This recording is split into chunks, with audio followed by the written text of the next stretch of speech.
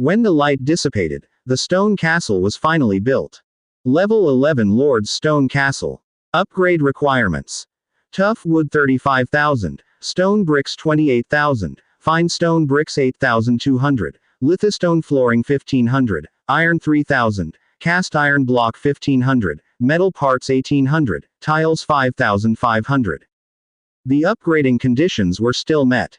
After all, he had accumulated materials for nearly 2 months, and production from the undead skeletons went uninterrupted. The number of materials was enough for him to complete another upgrade.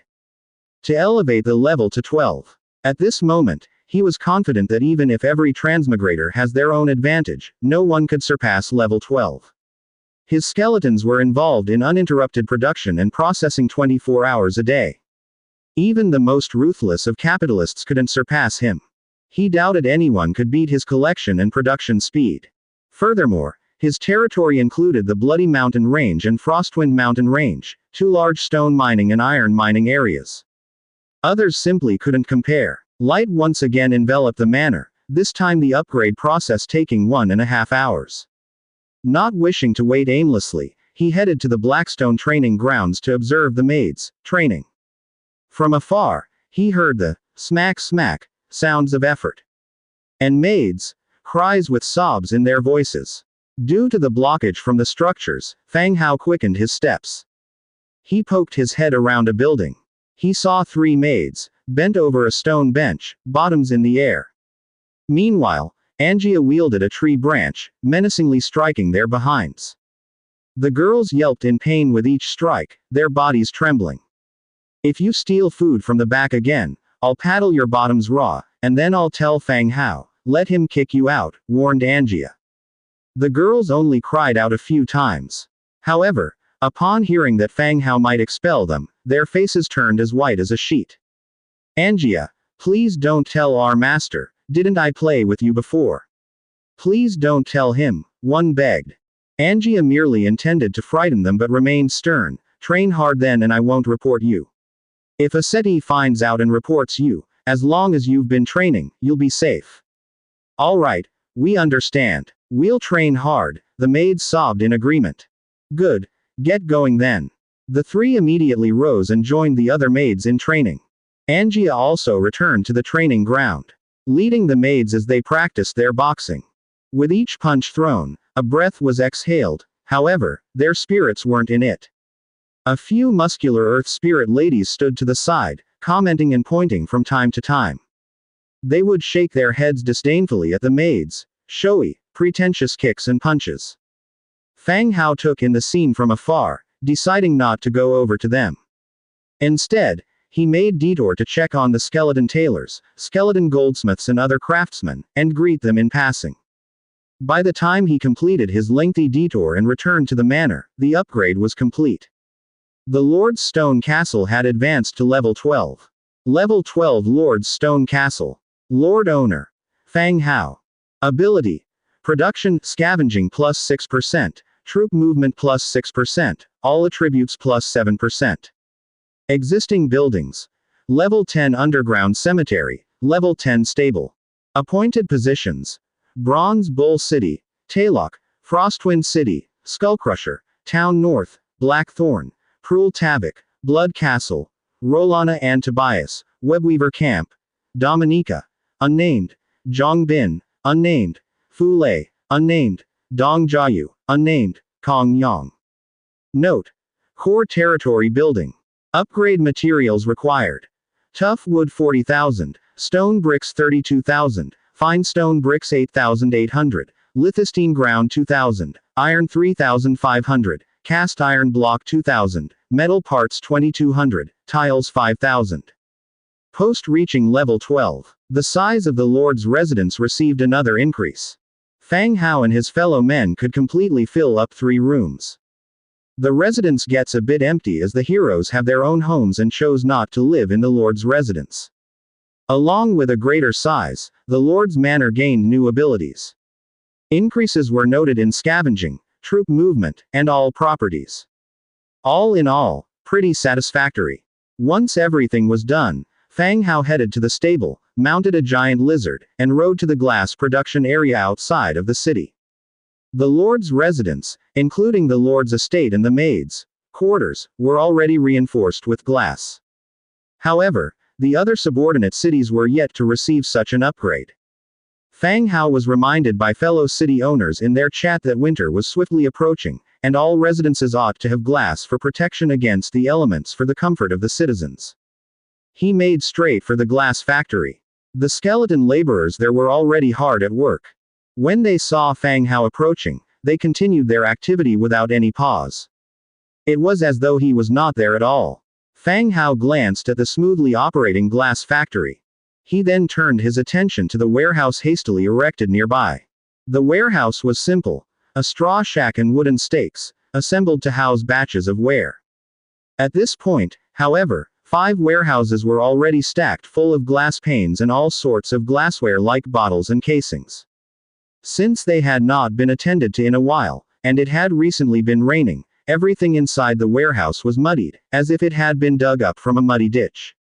Even the wares placed on the top were covered in mud spots. Fang Hao briefly scanned the premise. Then, he dropped a line in the territory chat. Zhongbin, Dong Jiayu, Fu Lei, Shu Yang, Lan Yang, Li Rong, each of you gets 4 panes of glass. If anyone else wants them, each glass panel is 2 warfire coins. Reselling inside this channel is prohibited.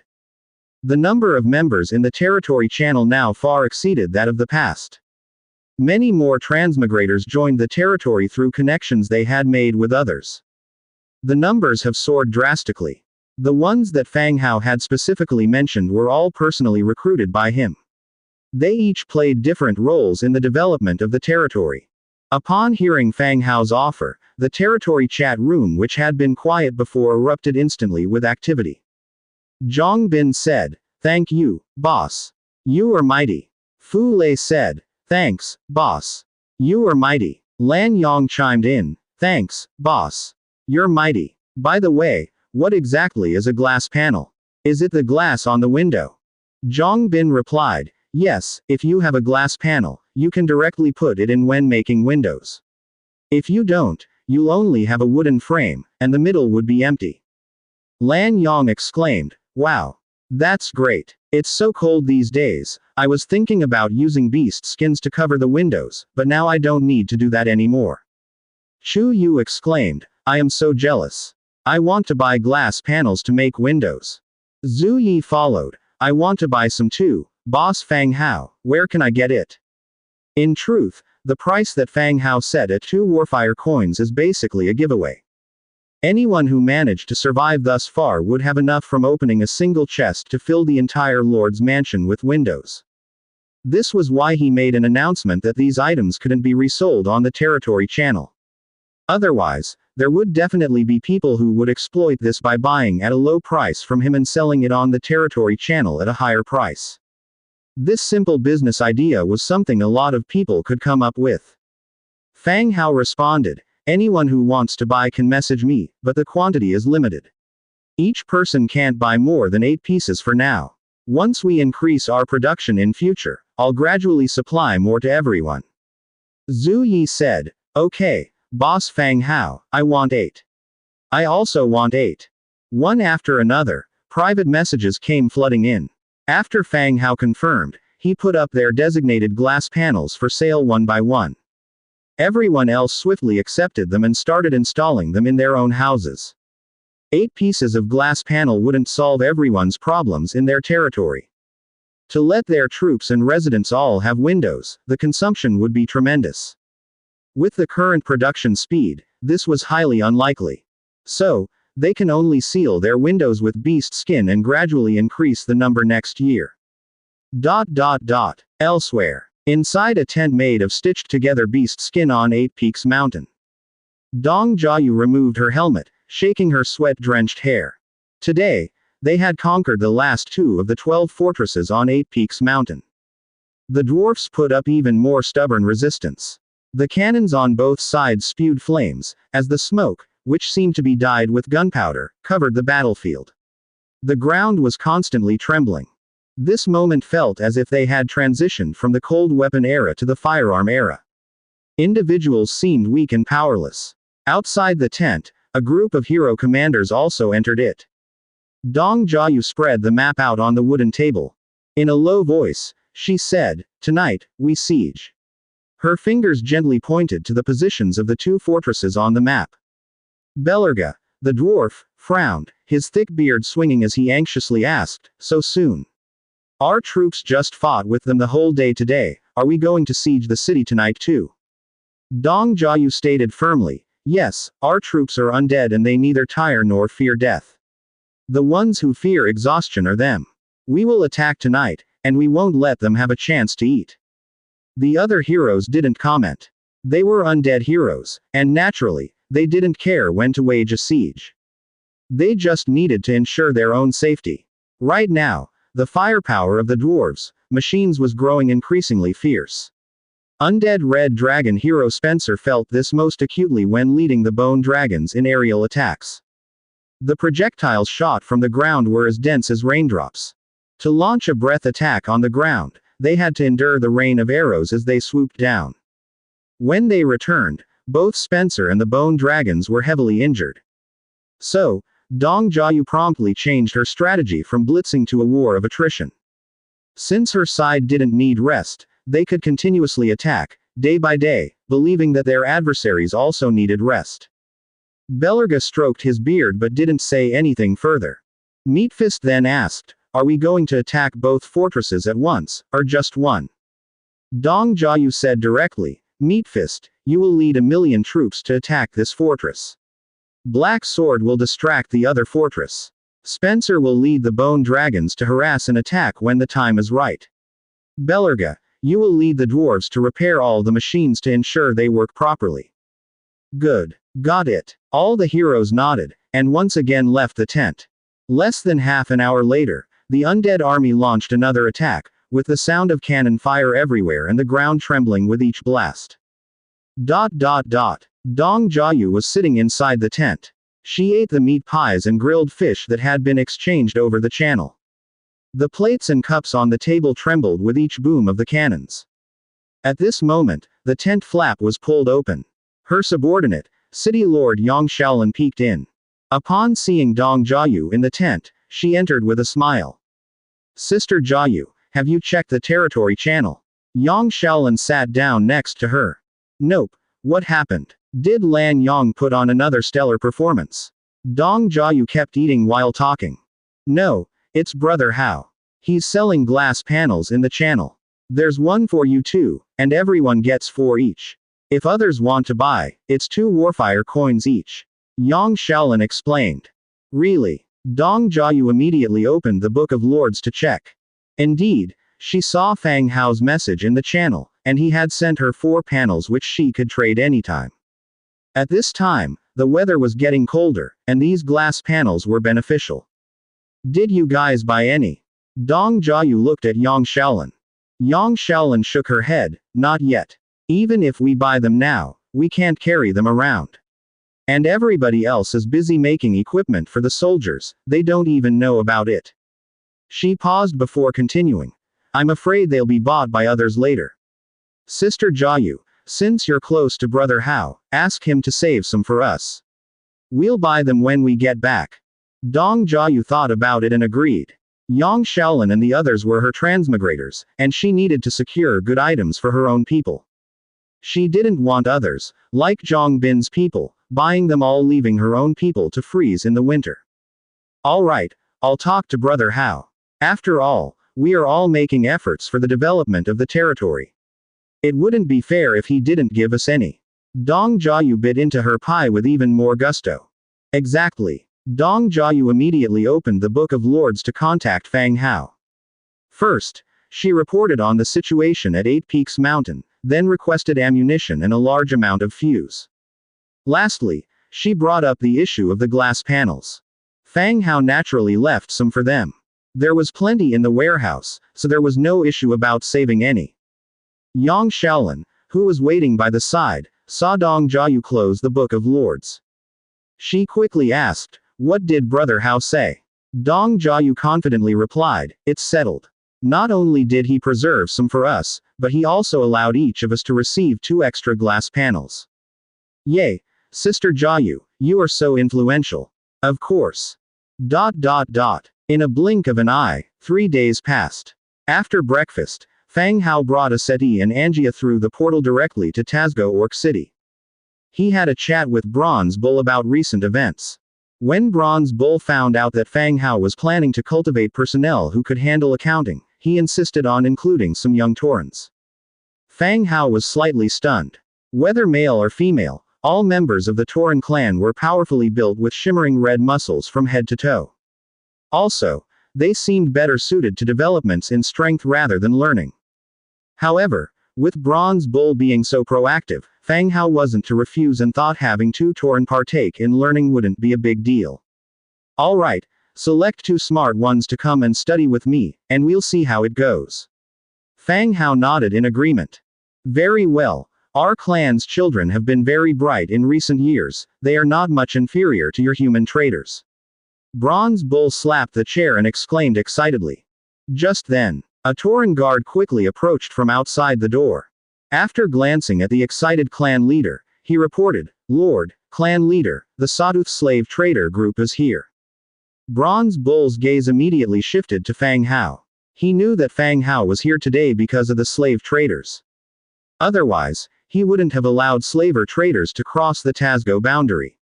Find them a secluded place. Fang Hao ordered. Bronze Bull thought for a moment, then said, don't let them into the city. Send them to the temporary camp on the west side of the city, bring more people, and don't let them cause trouble. Yes, clan leader. The Tauren guard nodded and backed away. Fang Hao and Bronze Bull also stood up, and proceeded to walk out the door. Soon enough, Fang Hao's entourage, carrying carts of newly manufactured weapons and armor, arrived at the agreed temporary campsite. Outside the campsite was a low wall made of stone and mud. Beyond the wall were several wooden buildings and many orcs. Numerous fully armored Taurens surrounding the area were coldly watching the slave traders.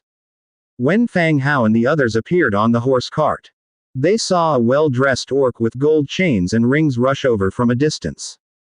He kept babbling as he came closer. Honored noble friend, you've finally arrived. You have no idea the great difficulties we underwent to find enough slaves to fulfill your request. Fang Hao had some trouble distinguishing between his orcish kind. Apart from some unique features, they all looked quite similar. However, listening to the tone and way he spoke, he could confirm the identity of the orc in front of him. He was the slave trader he'd been working with all this time. It seemed his status within the tribe had improved. He was now dressed more like a nouveau riche. He hopped off and ran to the side of the horse cart, holding onto it as he jogged while continuing his complaints. Nothing more than attempts to assure that he'd exerted every effort possible for this transaction. Upon reaching the entrance of the campsite, Fang Hao hopped off the cart and spoke, "Take me to see these people you've found. If I'm not satisfied, I won't pay you." The orc trader immediately slapped his chest. "I guarantee you'll be satisfied, my friend. This way, please." After saying this, he led Fang Hao into the campsite. Upon entering the campsite and passing through several dilapidated wooden huts, he saw them, the slaves.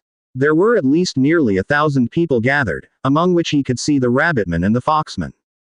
They were of all ages, predominantly young. The slaves were gathered here without any iron cages or restraints, waiting anxiously. "Were they all captured by you?" Fang Hao asked as he walked. The slave trader immediately shook his head. No, our chieftain has recently started to reform our practices, we no longer capture slaves. Otherwise, they wouldn't be so well behaved here." Reform. Hearing these words from a slave trader was quite surprising. Of course, Fang Hao wasn't particularly concerned. The tribes in the Orc region were always in chaos. By winter, hardly anyone stored food. Instead, they hoarded weapons. How would you change such a lifestyle? What practices have you changed? Fang Hao inquired. "Oh, my friend, although you're very smart, powerful, handsome, and rich, I'm sure you wouldn't have thought of this." The slave trader started to brag before continuing. "The living conditions on the orc side are poor, while humans live a stable life. However, Slave trade is prohibited there. So, we plan to open a route. What route? To help the orcs in need find kind humans willing to accept them. Huh. Fang Hao was momentarily taken aback, trying to understand what he meant by it. Then, he suddenly understood. Was this just a new way to phrase it? He could take money from both sides since he had ways for human nobles in need of slaves to buy them. While on the orc side, he also collected money for his help in forging relationships. Did a transmigrator come up with this idea? The slave trader appeared startled, his gaze wavering. No, we thought of it ourselves. Fang Hao didn't pursue this further and continued, is this method effective? I don't think you would earn as much as when you captured slaves, right? Hee. We certainly still capture slaves, but we only sell them to orcs. As for the humans, we do as just explained. The method isn't too bad. These are all those we've negotiated with. The slave trader gestured towards the group of slaves. All of them. They entrusted you to sell themselves to human cities. Yes, the winter is coming. You have no idea how terrifying winter is here. They wouldn't survive the winter by themselves, the slave trader explained quickly. Fang Hao chose not to say anything more. Perhaps, it really was easier for them to survive if they left the orc region. Have you tallied the numbers and ages yet? Fang Hao asked. Tallied. The slave trader pulled out a wooden plank with numbers carved into it. The rabbitmen, 327 in total, with 158 female and 168 male. The foxmen, 472 in total, with 365 female and 107 male. Fang Hao shook his head and turned to a settee. Recount these people. Separate the elderly and children. Yes, sir. The slave trader paused. What are you? Do you think anyone would buy elderly or children? So, what do you mean? The slave trader appeared uncertain. Fang Hao continued, either you take them back, or you give them to me for free. If I can use them, I'll keep them. If not, I'll take care of it. He knew these slaves couldn't be taken back by the trader. Moreover, he was right. No one would want to buy the elderly or children. Raising children would involve high initial costs as they could only work once grown up. Let's proceed as you say. Take the elderly and children. If you find them useful, keep them. The slave trader said with a smile. Shortly, the numbers were recalculated. There were 42 elderly and 135 children. As they finished the count, the slave trader's face showed a special expression. My good friend, knowing your strong demand, aside from the rabbitmen and foxmen, we've specially prepared additional goods for you.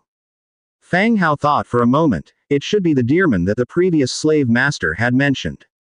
He was also curious, wondering what a deer person looked like. Where is it? Let me see. Over here, sir. Follow me. The slave trader smiled slyly. They walked a few steps and stopped in front of a wooden hut. The slave trader deliberately raised an eyebrow at Fang Hao and then opened the wooden door. Inside the hut, there were 5 deermen resting on the ground. Their appearance was noticeably different from that of the rabbit people and fox people. Their upper bodies were human, with delicate facial features and sharp deer ears, with a pair of antlers on their heads. But their lower bodies were those of a deer, clothed in old flax fabric with 4 slender deer legs. Their overall image was more like what was often discussed in the channel, known as centaur women. Alright, they should be called deerman women now. What are you going to do? A petite and delicate-looking deerman girl asked timidly. Her body involuntarily shrank back. These did not come voluntarily, did they? Fang Hao looked at the slave trader.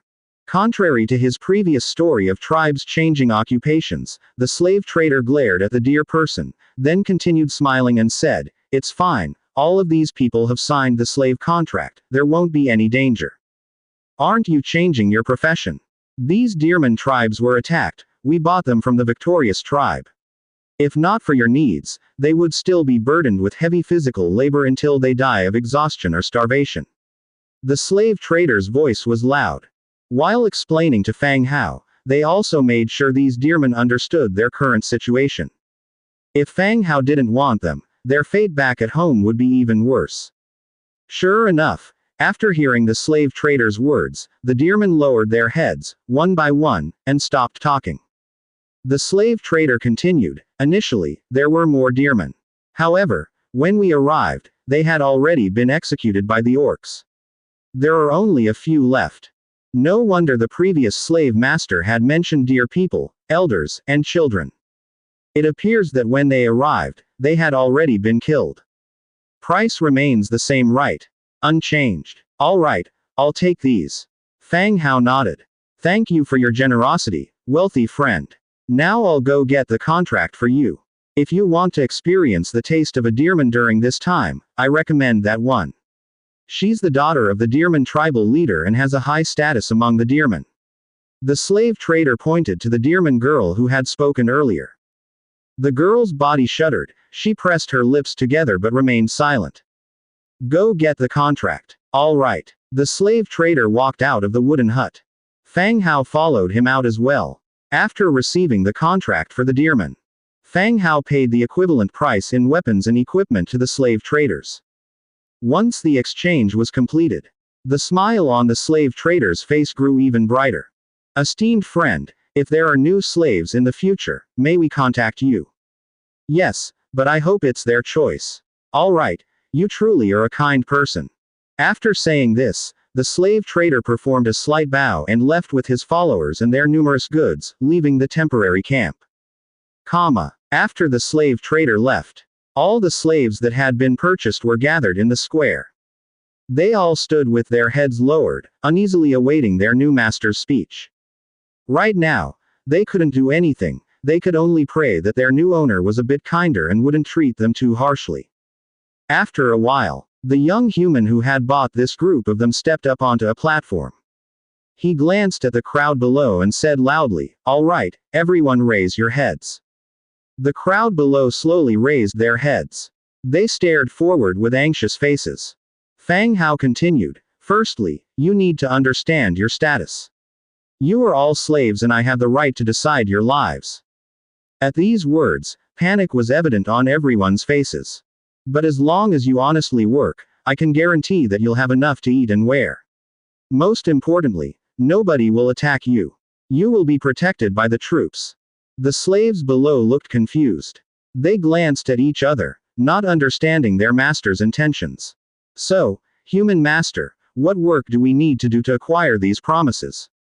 The one who spoke was the deerman girl. She seemed to be a bit braver. What's your name? Fang Hao asked. Edith, master. Edith spoke softly, and then lowered her head again. Fang Hao nodded and continued, I will assign work according to your abilities. If you're smart and good at math, you can learn accounting. If you're good at farming, you'll be assigned to grow crops. Even if you feel you're quite ordinary, I'll establish factories in the future where you can work. At this, everyone opened their eyes wide. Learn accounting. Build factories, what is a factory? However, they also realized that it seemed their master's promise wasn't bad. At least they got what they wanted. They got protection and could survive the coming winter. And of course, they didn't believe Fang Hao was lying because there was no need to. To determine their fate, there was no need to resort to excuses like these. Seeing that no one below was speaking and there was no applause, Fang Hao didn't find it very amusing, so he just said, all right, everyone follow me back to Orc City of Tazgo. After finishing speaking, he set off accompanied by the Minotaur guards. A large group of slaves marched towards Tazgo City in a mighty procession. On the way, Fang Hao checked the attributes of the little deer person Edis. Edis tertiary. Faction. Orc. Racial traits. Living creatures, evasion. Skills. Double shot, moonlight. Innate abilities. Beginner archery mastery, beginner spell mastery. Living creatures, this type of troop can be healed, and is affected by morale, emotions, etc. Immune from bone manipulation technique and similar abilities. Double shot, when the first arrow hits the enemy, the second arrow can be fired rapidly. Moonlight, a spell that can stimulate the growth of plants that favor moonlight. Description. In the mystical forest, the Deerman tribe is undoubtedly a unique race. Sunshine and moonlight represent the difference between their males and females. The males draw power from the sun, while females prefer the night. The mismatched active hours make their mating exceptionally complex and difficult. Edis's level isn't high, but her racial abilities are relatively special. She can stimulate the growth of plants. And it seems gender-based. The males correspond to sunshine, meaning males can stimulate crops that benefit from sunlight, whereas females correspond to crops of the night. The terms sunshine and moonlight here ought to refer to plants that prefer the light and the shade. It's a pity that no males were bought. All the little deer are females. Edis. Fang Hao called out towards the back. In the back, Edis nervously but quickly walked forward. Deermen are quite fascinating. It makes you wonder how they clean themselves after going to the toilet. Master. Edis came forward, looking a bit anxious. The antlers on Edis's head aren't big. They're just a thick, protruding bump. Does everyone in your tribe have the ability to stimulate plant growth? Fang Hao casts his gaze towards the other deermen looking on from behind. The deermen behind him, their faces full of worry, gaze back from a distance. It seems they're worried that Fang Hao will eat Edis or something. Yes, Master. The males in our tribe can stimulate sun-loving crops. We females can stimulate shade-loving crops. Edis responded gently. What's considered a shade-loving plant? Fang Hao continued to inquire. Most shade-loving plants grow under forests, in canyons, or caves.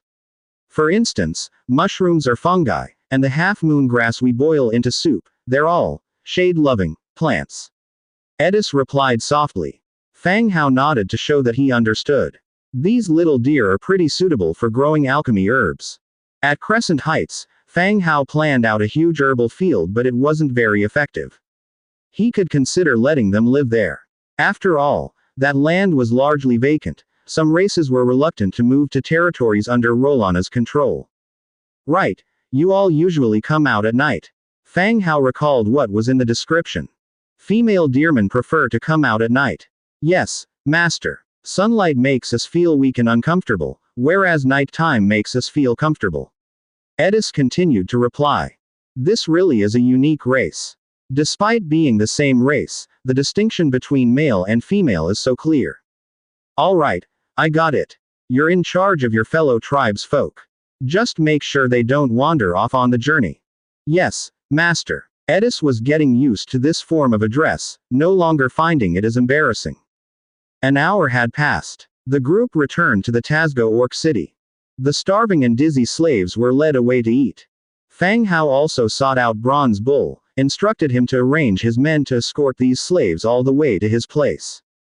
Bronze Bull complied. The Tauren city is located east from Fang Hao's fortress.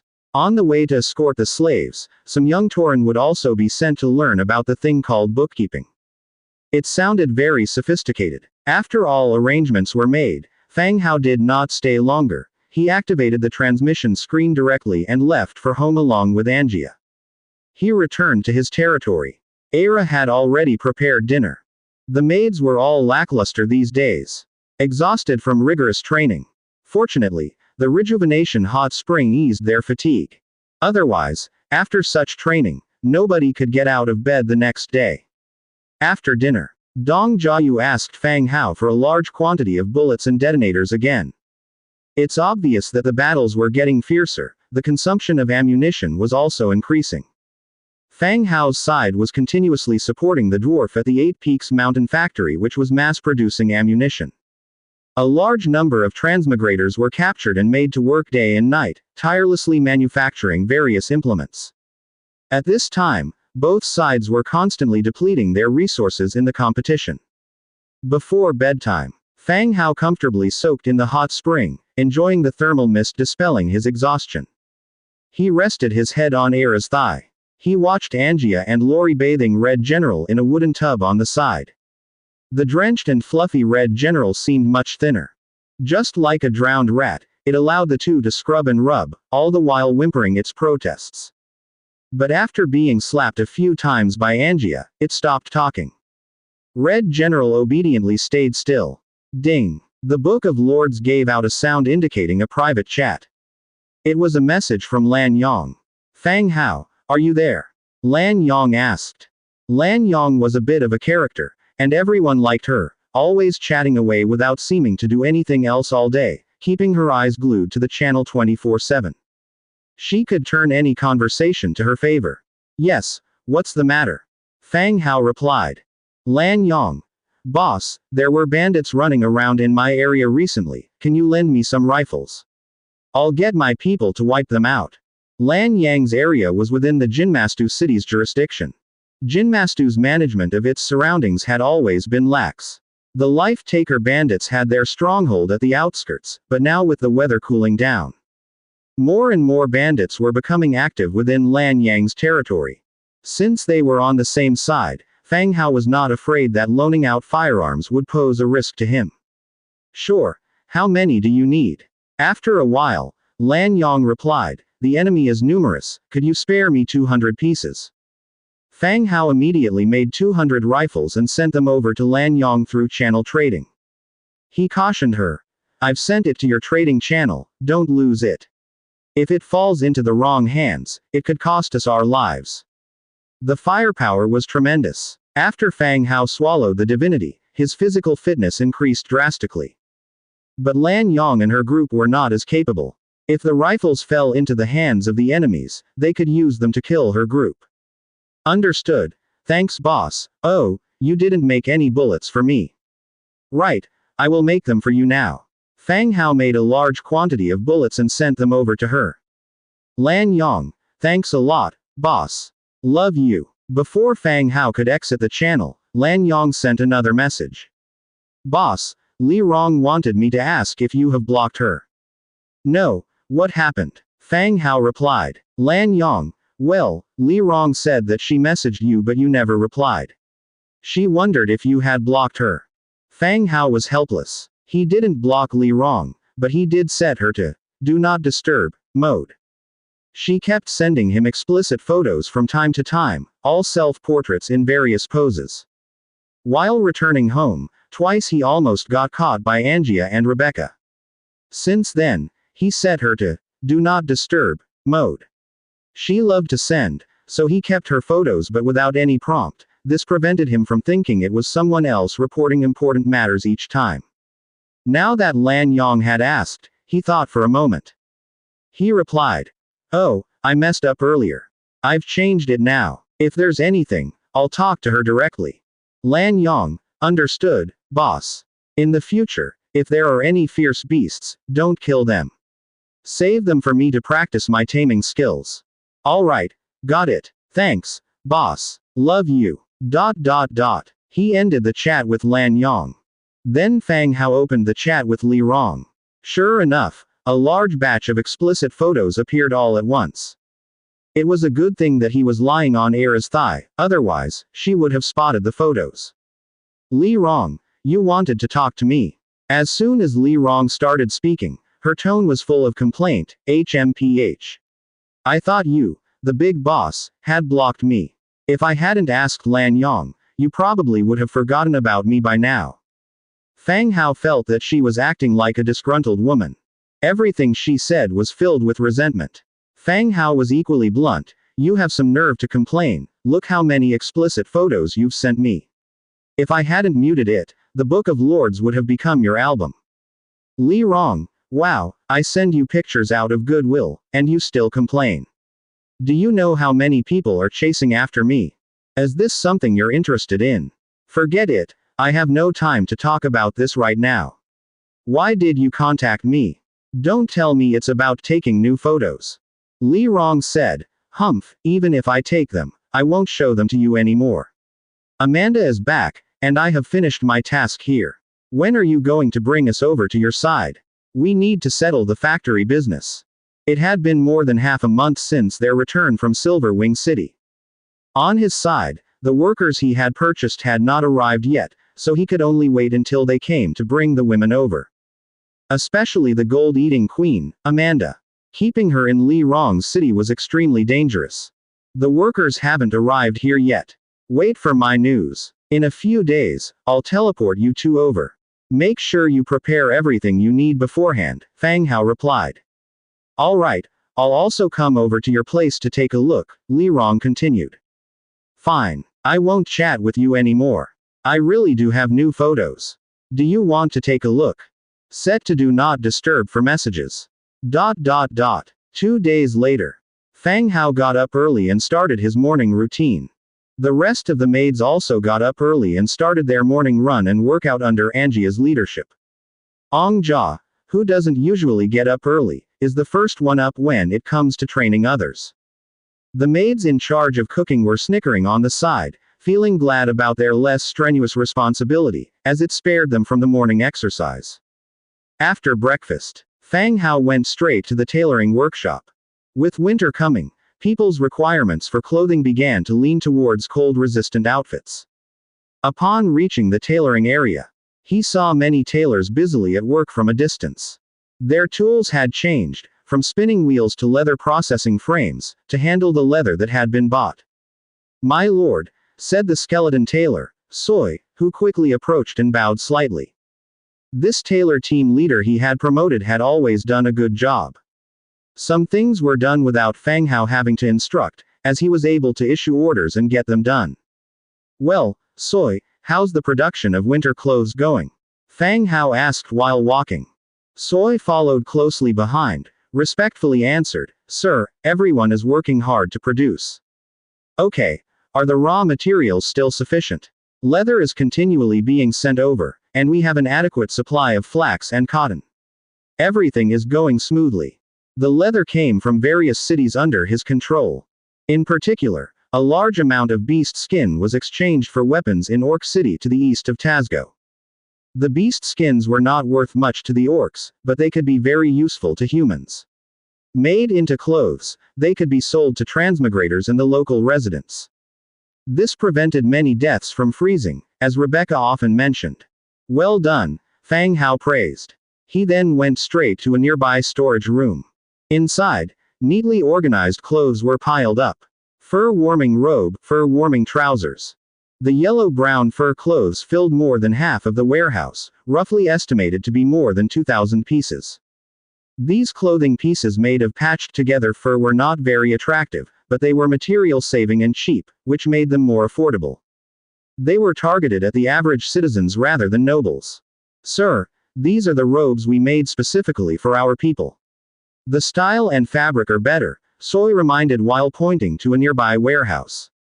Inside the warehouse pushed open by Soy were main white robes. Cotton robes, cotton trousers, and some cotton gloves. "Sir, this kind of cotton fabric is more lightweight, comfortable and easy to wear. However, we don't have many reserves of cotton plants in our region, coupled with the high production difficulty, so the quantity of the final products is not much," Soy explained softly near Fang Hao. Cotton plants are advanced cotton. In the area, they had considerable cotton reserves, but not enough to be squandered. As a result, the quantity was naturally not large. "How many can be produced?" Soy calculated a bit and then answered, "Now we have more than 50 pieces. The raw materials in the warehouse should be enough to produce more than 200 pieces. Increase the quantity to 100 pieces, and then concentrate on producing the common fur clothes," Fang Hao said, putting back the robe he was holding. This wasn't a big problem. The fur could save more people, which was the most important thing. "All right, sir. I'll speed up the buying of fur and add more staff for you." "That would be excellent, sir. With more people, our efficiency can greatly improve." Let's go. We will recruit now." Upon reaching the tailoring workshop, Fang Hao immediately began recruitment, pushing the number of skeleton tailors up to 10. As a large group of tailors appeared, Soy quickly issued orders, assigning tasks to the newly added workers. Those who spin the threads, those who process the leather, and those who make the final products. The spot was bustling. After recruitment, Fang Hao had to build housing and some daily utensils for them. When Fang Hao returned to the Lord's mansion after finishing everything, it was already close to noon. All the maids were sitting at the door as if they lost their souls, leaning on each other and resting. Their wet hair clung to their foreheads and faces, and their clothes were in disarray. It was as if they had all been ravaged as a group. In the hall, Era ordered the servants to bring up fruit wine from the cellar and distribute it among the people. It was the cold fruit wine that gave them a breather. Fang Hao entered the hall and cast a glance towards Aira, who was resting on the side, looking somewhat disheveled. He said, "There's no need to rush, don't overwork yourself." Aira gave a slight smile and softly responded, "I'm not tired. Exercise is beneficial for the self. What will you all be training in the afternoon?" "Under Asceti's command, we are learning to ride horses and attack while riding." "It should be easier," Aira replied in a soft voice. Fang Hao nodded. Some orcs were not good at horse riding. Like Lori, who previously didn't know how to ride a horse. He rode horses by relying on his own strength and balance to forcefully stay atop. In the initial stages of racing against Angia, Lori would experience falls every day, each one leaving him with a battered face. Later, he gradually learned and became very good at riding. It's just that his body was so small that it looked smaller than a horse's neck. "Alright, let's make sure everyone gets to eat something good in the next few days since we have abundant food." "Okay. After lunch. With Asceti leading, the maids left the city to practice horse riding. Meanwhile, the large number of slaves, previously purchased, arrived in the city escorted by Tauren soldiers. The city gates opened, ushering in a large number of rabbitmen and foxmen. Those at the front were being urged forward, and behind them on the carts, dozens of rabbitmen and foxmen lay unconscious. Seeing this scene, Fang Hao naturally understood the situation. They had been frightened unconscious by the nearby undead. This was due to Fang Hao relocating all the undead into the troop hiding cave, and the surrounding area was being patrolled by skeletons led by the Earth Spirit's daughter. "Lord, all have been brought here, just that some fainted from fear when they approached," a Tauren reported loudly. Fang Hao nodded, "All right, I got it." Then he glanced at the frightened-looking slaves below. He asked softly, "Rabbitmen and foxmen, do you all have a chief or leader?" Soon, a male rabbitman from the Rabbitman clan and a female foxman stepped forward timidly. Fang Hao nodded, "All right, you two and Edis, come with me." Entering the hall, the three remained extremely cautious, silent, heads hung low, lost in their thoughts. Fang Hao pushed a huge sand table forward. He said, "Foxman and Rabbitman, choose a plot of land around here to build your village." Hearing Fang Hao's words, both the Rabbitman and Foxman were taken aback. They had assumed they were purchased to be sacrificed to the undead. After all, such notions were common among the clans. But now, their new master was telling them to choose a plot for their village. Were they going to be nurtured only to be incrementally sacrificed? How horrifying. Master, please, have mercy on us. We're willing to undertake heavy labor for you. Please don't use us as offerings. The chief of the Rabbitman clan immediately fell to his knees and begged earnestly. As he started crying, the Foxman chief and the little deerman, Edis, followed suit, also falling to their knees, begging for mercy amidst loud sobs. The sounds from within the hall echoed outside. Swish, swish, swish. Everyone knelt down, weeping in unison. Fang Hao's eyelid twitched as he glared at the Rabbitman clan chief, who was the first to kneel. With such intelligence and courage, how did he become a chief? Silence. Fang Hao yelled. He then called for a Tauren and said, "Go outside the city and get Aira here." "Oh, all right lord," the Tauren responded and ran off at once. Not long after, a sweating Aira returned. She curiously looked at the Rabbitman and Foxman, bowing inside and outside, their eyes full of curiosity. Fang Hao said, "You explain to them, ask them to establish their villages nearby, and then I will assign them work." Aira nodded, "All right, master, leave it to me. Aira has experience in this area. Being a Rabbitman herself, she can easily convince these slaves." Previously, the maids purchased by Fang Hao were all managed by Aira. About 10 minutes later, Aira came back, smiling, saying, "Master, I've spoken with them, and they won't cry anymore." Fang Hao nodded, "You stay with me, these people are too timid." Aira smiled and did not speak. They returned to the hall. The Rabbitman, Foxman tribe, and Edis were still standing in the hall. Fang Hao walked up to the sand table, pointed at the location of his city, and said, "This is my city, choose a location around it to build your village, I will help you." This time, the female fox tribe leader stood up. She stepped forward, first bowed in respect, and then quietly said, "Honorable Master, we choose this area to establish our village." Fang Hao looked at the location. It was to the west of his city, roughly halfway between his city and Zhongbin's city. This place was close to a river, making it a suitable area for habitation and farming. Moreover, their choice was quite thoughtful.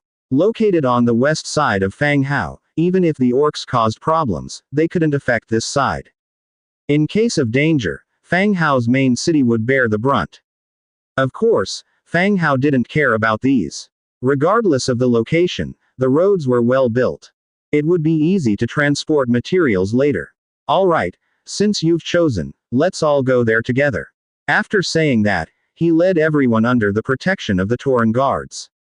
They moved toward the western outskirts of the city. They found a well-situated place. The terrain was flat, with a river and woodland, which suited the living habits of foxmen and rabbitmen. "How do you feel about this place?" Fang Hao looked at the Fox clan leader and Rabbit clan leader. "Thank you, Master, we are very satisfied with this place." After discussing briefly, the Fox clan leader and Rabbit clan leader spoke up. "Well, then it's settled." Fang Hao opened the Book of Lords and began the construction. He built walls, and then lots of houses. The villages of Foxmen and Rabbitmen were different and not far apart. This was to avoid conflicts and disputes due to their distinctive cultures that might arise over time. Living separately, they could manage themselves. With all the slaves watching in disbelief. 2 villages sprang up, with tall walls and stone houses, even surpassing their former villages. The robust houses would keep out the bone-chilling cold in winter. "Thank you, Master." They all knelt down again in unison. Fang Hao waved his hand to signal them to stand up and said, "All right, you all allocate the houses, and then for daily necessities, you can get them from the main city." "Yes, Master." The 2 tribal leaders led their tribes into the village. They began to assign houses and work. Such a large village required a working schedule. After everything was assigned, 2 teams of workers followed Fang Hao back to the main city to collect the daily necessities. After everything was settled, the sky gradually darkened. After dinner, both Aira and Angia went to take a hot spring bath. Fang Hao sat in the hall. Yue was sitting next to him, holding a sleeping baby. Fang Hao said, "This time, I brought back quite a few rabbitmen and foxmen. Choose some smart ones who can do accounting for training, so they can prove useful next year." Today, the slaves collectively cried outside of the Lord's mansion, which both Yue and others heard. If it weren't for seeing Fang Hao, she would have thought that something happened to Fang Hao. She responded with a soft smile, "All right, I will go pick some people tomorrow morning." "Okay. There are also some children over there. You bring all of them as well. Give them a thorough education from the beginning. Later I will see if there are teachers in any specific field, might as well start a school or something." Yue's smile turned into surprise. Fang Hao's planned targets were remarkable. He intended to establish a school. Now, knowledge is monopolized by the nobility, and the vast majority of commoners are illiterate and can hardly identify a few words. Those who can do arithmetic usually have someone at home who can teach them some basics. If Fang Hao establishes a school, he will be changing a prevailing rule of the current era. She was surprised and halted her action for a moment. Wah! The baby in her arms suddenly woke up and started crying. Yue immediately gently rocked the baby a few times, but without any effect. She could only say, "Fang Hao, I will go there tomorrow morning. The baby is probably hungry, so I will go feed him." Fang Hao nodded. "All right, go." After Yue left, Fang Hao immediately contacted Li Rong, telling her he would pick her and Amanda up the next day. He made all necessary preparations. After everything was arranged, Fang Hao got up and headed to the hot spring in the backyard. Early the next morning, Fang Hao took Yue and went to the Rabbitman and Foxman villages. In addition to the 135 children, 50 chosen young men were learning arithmetic and accounting. Fang Hao also deliberately set aside a special area on the outskirts of his territory. He built a separate building, made desks and chairs, and prepared paper. So far, the only teacher was He Yuei, with a rather simple curriculum. After helping with He Yuei's work, Fang Hao stood on the open ground in front of the Lord's mansion and released the teleportation curtain. As soon as the light curtain was formed, he saw Amanda and the bone dragon, who went through first. Then comes Li Rong, with a handbag slung over her shoulder and obviously looking more dressed up than usual. She carried herself like a wealthy lady, looking around with a keen eye. She was taken aback by the sight of the stone path covered by a glass canopy and lined with lamps that ran down both sides of the street. Li Rong was completely stunned. For a moment, she thought she was back in the modern world. But the sight of a patrolling skeleton by the side of the road quickly reminded her that she was still in this world and had not returned to modern times. This realization only left her feeling even more amazed. Fang Hao's settlement had developed tremendously, and life here was hardly distinguishable from that of the modern world. If Fang Hao had only been an ordinary man in the modern world, then his life here was much better than it had been before. Amanda, Li Rong, let's go inside and chat. The light screen shattered, and Fang Hao invited the two women inside the city lord's mansion for a chat. Fang Hao's hall was far grander than Li Rong's. In fact, it could be considered a small palace, hardly inferior to Olivia's residence. Li Rong's eyes widened, but she felt it was only appropriate. With street lamps outside, a bit of luxury inside was only to be expected. As the maids had all been sent away for collective training, the place seemed rather empty. After he gestured for the two women to sit down, Fang Hao went down to the basement and took out a chilled fruit wine for Li Rong. Amanda, being undead, naturally didn't need any of these. After finishing up, Fang Hao also sat down and asked softly, Amanda, is everything going smoothly? Yes, I occasionally patrol around Silver Wing City and they still aren't completely sure of my intention. I suppose by the time they realize, the battle on the dwarf's side will already be over, Amanda calmly replied from behind her mask. More than half a month had passed since Fang Hao returned from Silver Wing City. For this entire duration, Amanda had been making sporadic appearances in Silver Wing City, causing an uproar among their troops. Her elusive and almost undefendable attack style had given the city a great deal of trouble. The church had records of the gold-eating queen. When they found out that the ruler of the ancient kingdom, a dark gold undead hero, had resurfaced, the shock was nothing short of an undead army laying siege to Silver Wing City. The ensuing chaos in Silver Wing City quickly spread like a plague to all the other cities. This development effectively resulted in the postponement of their support plan for the dwarves.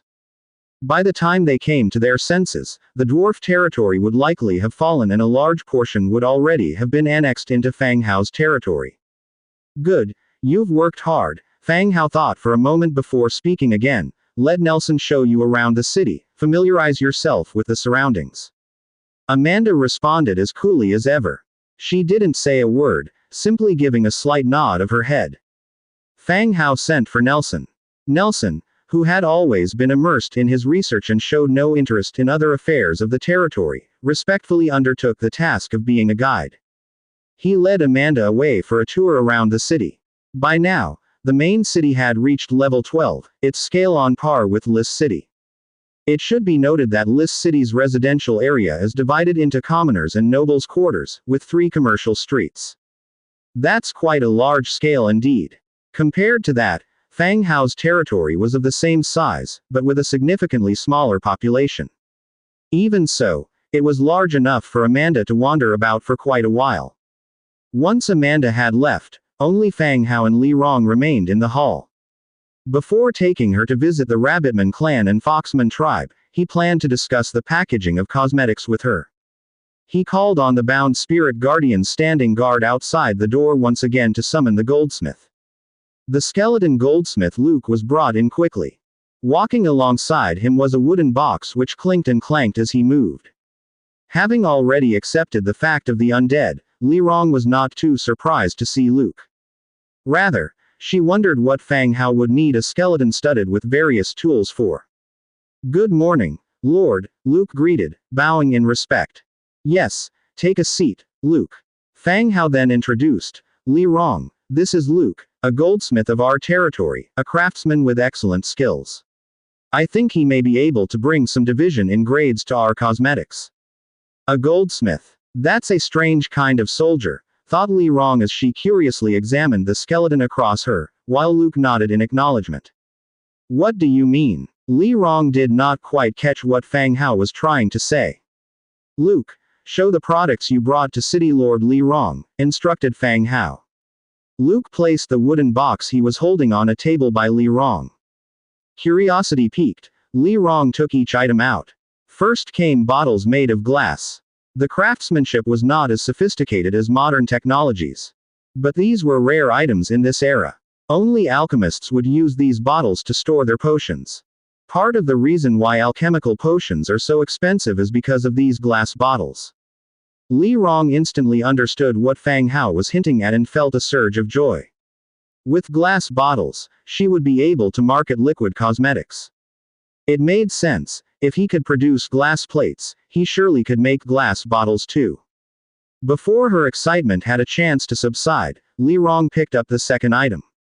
It was a perfectly square wooden box with beautifully engraved metallic patterns on its surface. Li Rong's eyes widened as she lightly traced the metallic layer wrapped around it. She found to her surprise not only were the engravings exquisite but the edges also felt smooth and rounded when touched. It is no less skillful than the modern machinery craft that preceded it. This is incredible, truly incredible. In this moment, she realized what a goldsmith does. She picked up one item after another. Besides the previous glass bottle, all the others are beautifully carved boxes of varying sizes. Some even feature intricate openwork carving, the metal as thin as paper, depicting exquisite designs. Every single item could be considered a piece of artwork. Li Rong inspected each one for a while. Only after suppressing her astonishment did she say softly, Fang Hao, are you suggesting that these boxes could be used for cosmetics? She understood Fang Hao's idea. But these beautifully carved boxes were works of art. Without considering the amount of effort expended by the goldsmith, such boxes should not be used for packaging but should be collected. My idea is to produce a set of exquisite ones and sell them to those nobles who are not short of cash. Those wealthy ladies are willing to spend money on such items. After Fang Hao finished, he lifted his wine glass and took a sip. Li Rong understood his meaning. Cosmetics are indeed the same in modern times. The raw materials and production do not require much money. The main expenditures are on packaging and brand promotion. As long as the packaging is exquisite and the publicity is good, it can be sold at a price that is dozens of times or even more than the cost of the product. Many consumers are actually quite clear about the profit margin involved. However, this approach still works in the market, and the products sell well. I think the approach is feasible, but, can you provide a continuous supply of this exquisite craftsmanship? Li Rong said. This is the crux of the issue. Fang Hao smiled and nodded. If there is a market, supply will not be a problem. Li Rong was somewhat taken aback. Could they mass produce like machines? But Fang Hao had surprised her many times before, and since he said they could, she didn't feel there was any need to challenge him on it. So she nodded. As long as you say it's possible, then I have no objections. You can have 100 sets made for now. I'll take a look at how well the market accepts them, and we can discuss the price before selling them. Sure, replied Fang Hao, nodding in agreement. The skeleton goldsmith possessed craftsmanship honed over centuries. The items they produced were indistinguishable from works of art. However, within their domain, the role they played was very limited. In the past, there were only 101 of them, helping tailors make noble attires, metal buttons or some ornaments. And the market for the jewelry produced by the goldsmiths hadn't been established yet. Luke was also quite anxious about this. Now that there was potential scope for development, he was more than willing. Especially after hearing Li Rong appreciating the works of his people as art pieces. Fang Hao turned to Luke and said, Luke, do as Li Rong suggested and make 100 sets for now. If it turns out well, we could increase the production quantity later. Luke stood up and responded respectfully, Yes, my lord, we will do our utmost. We will not disappoint your city lord Li Rong. Fang Hao smiled and nodded, Yes, I believe in you. Luke bowed again. picked up the wooden box from earlier, and left the Lord's mansion directly. After Luke left, Fang Hao also didn't forget the original purpose of Li Rong's visit today. The villages of the rabbit men and fox people had been set up, everything but Li Rong setting up the factory. Li Rong, the workers have already been prepared. There are around 600 of them. Whenever you're ready, you can start arranging them, Fang Hao softly said. That many people? Are they all villagers? What's their physical strength like? Li Rong took a sip of the fruit wine, feeling rather pleased. Most of them are young people. There are around 40 who are slightly older. You could have them in charge of cooking meals, Fang Hao explained. Li Rong showed a smile. Okay, let's go check it out. Apart from the Lord's mansion, with Li Rong, at least directly heading to the Rabbitman and Foxman villages to the west. It took about an hour to sprint there. And there they were, two extremely busy villages. Rabbitman and Foxman were busily coming in and out of their respective villages. Let's go, this is it. Fang Hao took a somewhat curious Li Rong into the Foxman village. Seeing Fang Hao approaching, all the Foxmen ceased their work and began to kneel in greeting. Enough, get back to your work. Bring me your clan leader and the Rabbitman clan leader. Fang Hao stopped the Foxman's gesture and ordered. Immediately, a Foxman ran off to inform the Foxman clan leader. In no time, in a room, the Foxman clan leader and Rabbitman clan leader arrived one after the other. After a slight bow, they sat cautiously on the side. Fang Hao looked at them and said, now that the village has been built, whether life is good or bad still depends on you. Thank you, master. Both hurriedly thanked him. Fang Hao did not beat around the bush and said, this is City Lord Li Rong. She will build a factory here, let the young people work in the factory, learn some skills, and she will pay you, which can improve village life. Although these were the slaves he had bought, he didn't want to turn them into mindless machines. He didn't want to see two lifeless villages. He hoped that the village could develop normally and more people could work in the factory. Li Rong would pay them salary. Just like how Li Rong hired the natives in her city. The Foxman clan leader, with a puzzled look, glanced at the Rabbitman clan leader with the same expression. Softly asked, Master, what is a factory? Fang Hao looked at Li Rong on the side. She thought for a moment and explained, it's a place specially built for work. You go there every day to work on time, and you'll be paid according to your workload. Oh, okay. The Foxman clan leader immediately agreed, not daring to ask more. As slaves, they knew what they should do and asking too many questions would only annoy the master. When they started working, they would naturally know what they should do. Actually, they were somewhat happy. Be it the Rabbitman or Foxman, they were just one-time deals. The money had been paid to the slave traders. They came over just to get enough to eat, and to live one more day. They knew they would definitely have to do manual labor. But now hearing that the master would pay wages for slaves' labor, wasn't this a great deal? Both of them were overjoyed. Fang Hao didn't care about the two joyous orc clan leaders below. He looked at Li Rong on the side and continued to ask, how do you plan to train them? And where will the factory be located? Li Rong had already planned this.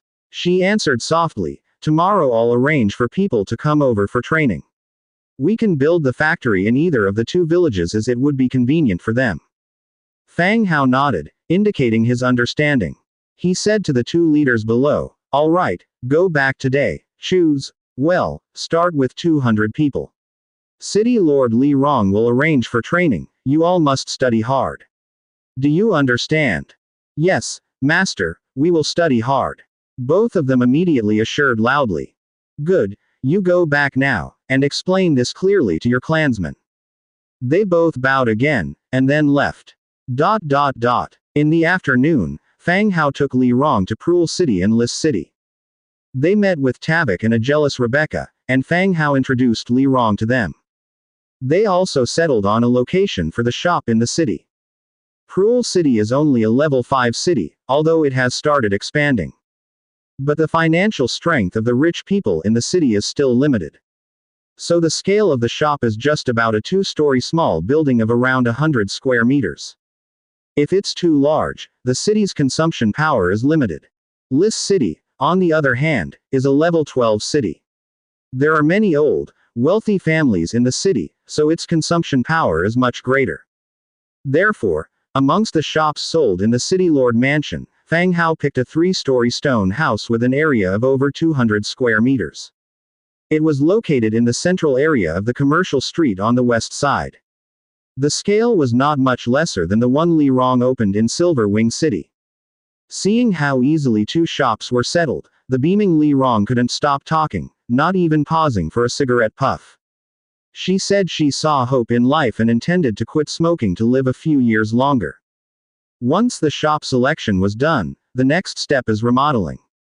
Here, remodeling does not require any plastering or the like, just cleaning and moving in the shelves and chairs.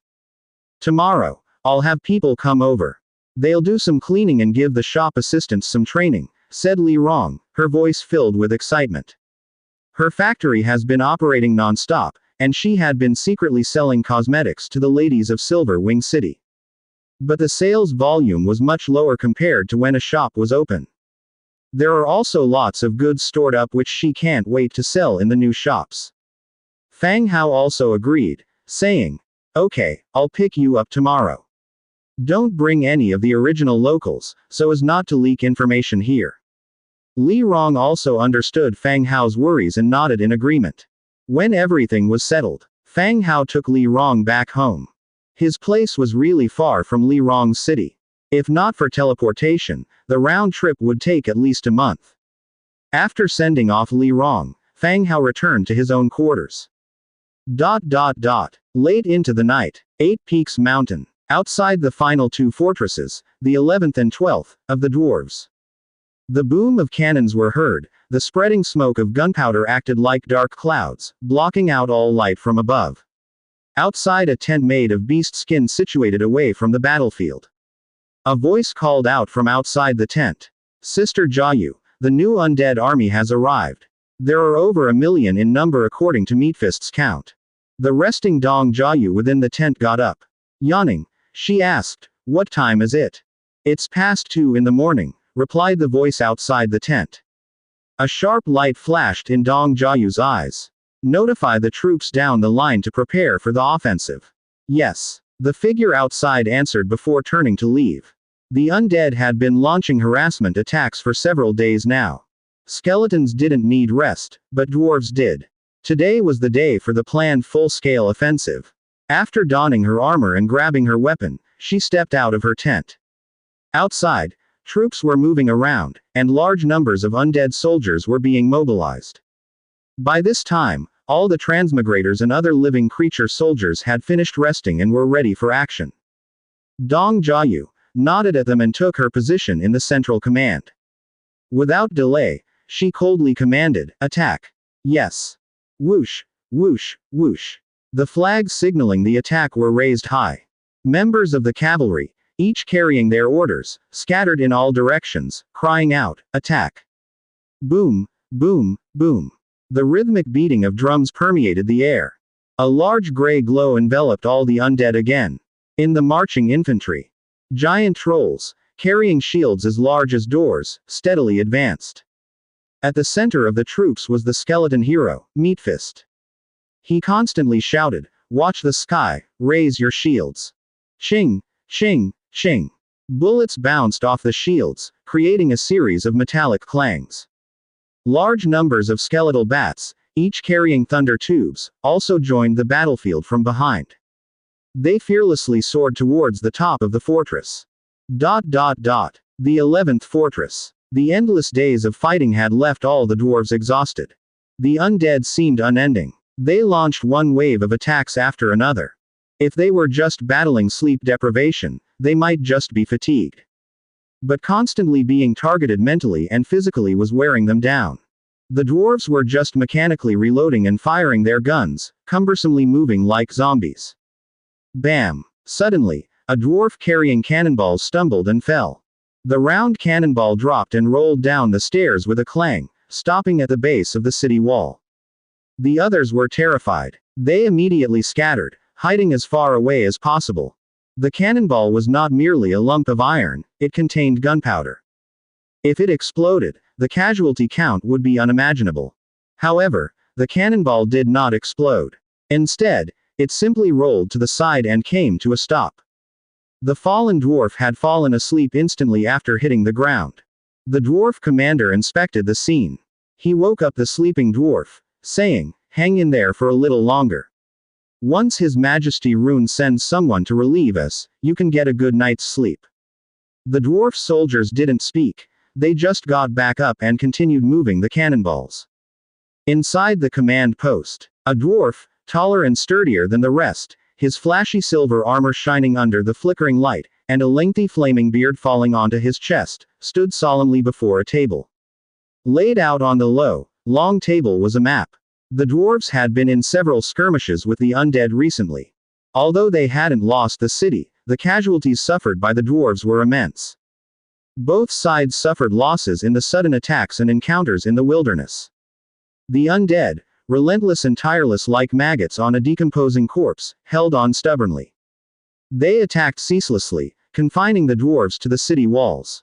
Sadiq, an orange hero and one of the three great generals of the dwarves, was feeling incredibly frustrated having been pushed into such a predicament for the first time. There was so much pent-up anger, but there was nothing he could do about it. He had no choice but to take it all in. "General Sadiq, what's the situation at Grey Iron City?" a dwarf leader asked. All the soldiers in the city were holding back discontent. But they were all aware that with the current scale and intensity of the undead's attacks, if it wasn't for General Sadiq holding them off, the city would have fallen a long time ago. Not even mentioning the fact that they had held on for so long now. But they had suffered severe losses too. Their soldiers were all engaged in intense defense, with ammunition running dangerously low. They were afraid that they wouldn't be able to hold on for much longer. While looking at the map, Sadiq responded, "His Majesty Rune is likely waiting for support from the human clan. Alas." With these words, Sadiq let out a heavy sigh. Winter was fast approaching. The aid that the humans could provide would be limited. Even if the reinforcements managed to reach Eight Peaks Mountain, it was unclear when they would be able to provide assistance here. "If there are no reinforcements, what do we do?" a worried leader asked. Sadiq stared at the map and said coldly, "We haven't been completely without gains over this period. I've determined the position of the enemy's commander. I plan to take a team directly into their camp and kill their commander." Sadiq's hand pointed firmly at a marked location on the map. All eyes turned to the map. After a moment of contemplation, they all nodded approvingly. The attacking undead are just a bunch of unintelligent dead things. If the commander were killed, these mindless skeletons would naturally lose their target. Then it would be easier to disperse them. This was their only chance of survival. "I agree with this plan." "I agree too." "Agree." Quote. One by one, the commanders expressed their agreement with the plan. Sadiq gave a nod, putting his helmet back on. He said coldly, "Gather all the giant elk cavaliers. 1 hour later, follow me to break out from the west gate and kill the enemy commander." "Yes, General." Swoosh. All the generals rose to their feet sharply, making the armor plates clang. Just as everyone was about to leave under orders. Dong, dong. The bell's alarm echoed through the entire fortress. All the dwarves in the hall frowned instinctively, a feeling of impending doom rising in their hearts.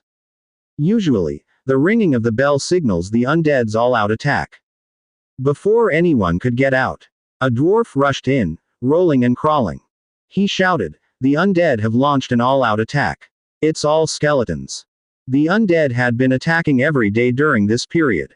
Given the dwarf's panic right now, the situation was likely even worse. Sadiq quickly said, "Put off the cavalry gathering. Everyone follow me to the city wall to assess the situation." Everyone walked out of the hall without hesitation and climbed the city wall. At this time, the city was already in chaos. Each squad leader was shouting orders, gunshots and rifles filled the fortress. Meanwhile, teams of people had already started to dismantle nearby houses. Stones and logs were starting to be moved onto the city wall. Sadiq led the people onto the city wall. Looking down, they all changed color. Giant skeleton trolls, each holding a shield as big as a door, raised over their heads.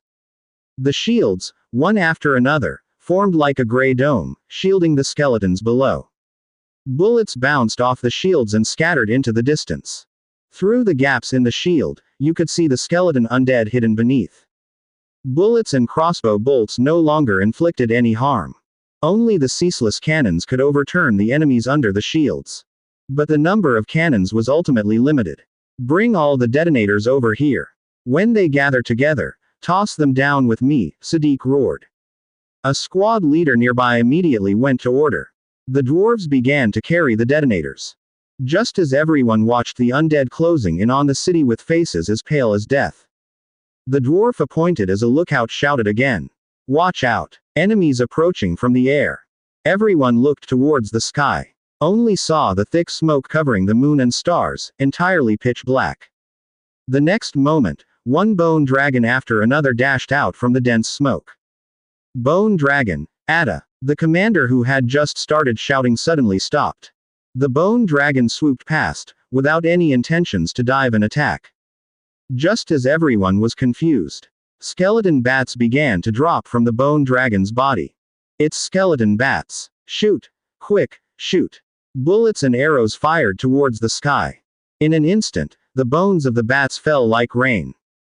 Clang! Sadiq suddenly noticed a round object falling with the bat bones. Just right, it rolled towards the dwarf who had just walked out of the warehouse. Carrying boxes of detonators in his hands. Damn, shit, Sadiq cursed. The dwarf transporting the dynamite had also noticed the object beneath his feet. He glanced down at it, then up at what he was holding in his hand. Did he drop it? But why is it smoking? Then, the sky started to crackle as the bodies of bats mixed with dynamite began to rain down like droplets. They scattered around the city like falling blossoms. The area of the dwarves' fortress was not large to begin with, but the number of dynamites had pretty much covered the whole place. Sadiq's face turned ashen and he immediately shouted, "Take cover, avoid the dynamite on the ground, hurry, everyone take cover." As he shouted, he was pushing several commanders who had been stunned. Everyone was immediately awakened. They started issuing orders to take cover and disperse. However, they didn't have much time to respond. The first dynamite smoking white fumes suddenly exploded. Boom, boom, boom, boom. The dynamites scattered throughout the city exploded one after another. The impregnable fortress had become a cage trapping them. It kept shaking and breaking apart in the explosion. On this pitch-black night, the fortress resembled a glowing box from the inside. It kept lighting up the night sky. With no enemies to blockade them, the undead began to launch their full-scale attack. A dense horde of undead began flocking together, crowding up and spreading upwards like mud.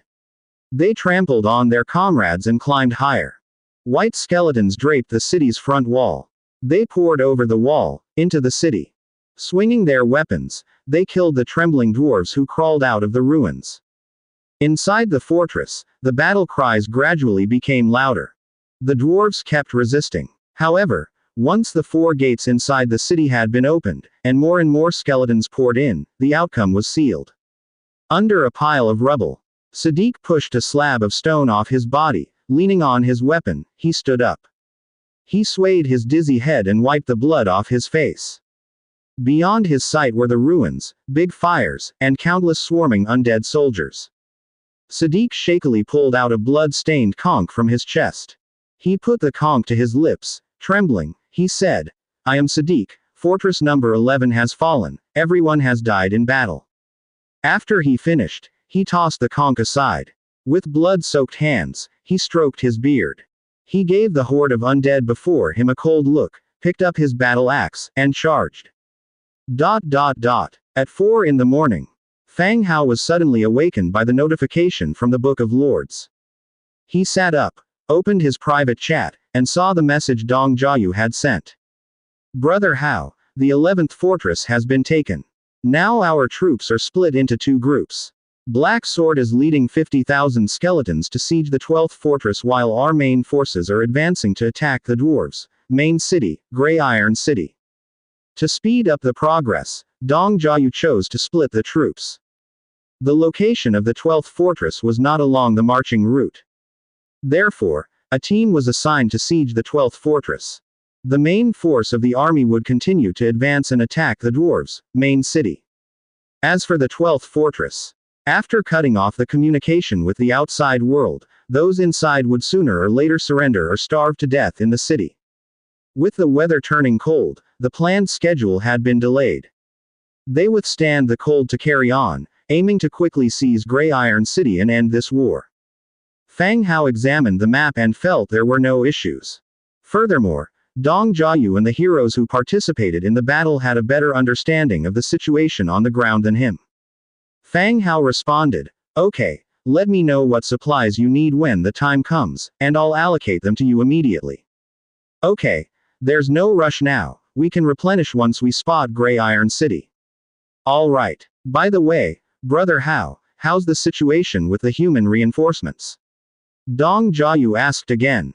If human reinforcements began to interfere from the rear, they could disrupt the rhythm of the attack, potentially dragging the battle on for a long time. They might even get stuck fighting all through winter. They really didn't want to fight in the snow. I've tied them down for now, they won't intervene for the time being.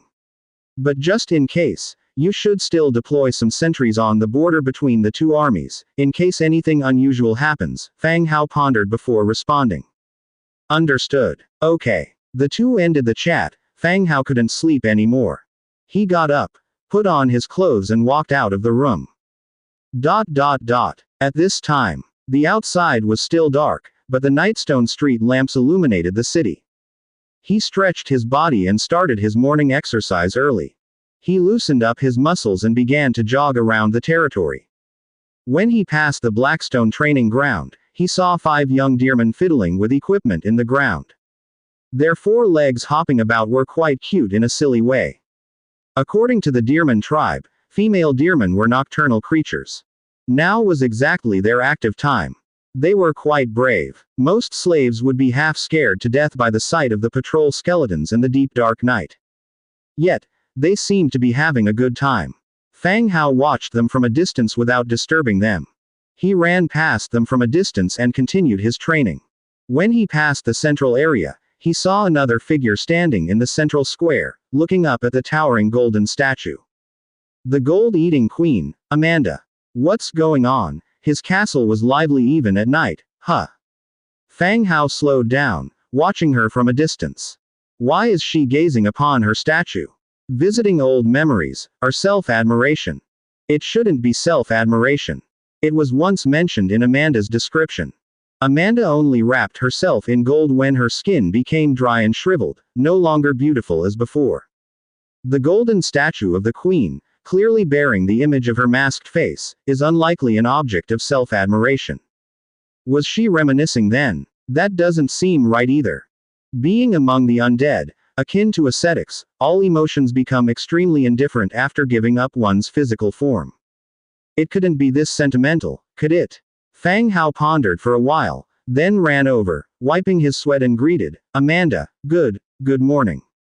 Amanda slowly turned around to look at the approaching Fang Hao. "What are you doing, Mr. Fang Hao?" Amanda asked in a soft voice. Morning workout. I'm exercising and saw you standing here." Fang Hao walked to her side. "Exercise. I remember. I used to love exercising. My private tutor always scolded me, saying I shouldn't be wielding weapons, as it would harm the image of the queen." Amanda paused slightly before continuing. Obviously, he was wrong. A strong body is equally important. Well, as expected, she was reminiscing about the past. The description also mentioned Amanda's cause of death. She was poisoned. A hero, with a robust physique, might not be completely immune to poison but certainly won't succumb to it directly. It appears, Amanda seems to have her regrets. But now she's an undead, unable to change. Fang Hao thought for a while and said, "Being an undead is not so bad. You have an immortal life and plenty of time to pursue what you like." "Indeed. How do you know that the undead have preferences, and not just an empty and an interesting existence with a soul?" Amanda retorted. Is that so? Nelson advised me like that. He wishes that I go through the transformation ceremony as soon as possible." Fang Hao promptly replied. Amanda looked at him curiously. Sir, do you have anything urgent to attend to? Not at all. Would you chat with me then? It's been a long time since I last talked to someone. Amanda's tone remained plain. Of course. Fang Hao agreed immediately. Perhaps it could help increase the loyalty. It is difficult to boost the loyalty of a dark gold hero. Amanda nodded, waved her hand. From the pendant around her neck, a stream of golden liquid flowed out, forming a table and 2 chairs in front of them. After Amanda gestured, both of them sat down on the chairs. Mr. Fang Hao, are you a transmigrator? Amanda asked. She learned some information about transmigrators from Li Rong. She was quite surprised by these people who were suddenly sent here. Yes, I was brought here out of the blue a few months ago. Fang Hao leaned back on the golden chair, saying quietly. Is this the power of God? Fang Hao hesitated. God, huh? Maybe. But the deity worshipped in their world seems to be quite different from the one here. Perhaps. Maybe some great entity, out of boredom, decided to add some fun and sent us over here. Fang Hao said. Amanda looked at him curiously. Joking about God made her, a queen, a bit tense. But very quickly, she relaxed. Continuing, she asked, do you miss your homeland? Homeland. At the utterance of this word, scenes of his modern hometown flashed through Fang Hao's mind. His parents, the old relocation district, and the elderly people who lined up every morning to get free eggs, but never bought anything. It's been a while, so long that the wooden board in front of the Lord's mansion marking the days was full of scratches. He was already getting used to the life here. He now had Era and Angia. If he were to return now, he would have concerns. Yes, when I first got here, every day I kept myself busy. But at night, while asleep, dreams of past scenes kept appearing. Fang Hao's voice sank a little. Amanda was gently touching the gemstone at the top of her scepter. She silently listened. When Fang Hao finished speaking, Amanda started softly. I too, slept for a long time. In my dreams, I saw the Anglina beacon, seas of flowers blazing in flame. The fiery red flowers covered the hillsides, forming a fiery sea at first glance. I also saw the festival of the goddess of harvest, where boys get to give tokens of love to girls. Also, the trust of my subjects, and the eyes of children filled with anticipation. Undead's emotions aren't usually strong. But in Amanda's plain voice, he could sense her longing for the old kingdom and guilt towards her subjects. He remembered the first sentence in her description. Amanda, her wisdom and courage were as renowned as her sense of honor and justice.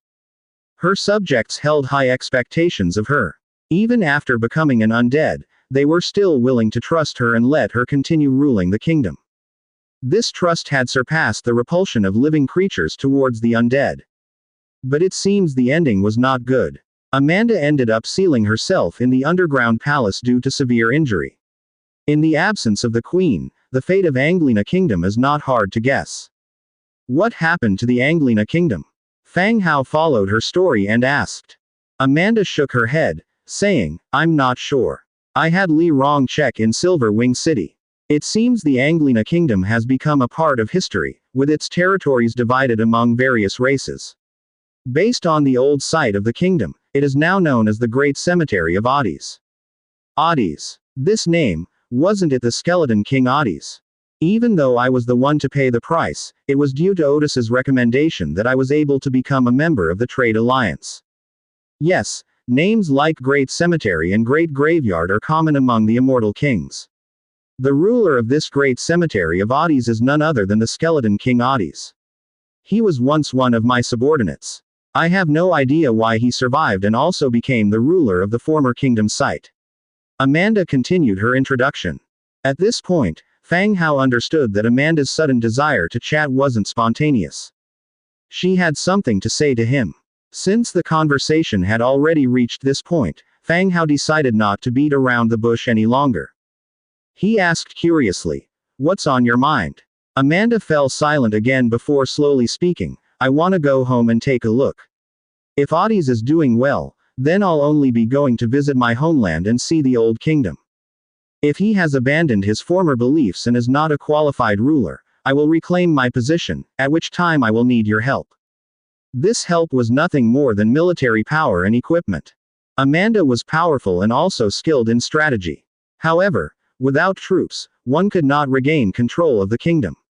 That's where Fang Hao's support came in. Fang Hao thought about it. Amanda was a hero under his command, powerful and tactful, and her desire to reclaim her territory was beneficial for the land. Giving her the necessary support also meant expanding the territory. Of course, I will support your decision as long as you are willing, just like when we were in the underground palace, we support each other to survive in this world. Fang Hao showed a sincere smile. Gold-eating queen. Amanda, your loyalty is raised by 15 points, the current loyalty is 92 points. The system message immediately followed. Hearing that it had increased by 15 points, Fang Hao's sincere smile started to get a little strange. He quickly masked it, but it was hard to resist the urge to laugh out loud. Amanda did not notice the change in Fang Hao's expression, or perhaps she didn't think much of it if she did. She nodded in response, "All right, thank you. I am thinking about visiting the Great Cemetery of Oddies in the next few days." Fang Hao thought for a moment and said, "We are not sure about Otis's attitude towards you. It is not wise to go there suddenly. How about this? I will establish trade with Oddies through my shop in the near future to investigate the situation." Amanda naturally understood what Fang Hao was trying to convey. She nodded in agreement. Fang Hao continued to smile and said, "If you're bored with the territory, we are currently at war with the dwarves, you can go and have a look. I am sure with you joining us, victory will be much easier." "Sure. I want to see different places too." "Good." After returning from the dwarves' side, you can visit the Troll City in the Bloody Mountain Range and the Orc City. By the time you have finished touring, we should have definite news from the Great Grave as well. Fang Hao brought out the map and pointed out the locations as he spoke. Amanda looked closely at it, surprised and curious about the vastness of Fang Hao's territory. The two of them continued their chat, which did not further increase the loyalty. But at 92 points, it was already considered high. Now, even if Rolana were to come, Fang Hao wouldn't be scared anymore. With Amanda's abilities, plus a bunch of orange heroes, they could protect him easily. By the time Fang Hao left, the sky was already bright. On one side, a number of slogans were heard. Angia was leading a group of maids and they were running by with great vigor. As they passed, they didn't forget to flash smiles at Fang Hao. 7 a.m. After breakfast, Fang Hao received a private message from Li Rong. Once he confirmed that she was ready, he immediately activated the teleportation screen. Li Rong, leading 4 transmigrators, stepped out from the screen. All 4 of them were curious about their surroundings. But it was clear that they had prepared themselves mentally, and didn't react too much upon seeing the patrolling skeletons. Li Rong casually lit a cigarette, "Call him brother-in-law." The 4 of them bowed in unison, "Brother-in-law." Damn. The 4 transmigrators all bowed in unison, lined up neatly. Fang Hao had met 2 of them before in Silver Wing City. Fang Hao glared at Li Rong, who seized the opportunity to throw him a flirtatious glance. Her expression seemed to say, "You know how things are." Fang Hao didn't bother to comment. "If you deny it right away. She even dares to say you don't recognize people after you've pulled up your pants. The more you argue with her, the more she thrives." Doing real business, he asked. "Li Rong, why are there only 4 people?" Li Rong exhales a smoke ring. "I only have 5 under my hands, and 1 needs to be left to take care of the home. You don't trust the locals, what can I do? Can you manage? The craft method is not difficult, just repeat demonstrations a few times. They will stay in these 2 villages for the next few days, teaching them how to work while making tools," Li Rong answered. Fang Hao nodded, agreeing to that. Li Rong turned to the 4 men and said, "Those are all the slaves your brother-in-law bought. If you long for women, go back to Silver Wing City and find them yourself. If you mess around here, your brother-in-law will chop you off for me. He's killed quite a few transmigrators already." "Yes, Sister Li, and we are decent people," the 4 hurriedly explained. Fang Hao's notorious reputation was well known in the channel. Those who crossed him typically didn't end well. Li Rong glared at her 4 disciples. I'm warning you, behave and teach them properly here. Understood, we promise to fulfill our duties. Li Rong then turned to Fang Hao and said, all right, I've briefed my men. Let's go to the orc village together. Okay. Fang Hao nodded and had 4 horses brought over before departing with a settee to the direction of Foxman village and Rabbitman village. They quickly arrived at the 2 villages after a swift ride. Li Rong assigned 2 people to each village and began to make a large number of buckets, basins, and other necessary tools. The 4 disciples were quite efficient. Knowing that this task would determine whether they could eat in the future, they quickly got to work. They started to teach others, introduce tools, and identify materials. They handled everything with great detail. At the entrance of the village, Li Rong looked at the village and said, these people should be near my city. This distance is inconvenient. Fang Hao shook his head, you might find it more convenient, but can you afford to feed so many people? Will Silver Wing City just stand by and watch? It's a bit troublesome here, but at least it's safe and stable. Li Rong nodded, conceding that he had a point. Let's go. Next, we'll go to the shops in the other 2 cities. I'll stay in the city for the next few days to set up the shop and try to open for business as soon as possible. All right, let's go. The 3 returned to the main city and activated the teleportation gate to transport Li Rong to Lis City. She went to the newly purchased shop to begin renovations. Meanwhile, Fang Hao continued to take care of his own business. The next day, in Pruel City and Lis City, street posters advertising Fairy Dream Tower had already been posted. Eye-catching headlines and specially commissioned posters were displayed in the most conspicuous places in the city center. During this season, although it was a little cold, they didn't have to worry about the rain ruining the posters. This also saved from the trouble of keeping an eye on them every day. Every day, a group gathered in front of the posters to take a look. Li Rong even arranged for staff to give the noble ladies in the city free product trials under the posters. While drawing on their faces, they continuously introduced the products. The relationships among the nobility were complex. The salesperson and the noble lady ended up talking about the noble and wealthy women in Silver Wing City. Lady Palitzer, we just went to the theater last month. Does she use your products too? The salesperson's eyes lit up. Of course, Lady Palitzer is a regular customer of our Fairy Dream Tower. Others like Lady Olivia Doherty and Lady Rebecca, the city lord's wife, also use our products. Really? Of course, our shop was previously only opened in Silver Wing City. It was only this year that we decided to open a shop here. Then I'll take a box. With the experience from Silver Wing City, the promotion of the 2 new shops went much more smoothly. They could declare outrightly that their products were the favorite of all noble ladies in Silver Wing City. And they were now the symbol of beauty for women in modern times. The locals had never seen such a promotion method before. And coupled with the extravagant praise, this quickly spread among the circles of noble ladies and misses in the city. The shop hasn't even opened yet, but many have already started to purchase the product under the poster. This delighted Li Rong, who even noticed a potential for becoming the richest person around. No, the richest would definitely be Fang Hao. Being the second richest wasn't too bad either. Several days later, early in the morning, Dong Jiayu, stifling a yawn, stepped out of the beast skin tent. As soon as she stepped outside, she felt something cold on her neck. When she touched it, it had already turned into water. Looking up, she found that the sky was filled with falling snowflakes. It's snowing, winter has come. Dong Jiayu murmured, exhaling white breath.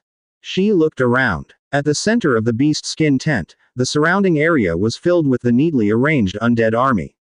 Snowflakes landed on the undead's heads and shoulders, accumulating slowly without melting. At the end of her sightline was a city built between 2 steep mountains. The steel gray city wall, towering towers, and the densely packed cannon mouths on the walls. Gray Iron City, 8 Peaks Mountain, the main city of the Dwarf Kingdom. Built into the mountain, the city walls are cast from molten iron, formidable and impregnable. The only approach for an attack is straight ahead, which is also the best defended and fiercely fortified spot. The dwarves are already prepared. Therefore, Dong Jiayu and his team did not launch a direct attack at the first opportunity. Instead, they gathered their forces outside the city, beginning to regroup and rest. The dwarves on their side began to hastily repair their artillery, preparing for the final battle. Meanwhile, an endless line of undead skeletons joined their ranks from the rear. The waiting army grew larger and larger. The formation of the battle line rapidly expanded backward. Jia Yu's sister, how should we fight this final battle? A voice sounded, and several transmigrators walked towards them. All of them had changed from their thin clothes to the fur-warming robe and fur-warming trousers, distributed by Fang Hao. At a glance, they resembled hunters going up the mountain to hunt in a TV drama. The style was not bad, mainly because they were really warm. Even without particularly cold weather, they were sweating in those clothes, and needed to change out of them once they entered their tents. Dong Jiayu responded, "No rush. We are reaching the final step. Our army will keep growing. Those dwarves should be the ones feeling the pressure." The others nodded, feeling that made sense. Jiayu, the walls of Gray Iron City are much higher than typical city walls.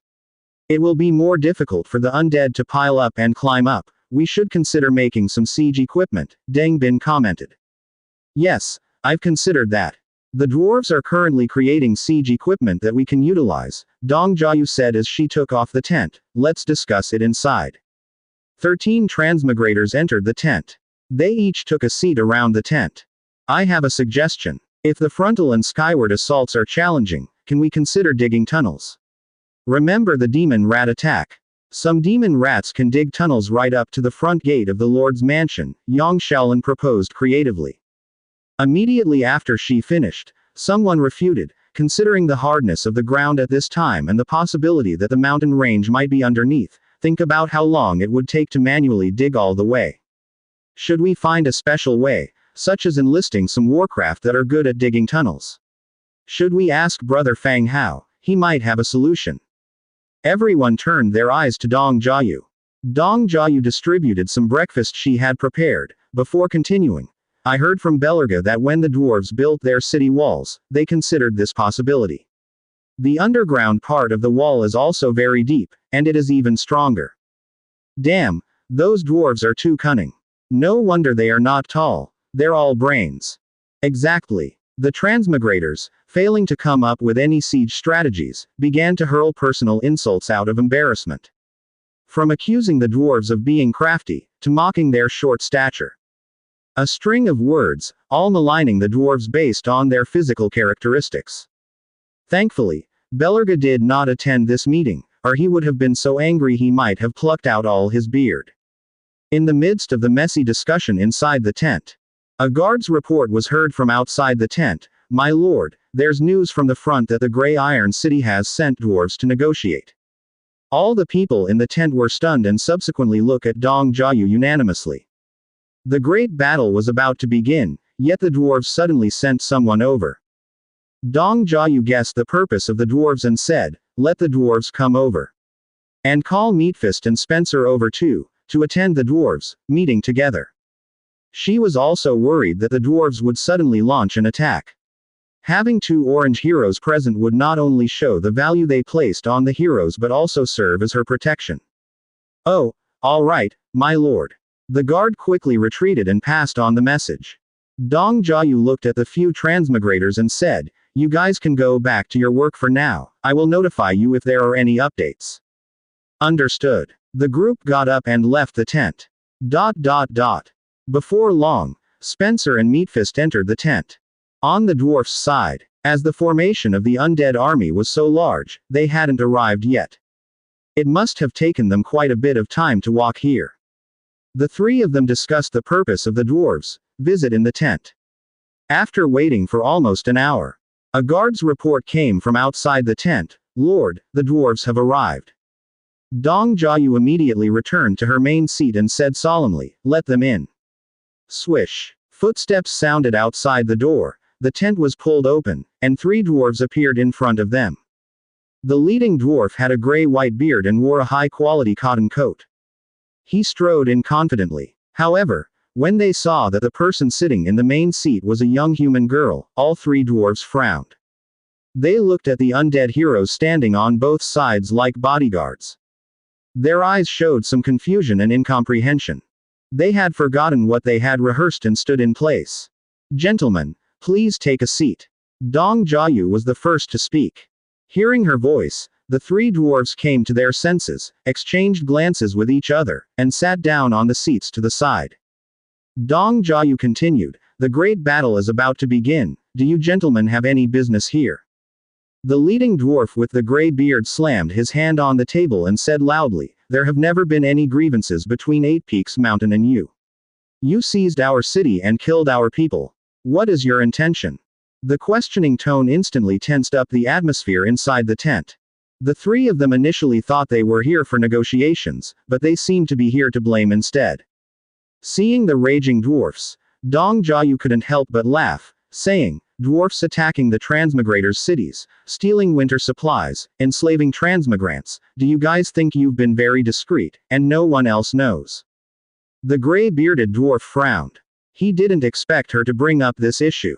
At first, they didn't realize that the war between the undead and the dwarfs was led by the transmigrants. Seeing that the gray-beard dwarf didn't speak, the red-beard dwarf behind him stepped in to speak. "What transmigrant cities? We've no idea. Even if there's a misunderstanding between us, it can be peacefully resolved. Aren't you afraid of being surrounded and attacked by all living forces by colluding with the undead?" Well, the conversation is turning towards the undead again. Dong Jiayu frowned as well. She didn't want to argue with them about who's right or wrong in this matter. If they don't attack the dwarfs would march eastward and capture the cities of the transmigrants one by one. Therefore, she naturally has no mental burden. As for the undead troops, they are a secret faction. Extremely handy. They don't need to eat or sleep, and they don't worry about morale. You guys, what's the use of saying all these? Without any hesitation, Dong Jiayu stated, "If you three are here to discuss who is right or wrong, then please go back and wait for your death. My army will take over Gray Iron City." The three of them stood up in anger at her words. But they sat back down, looking at the coldness in Dong Jiayu's eyes. Their task here was not complete, and they're not leaving just yet. Taking a deep breath, the gray-bearded dwarf said, "I'm presenting King Rune's proposal for a truce." Everything said before merely serves as a build-up to discussing this truce. But Dong Jiayu and the other transmigrants didn't feel much affinity with such matters. Who's right or wrong doesn't matter, all that matters is who wins the fight. Then speak quickly about your proposal, Dong Jiayu urged. After glancing at his two companions behind him, the gray-bearded dwarf then spoke, "This war is unnecessary for both of us. The loss of resources and troops will make it harder for us to survive the winter." As if he's a different person, the tone of the gray-bearded dwarf suddenly softened. "No, my soldiers don't need to eat or drink.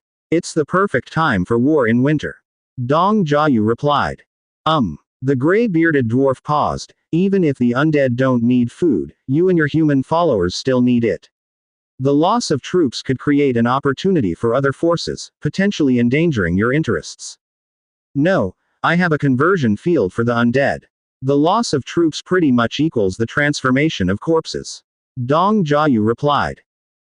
Still thinking, the gray-bearded dwarf continued, "Even if you're not worried about food or troop strength, the cost of war is still substantial. The financial burden of a war can ruin a prosperous country, you should consider it. No, as a transmigrator, I don't have any savings. Capturing your city, however, has given me a lot of good stuff," Dong Jiayu continued. "Damn it. Ing. The three dwarfs cursed in their hearts. "So, you just came to fight us barehanded, unafraid because you have nothing to lose. Yet, she's pushed us to this state. We've been pressed to the gates of Gray Iron City." Looking at the three dwarfs' faces, which looked like they'd swallowed shit, Dong Jiayu continued, "Just get to the point. What did Rune tell you to say? Just say it."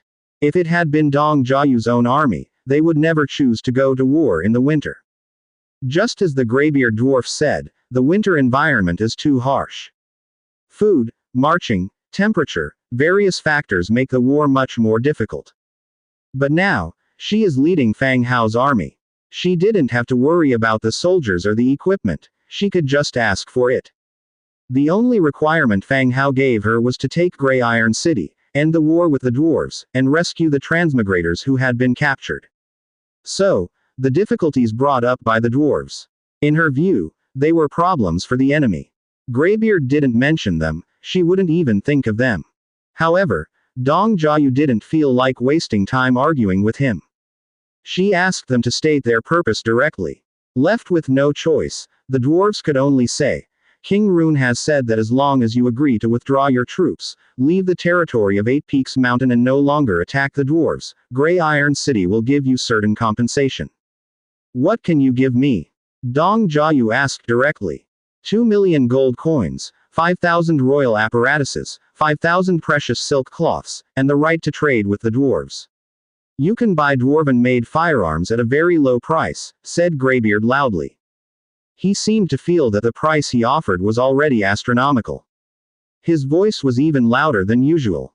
Dong Jiayu curiously looked at the three dwarves. Even though she didn't care about the soldiers or equipment, by now, millions of pieces of equipment had been transported here, which also exceeded 2 million gold coins, right? They took such a small amount of money and wanted her to withdraw her troops. Did they think she was begging for food? It's not that the dwarves didn't know they were offering too little. The dwarves didn't have any enhancements. They produced and made them bit by bit.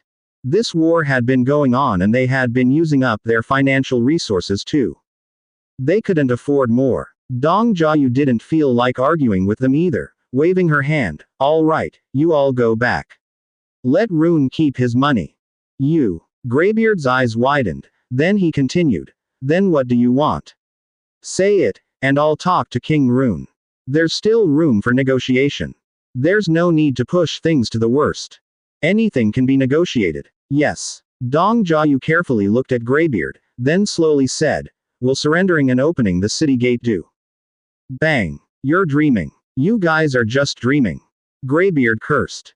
Dong Jiayu didn't care, then go back. The war will start in a couple of days. You should eat whatever you should eat now. Who knows, you might not get a chance afterward. Seeing that negotiations were not going well, the dwarves became angry. One of them stroked his beard and said in a cold voice, Humph, do you really think we are afraid of these skeleton frames? Grey Iron City is the strongest fortress, standing for hundreds of years, and no power has ever broken through it. You guys, probably still not good enough. So mighty, what are you doing here? Bragging about your 2 million gold coins. Dong Jiayu retorted. Dong Jiayu was also in a channel, arguing with a group of people. Sarcastic and ironic, at this age group's common skill. There was no reason she should fear the indigenous old man. I was just giving you some leeway. In my opinion, the best choice is to take the money and withdraw your troops. Greybeard glared at her, continuing. Oh, go and convince your King Rune. You. Greybeard was nearly coughing up blood. Dong Jiayu snorted coldly, guards, escort them out. If they don't leave the camp within an hour, they will be executed on the spot. Yes, let's go, old man. The guard outside the door pulled the curtain aside and peered at the dwarves. The dwarves were ashen-faced. They gave Dong Jiayu a fierce glare before turning and walking out of the tent. ... The snowflakes outside the tent were getting bigger. The endless undead army sent a chill down the dwarves' hearts. In the tent, although they were tough-mouthed, they didn't have much confidence inside. So many undead, they just couldn't kill them all. Where did they all come from? Just as the three of them were about to take a closer look at the layout here, a voice came from behind.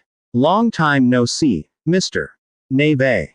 The three dwarves turned their heads and saw a transmigrator woman in a leather jacket walk over with several people. Greybeard Neve recognized her as Deng Bin.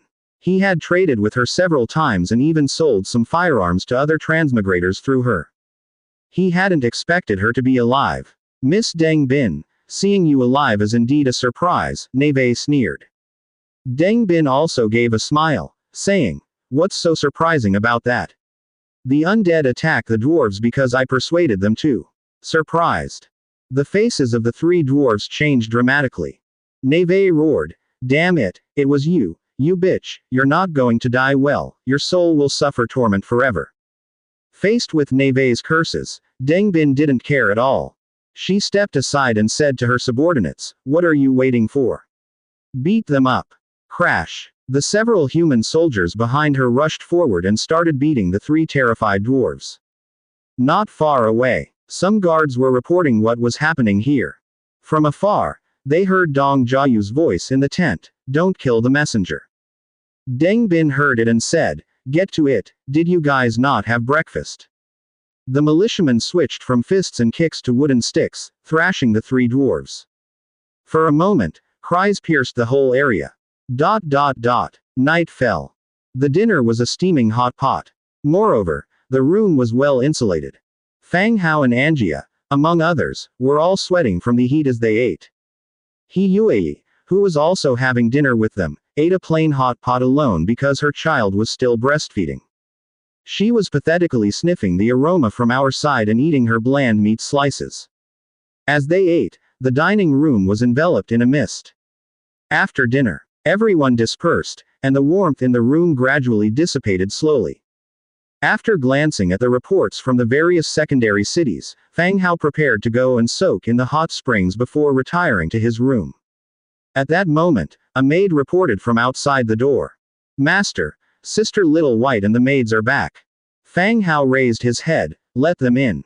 The door opened, and Little White, the fox girl, led in a few maids along with the landlady, Winnie, striding in. They had been left behind in Prul and Lis City to run the stores. But with the large number of residents unemployed in winter, labor was cheap. So, Fang Hao changed his strategy.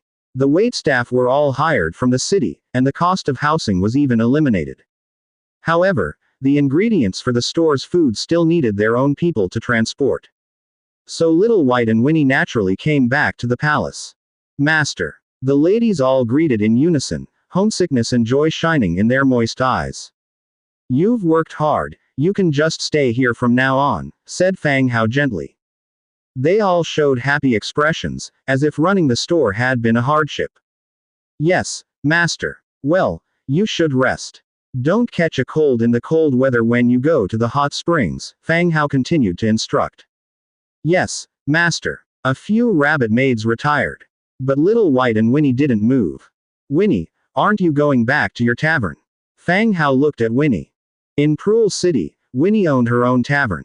Even though she had been assigned to Lis City by Fang Hao, her own store was still open. She could have gone back to her own place, but she chose to follow Little White all the way back here. Winnie glanced sneakily at Little White and softly said, "I've handed over the tavern to someone else. It's not the right time for me to go back now, so I came over with Little White." "Sir, there should still be rooms available, right?" In the beginning, Winnie, the owner of the tavern, gave Fang Hao the impression of being an opportunistic and voluptuous tavern madam. Her tavern was not big, but business was very good.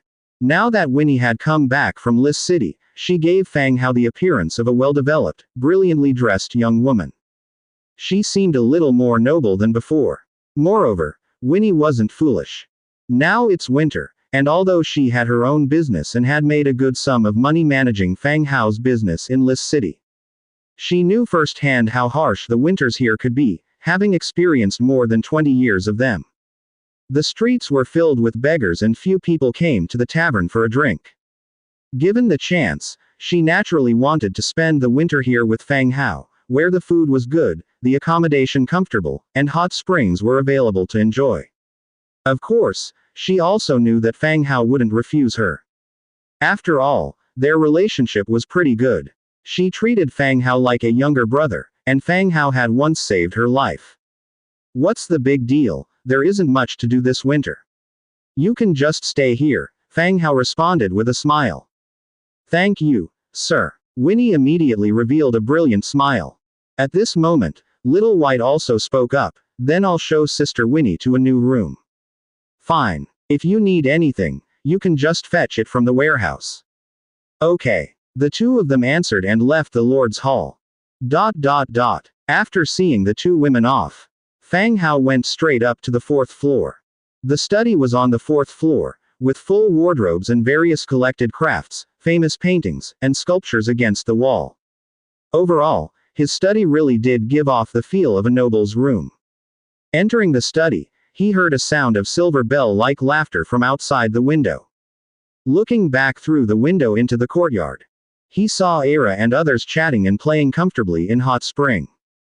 Aira and Angia huddled together, one white and one black, presenting a dramatic visual contrast. This world was unlike any other. Rejuvenation hot spring was still steaming even under such weather. Mist surrounded it. Moreover, a few solar stone slabs placed around it emitted constant heat. Fang Hao sat down at the table, placing the wine glass in his hand in front of him. He opened the Book of Lords and discussed the plan for the next few days with Dong Jiayu. They agreed on the time of a general attack. Time ticked away. Then, there was a knock on the door from outside the room. "Come in." Little White, wearing a long dress, walked in looking adorable. Her two fluffy little ears twitched a bit. "Master." Have you arranged Winnie's room?" Fang Hao looked at her. She had clearly put an effort into her appearance. "Yes, it's arranged." Little White walked over to the window, specifically looking outside. Seeing Aira and others chatting in the hot spring, her eyes curved into a smile. "You don't go out during this time. Yue is teaching the townsfolk about accounting in the city. You can learn from her. We'll talk about it when the weather gets warmer," Fang Hao said softly. Little White smiled gently, sat down on the side and said, "Yes, master, I will follow your instructions." Next, Fang Hao watched Dong Jiayu's report from the side. Occasionally, he would send her some weapons and equipment. Meanwhile, Little White stayed quietly on the side, refilling the water cup with fruit wine from time to time. She was like a petite maid. Once Fang Hao closed the Book of Lords, Little White knew that he had finished his work. Hearing the laughter downstairs, she squinted slightly. She stumbled and accidentally knocked over the water cup on the table. "Oh no, I've spilled the wine," Little White exclaimed. She quickly looked around but didn't find any cloth to clean up the mess. So, she leaned over the table and extended her soft, delicate tongue to lick the wine flowing down the tabletop. Her cute face blushed, her eyes seductive. Her round bottom perked up, hidden by her knots a long skirt that just covered her upper thighs, giving peeks, glimpses and hints. Her soft, fair thighs and round, upright figure filled the room with a special atmosphere. Although Fang Hao was feeling a bit sleepy, seeing this scene stirred his heartbeat. This vixen. If anyone knew how to seduce people, it would be Little White. She appeared innocent and cute, but her scheming mind was complex. Her soft little tongue kept licking, her eyes darting to Fang Hao from time to time. Her skirt swayed slightly. Fang Hao walked straight behind her, lifting up her dangling skirt. Little White's eyes squinted, her body unconsciously swaying. The next day, Aira arranged for someone to clean a room in the Lord's mansion for Little White. And Little White, in return, accompanied Aira closely, always flattering her. A white fox was actually a rare species among the Foxman tribe. Plus, Little White was young and looked delicate and cute. That was why Aira arranged for her to accompany Fang Hao. Now that Little White had come back, she and Angia returned to the room to see them together. So, she arranged a room for her today. Of course, Little White was overjoyed. She had been serving Aira happily since morning, taking over some of Aira's work. After breakfast, some went for patrol training, others went to learn from Yue. Everyone went about their own business. 3 days later. At the Undead's camp on Eight Peaks Mountain. As the weather grew colder and colder, stepping outside the tent would feel like being sliced by a bone-chilling wind on the face. Dong Jiayu stood in front of the tent, gazing as far as she could see. Yang Shaolin, standing next to her, pulled down her cotton hat and curiously asked, "Jiayu, what are you looking at? When did Fang Hao say we would attack? It's getting colder by the day." The usually fashionable Xiaolan had lost her interest in dressing up. All she cared about now was keeping warm, which was much more important than looking pretty. They had received a large amount of weapons and ammunition from Fang Hao last night, planning to attack today, but for some unknown reason, the plan was suddenly postponed. Dong Jiayu had been looking around, seemingly waiting for someone. Fang Hao said the hero would bring reinforcements, but where are they? Dong Jiayu replied while scanning the surroundings. At that moment, at the end of her line of sight, there suddenly appeared a caravan approaching them. "They're here," Dong Jiayu exclaimed. The others also turned to look in the direction. They saw a golden caravan, as if made of pure gold, approaching them. Dazzling to the eye, the golden carriage, inlaid with gemstones, slowly came to a halt before the group. The carriage door slowly opened and out stepped a woman clad in gold armor and a golden mask. With the support of the bound spirit guardians by her side, she descended from the carriage at a leisurely pace. Holy shit, she's got an intimidating presence. She's a dark gold hero. Yeah, a dark gold hero clad in gold. Isn't that a bit too much? Is she one of Fang Hao's heroes too? It's possible she's the leader of some native power, here to aid us. As Amanda disembarked from the carriage, the transmigrants by the sidelines began to discuss amongst themselves in surprise. You couldn't really blame them. The spectacle this party presented was simply extraordinary. The entire crew was aglow with gold, noticeable from a fair distance away, blinding to the eye. Moreover, the wagons behind them seemed to be loaded with all types of gold articles, being hauled carriage after carriage. Weren't they here as reinforcements? Why didn't they bring more soldiers and instead haul all these gold items? Are they planning to buy Grey Iron City? Amanda paid the transmigrants no mind as she entered the beast skin tent. She sat down and calmly stated, Fang Hao has sent me to assist you in taking Grey Iron City. Dong Jiayu knitted her brows. While the dark gold hero was indeed impressive, in a large-scale war like this, one or two heroes could not make much of a difference. Coughing slightly, Dong Jiayu asked, Commander Amanda, are those the only soldiers you brought? Amanda nodded. Yes. Okay, and what type of troops are you skilled at commanding? Dong Jiayu continued to probe. Amanda paused for a moment, surveying the crowd, before saying, Grey Iron City has only one wall to assault, so just stick with your current plan, and let me assist at the rear. The rest of the heroes turned their attention to Dong Jiayu. They were all unsure about this unexpected woman and her intentions. Dong Jiayu pondered for a moment and decided to shrug it off. This dark gold hero was just a late addition before the battle. Even if she didn't turn out to be of much use, it wouldn't matter. Rearranging the troops because of her would delay the campaign by 2 to 3 days. After thinking it through, Dong Jiayu slammed her palm on the table and ordered, very well, prepare the troops according to our plan. We attack in 1 hour. Yes. Everyone acknowledged and swiftly headed out. Amanda also took her leave, guiding her golden carriages toward the front lines. 1 hour later, the banners fluttered, and orders were swiftly dispatched. Simultaneously, the sound of war drums rang out. The thumping of each drum engulfed the undead army, uniting them into a thunderous roar. Vanguard. Meatfist glanced back at the flag waved by the troops, and shouted loudly, shields up. Whoosh, whoosh, whoosh. The mass of skeleton trolls lifted their massive shields high over their heads, creating a ripple of gray metallic domes. It spread outward, like a meticulously paved floor. Advance. At the command, the undead began moving in unison, boldly striding forward. Meanwhile, Amanda in the rear, sitting in her carriage, raised her scepter and pointed it forward. From behind her, a river of golden fluid flowed forth from the carriage, rapidly forming a protective layer of gold armor around each skeleton's body. Underneath the shielded dome was a sea of shimmering gold. Meatfist glanced back at the carriages, said nothing, and simply signaled the command for the skeleton warriors to begin their attack. Beneath the cover of the shields, even the smaller skeletons began to inch forward with the army. Dong Jiayu sat in the center, oblivious to the skeletons up front, all of which had been transformed into gilded warriors. All around her, troops were being mobilized.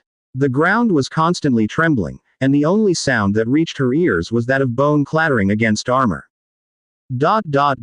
Atop Grey Iron City. Inside the giant observation tower, a dwarf soldier, sheltering from the cold wind within the battlements, began to grumble. Damn this weather and damn these undead. Once we engage, I'll use their skulls as chamber pots. His companion, also bitterly cold, chatters, don't say that. Once we actually engage, who knows who will be using whose skull for a chamber pot? What are you suggesting? That gray iron city can't hold off these undead. I didn't say that. I just heard from one of my relatives that King Rune has sent ministers to negotiate with the undead, intending to settle this war peacefully, but the undead refused. This statement, the meaning behind it was not lost on the complaining dwarf. If their side were as confident as the king seemed when he made his speech, they wouldn't have sent diplomats to broker a settlement. Is that true? Does it even matter if it's true? When the battle starts, just don't charge forward like an idiot, in case we decide to retreat and you don't even realize it. Damn those undead. The grumbling dwarf looked towards the undead in the distance and spat. As soon as he withdrew his gaze, he felt that something was off. He took another look at the scene beyond the city wall, and immediately froze in shock. Like a soulless body, he muttered, "Sound the alarm." What? His partner's teeth chattered together. Sound the alarm. The undead are attacking. The companion suddenly stood up, looking terrified at what lay beneath him. In the biting cold wind, an iron-gray barrier appeared in the distance. It was inching closer, bit by bit. Damn it! The dwarf soldier cursed and forcefully struck the warning bell. Dong dong dong. The loud chimes echoed swiftly, accompanied by the ringing of other bells that blanketed the entire gray iron city. Within the city walls, groups of dwarfs sprang into swift action. Horse-drawn and oxen-drawn carts, hauling loads of defensive equipment, moved along the city walls. The walls of Gray Iron City were constructed to be wider than roads. Various kinds of arrows, cannonballs, boulders, explosives, and incendiary grenades were distributed. Muskets, devices, various calibers of gun barrels, and cannon mouths protruded from the city walls, aiming forwards. Essentially, they had brought out all of their reserves. From afar, one could see the dense undead army approaching.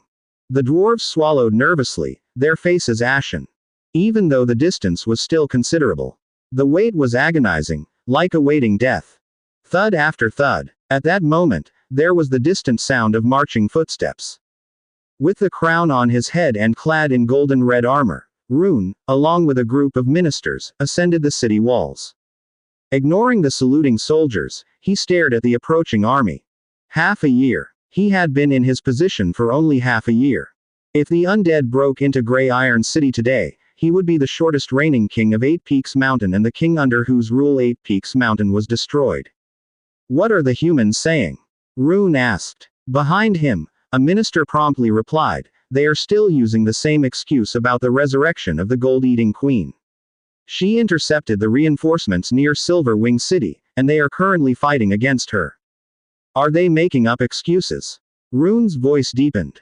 Possibly, but the gold-eating queen can control the power of gold. If she really shows up near Silver Wing City, it is possible that the Hall of Justice and the church would take it seriously, a minister explained at one side. Rune nodded, continuing, what do the orcs and the Trade Alliance say? Another minister came forward and said, Tazgo City has changed hands, they say that they don't care about these matters. As for the Trade Alliance, they deny having any record of these undead forces, suggesting they are not part of the alliance and thus, they cannot intervene. Rune's hand, which was holding his staff, tightened a bit more. By now, he knew that the undead were led by a young transmigrator girl. But how could this large-scale army not have joined the Trade Alliance? It must be that the Trade Alliance was unwilling to interfere and had simply made up an excuse to evade responsibility. Rune took a deep breath and asked, any news from the trolls of the Bloody Mountain Range? None, the messenger who went to request aid has not returned. Damn it. Rune cursed inwardly. Just what was happening? All the forces surrounding Eight Peaks Mountain are in trouble. If even one person was willing to assist them, there would be hope for ultimate victory if they defended the city with all their might. However, there's not even a single reinforcement now. Spying the undead soldiers getting closer, he immediately ordered, Frederick, you are to take command of the defense.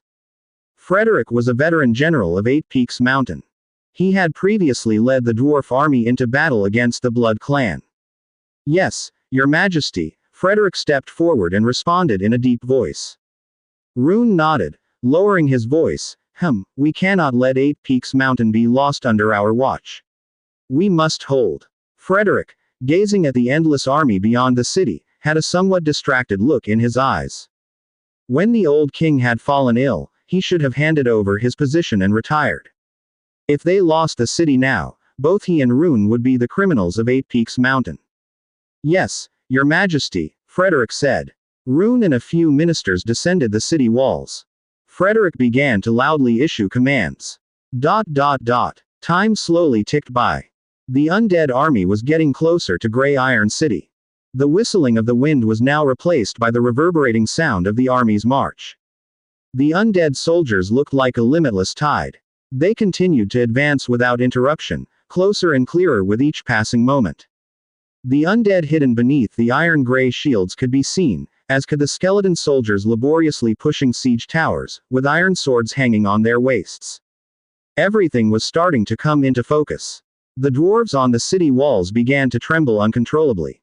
The number of their enemies was just too great. Even if they believed in Rune's words, could they really defend against so many undead? What if they ran out of ammunition? Or if they simply couldn't hold out from the start? Load the cannons. A booming voice issued the command. The dwarves, whose senses had been somewhat blurred, instantly sobered up. They looked at the undead that were nearly within range. They began to load the artillery shells into the cannons. The round shells were stuffed into the muzzles, and the angle adjusted, the cannons pointing at a distance. There was no need for aiming. As long as the range was adequate, any shot fired downward could hit the undead. In Grey Iron City, everyone was silently doing their jobs, no one speaking a word. An aura of grave silence pervaded. Suddenly, under everyone's watchful eyes, the undead moved into the range of the cannons. Fire the cannons. Boom boom boom. A burst of gunfire erupted atop the city walls. The barrels spewed out tongues of fire, and in the blink of an eye, the shells fell amid the ranks of the undead. With each resounding crash, dirt and rocks exploded into the air, the undead soldiers being torn apart and sent flying, reduced to scattered skeletal remains. The effect was significant. However, the dwarves on the city wall did not let out any cheers.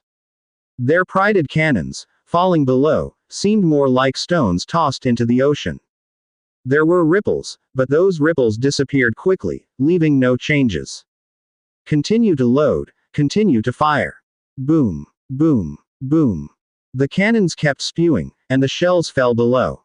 But it still did not stop the advance of the undead, not even their rhythm. Soon, the undead entered the designated second range. The captains gave the order again, fire the windpipe cannons. Thump, thump, thump. Sounds like striking a copper pipe, mixing with the roar of the cannons. The windpipe cannons began to fire.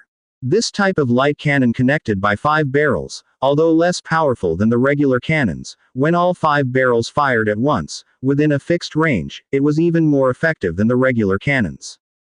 After all, it was sufficient to kill. The bullets of the windpipe cannons once again fell into the undead ranks, causing a flurry of shattered stones, bone fragments, and dust. However, it still had no effect. Gunmen, shoot, crack, crack, crack. Another sound was added to the intense attack, like droplets of rain, began to pour down below. They slapped against the gray iron shield overhead. The bullets were deflected, scattering about. Only a few bullets, luckily penetrated the shield's gaps, but they did not have any effect. The effect of bullets, at this moment, was no more useful than the stones thrown down. Through the gaps in the shields, one could see shadows moving quickly. The next moment, under the shield, countless skeletons equivalent to human size, carrying swords, rushed out. And these skeletons were noticeably different from the previous ones. Because these skeletons were all golden. In groups, they rushed towards the city wall. They quickly crowded together, pulling and trampling on each other, beginning to climb upwards. The dwarves looked down and their hearts pounded in their chests. Undead continuously added to the pile of skeletons, more and more, higher and higher.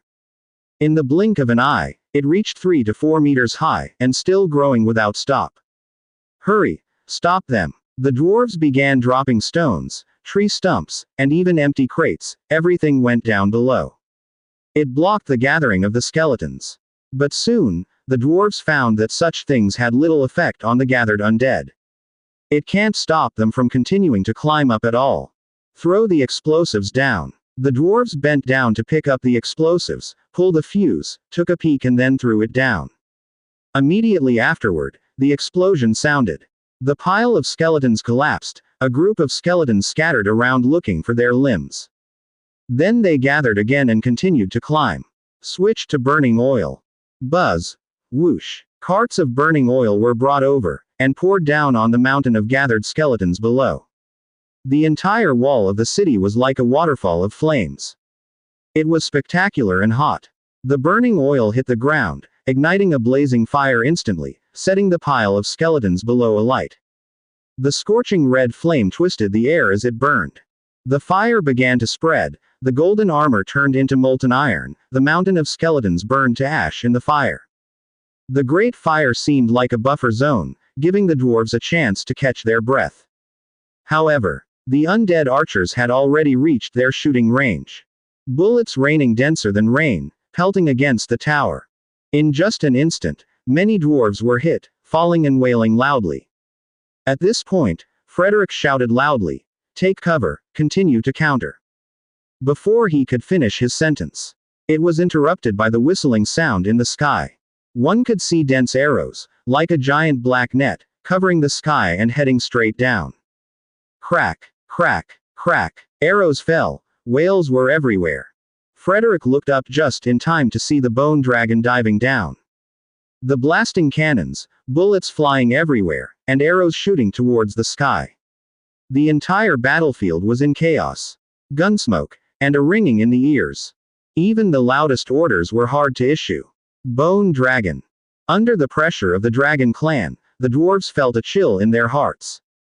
Frederick was urging the soldiers, and the dwarves who could still get up climbed onto the anti-air crossbow bed. 2 dwarves assisted in turning the direction whilst one dwarf started to operate the crossbow bed, firing one large crossbow arrow after another.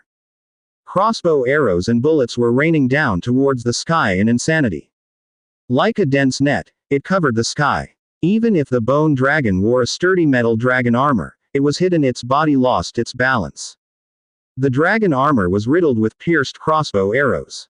The diving bone dragon was forced back, circling in the sky, waiting for an opportunity. Underneath the city, siege ladders equipped with metal hooks were hoisted against the rim of the city wall. Skeleton warriors began to climb upwards, holding round shields and stepping on the ladders. On one side, the dwarf defenders were hurling boulders down the ladders, while on the other side, they were wielding axes to chop at the ladders on the edge of the city wall. Shoo, shoo. Bullets continuously whistled by, and as one dwarf fell, another from behind would pick up their weapon and continue to chop. Watch out for the siege towers. Another shout. The busy dwarves looked up, and the towering siege towers, equal in height to the city wall, had already reached the edge of the city wall. This huge tower-shaped device made of wood. It had a flat hook door in the front that opened and could be directly placed on the edge of the city wall. The assaulting soldiers could also directly storm the city wall through the interior of the siege tower. The dwarves did not hesitate and lit the oil bombs, immediately throwing them on the siege tower. Bang! Hiss! The fire blasted instantly, a fierce heat wave forcing the dwarves to retreat a few steps involuntarily. At such a close distance, their beards and hair were scorched by the heat wave. The fierce fire was burning. This kind of oil, once ignited, is very difficult to extinguish. Plus, with the dry weather and strong wind, the fire surged up in an instant, covering the siege tower. However, the ramparts still opened, and countless skeletons, ablaze, pounced on the city wall. Damn it, stop them. In an instant, the undead swarmed the city wall. A large number of dwarves quickly reinforced the defenses, resisting the impact of the fiery skeletons. Large numbers of the undead collided with the dwarves on the city wall. The skeletons were fiercely ferocious, recklessly fearless. But the siege tower, it could not stay for much longer. The drawbridges connected on both sides were the first to burn, and the siege tower itself was burning more and more intensely amidst the flames. Each siege tower was destroyed one by one. The lifted siege ladders that charged over were also stopped under the concentrated guarding. Frederick observed the entire battlefield. Perhaps others didn't realize it, but he was well aware. The battlefield's artillery fire was constantly retreating. The cannons were no longer firing shells at the farthest distance, but were bombarding the charging undead below at the maximum firing angle. It was not just the cannons, but the windpipe cannons, the military crossbows, and the rifles as well. All of their attack ranges were centered on the city below. Soon, the skeletons below gathered again and spread towards the city wall like a flood. The rocks were still ineffective. New oil was brought over. It was poured down the city wall everywhere like a heavy rain. Fire waterfall, like a fiery red cloth, hung over the wall. The fire surged up again. Just as the dwarves thought they could defend other places like before. But a sudden change happened. By the city wall, the golden liquid seemed to have come alive, and started climbing the city wall in the view of everyone. The next second, the metallic liquid solidified into 5 downwardly inclined metal stairs, connecting the city wall and the ground. And all the skeletons below began to launch a fierce attack. Like a flood, they poured towards the golden stairs. The dwarves were scared and staggered, and a few of them even fell to the ground, their faces as pale as could be. What kind of ability is this? It's like the power of a god. Seeing this, Frederick's heart tightened suddenly. The Gold-Eating Queen. This is the ability of the Gold-Eating Queen, the undead king recorded in history. Didn't she appear in human territory? Why is she here? Suppressing his inner fear, he immediately roared, "Organize a defense. Do not let them climb up." The dwarves snapped back to reality. Rolled wood studded with metal barbs were moved up and rolled down the stairs. They were all crushed or squeezed off the stairs under the wooden cover. After the rolling wood, there is a line of spear guards from behind. The thin and razor-sharp spears were aimed at the location where the 5 stairs were, continuously stabbing and retracting, pushing the skeletons off the city wall. At this time, the sky wreathed in gunfire was suddenly streaked by the bone dragon. Facing the rain of arrows, it unleashed its rage at the city wall. A large number of dwarves were enclosed in black columns of light, turned into skeletons one by one. The bone dragon retreated upon attacking, turning around to fly away. The fallen dwarves were pulled aside, new dwarves took their place. They responded to fire with fire on one side while resisting the relentless skeletons attacking the city wall on the other. The war persisted from morning till dusk. And from dusk, till the deep night. The artillery fire didn't stop for a moment. The undead never slowed down their offensive either. In the undead camp, inside the command tent made from a giant beast skin. Dong Jiayu and others were all looking at the map in front of them. The defensive ability of the dwarves surprised them. Facing such a cost-indifferent attack, the dwarves were still defending the city wall. Even if the barrels were overheated, they would immediately replace them with new cannons and continue to defend. We've had them cornered for half a month, how can they still have such strength? Dong Jiayu was somewhat puzzled. From the moment the war started, the dwarves tirelessly transported weapons and ammunition outwards. How they still had such a plentiful supply of ammunition was a surprise to her. This time, Amanda was the one to answer. It's not surprising. A big city like Grey Iron City has enough resources to last it even if it were under siege for a year, thanks to its ability to trade resources through the trade alliance. Throughout the battle, everyone saw the extent of Amanda's power. Using the gold staircase strategy, she almost successfully stormed the city. Unfortunately, the dwarves responded quickly, so the plan didn't succeed. Oh, I see. That makes sense. Dong Jiayu nodded in understanding. Up until now, she still hadn't established her trade alliance building yet. She wasn't worried about it before, but now it seems that the trade alliance is quite useful. Even if your city is under siege, you're still able to purchase goods through the alliance. The defense of Grey Iron City is indeed solid. Does anyone have a better strategy in mind? Dong Jiayu continued to ask. The others silently stared at the map on the table, falling deep into contemplation. After a while, Meatfist spoke up.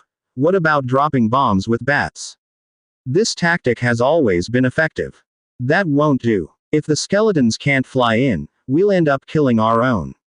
Dong Jiayu shook her head in disagreement. The bat and bomb strategy is indeed effective. But against the dwarves, it isn't quite as effective. If the bat flock can't make it into the city, and instead gets shot down outside of it, then the bombs will just fall and kill our own troops.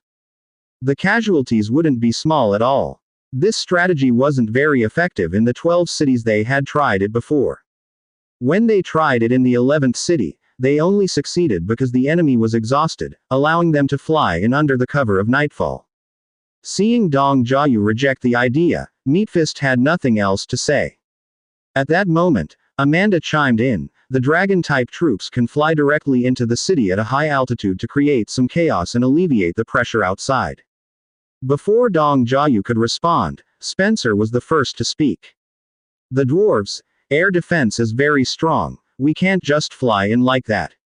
If we could, taking down this city wouldn't be difficult. Being a dragon clan's living dead, if they were to storm the city by air, he would naturally be the one to lead the way in. But he didn't want to take that risk. From a high altitude, they would have a hard time threatening you. Amanda responded. It would be hard, not impossible. Spencer retorted. Dong Jiayu looked at the two of them and said, let's not rush. This is only the first day, we can afford to wait. She didn't want Spencer to take the risk either. If the orange hero died inside, she wouldn't be able to explain it to Fang Hao. Okay, let's continue with the attack then. I'll try to gather more gold. Dong Jiayu whispered. Everyone nodded and left one after another. The next day, in the early morning, the sound of cannon fire and gunfire still resonated throughout the entire battlefield. The entire sky was shrouded in thick smoke. The air was filled with a pungent smell. By the morning, the piles of skeletons beneath the city resembled a mountain. The dwarves feared that the enemy could use these mountains of corpses to climb the city walls. This was the third time they poured oil over the piles of bones and set them on fire. However, the stones they hurled down still amounted to quite a large mound. The highest point reached about 7 to 8 meters high. Even though compared to the towering walls of the city this height was insignificant, the dwarves started to decrease the amount of stones thrown to avoid increasing the height further. Similarly, over the span of the night, Undead climbed the walls over 10 times using various methods. Though they were finally repelled by the dwarves each time, it led to some casualties and damage to the defensive equipment. Add to that the concentrated assault from the archers outside, and you've got tens of thousands injured and several thousand dead within a single night. Faced with an army of the undead this large, these results were already considered excellent. Any other enemy would have retreated after such a long and fruitless siege. But the undead below did not, as after last night's battle, there seemed to be no significant change in the situation. The endless sea of undead soldiers still remained. Only the continuously decreasing amount of ammunition reminded them that the war was still ongoing. Atop the city wall, Frederick, clad in armor, his hand resting on the hilt of his sword, loudly declared, "Victory will ultimately be ours. Our ancestors will bless Eight Peaks Mountain, the great god of craftsmanship and forging will protect Grey Iron City, Rune His Majesty will lead us to victory and defeat these damned undead. Long live His Majesty Rune, the dwarves are sure to win. Long live King Rune, the dwarves will prevail." The dwarves raised their arms and shouted, the noise momentarily even drowning out the sound of the cannons outside the city. Their fighting spirit was high. Frederick nodded, continuing, "Very well, everyone to take the places of your comrades on the walls. Hold this city wall." All the dwarves immediately sprang into action, dashing to the city walls, relieving the soldiers on duty. But once they were at the top, witnessing the unchanging undead outside the city, their recent ardor and morale instantly turned into fear and helplessness. One day and one night, the city was filled with injured, while the undead outside remained unchanged. "Is there any hope left? Hurry, get to your positions, don't dally." A urging voice came from the side. The soldiers numbly climbed onto the city walls, replacing their remaining comrades. continuing to operate siege equipment for the defense. On the same morning, after a simple wash, Fang Hao was already sitting in the Great Hall. Across from him was a goblin cradling a hot tea, a grin spread across his face. "Mr. Fang Hao, I hope my interruption didn't disturb your beautiful sleep," the petite goblin said.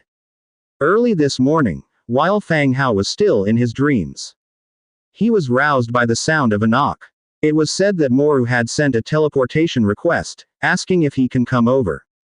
Fang Hao moved the fox tail from his body, then remembered who Moru was. He was the familiar goblin teller at the Trade Alliance post. Unsure of his intentions, he allowed the goblin in. Then, after washing up, he went directly downstairs to meet this well-dressed goblin teller. "No, not at all. I'm actually delighted to see Mr. Moru." Fang Hao smiled, responding. He wanted to say it added luster to the occasion. But he was worried that Moru wouldn't understand, what with the cultural differences, and decided to choose a simpler phrase instead. As long as it got the meaning across. Moru also nodded with a smile, soon dropping the niceties, and got straight to the point. "Mr. Fang Hao, have you heard about the recent undead attack on Eight Peaks Mountain?" Fang Hao was slightly taken aback. The Trade Alliance is a neutral force. It wouldn't participate in any faction fights, nor would it disclose any information to any faction. Everything was done from a neutral standpoint, and they managed to maintain it rather well. Now, raising this issue all of a sudden surely meant something was up. Seeing Fang Hao's dubious expression, Moru quickly clarified, "No need to think too much, Mr. Fang Hao. The Trade Alliance maintains absolute neutrality. We just wanted to inquire about this matter privately." Fang Hao retreated his gaze and replied, "I've heard about it too and have been planning on sending troops to assist Eight Peaks Mountain.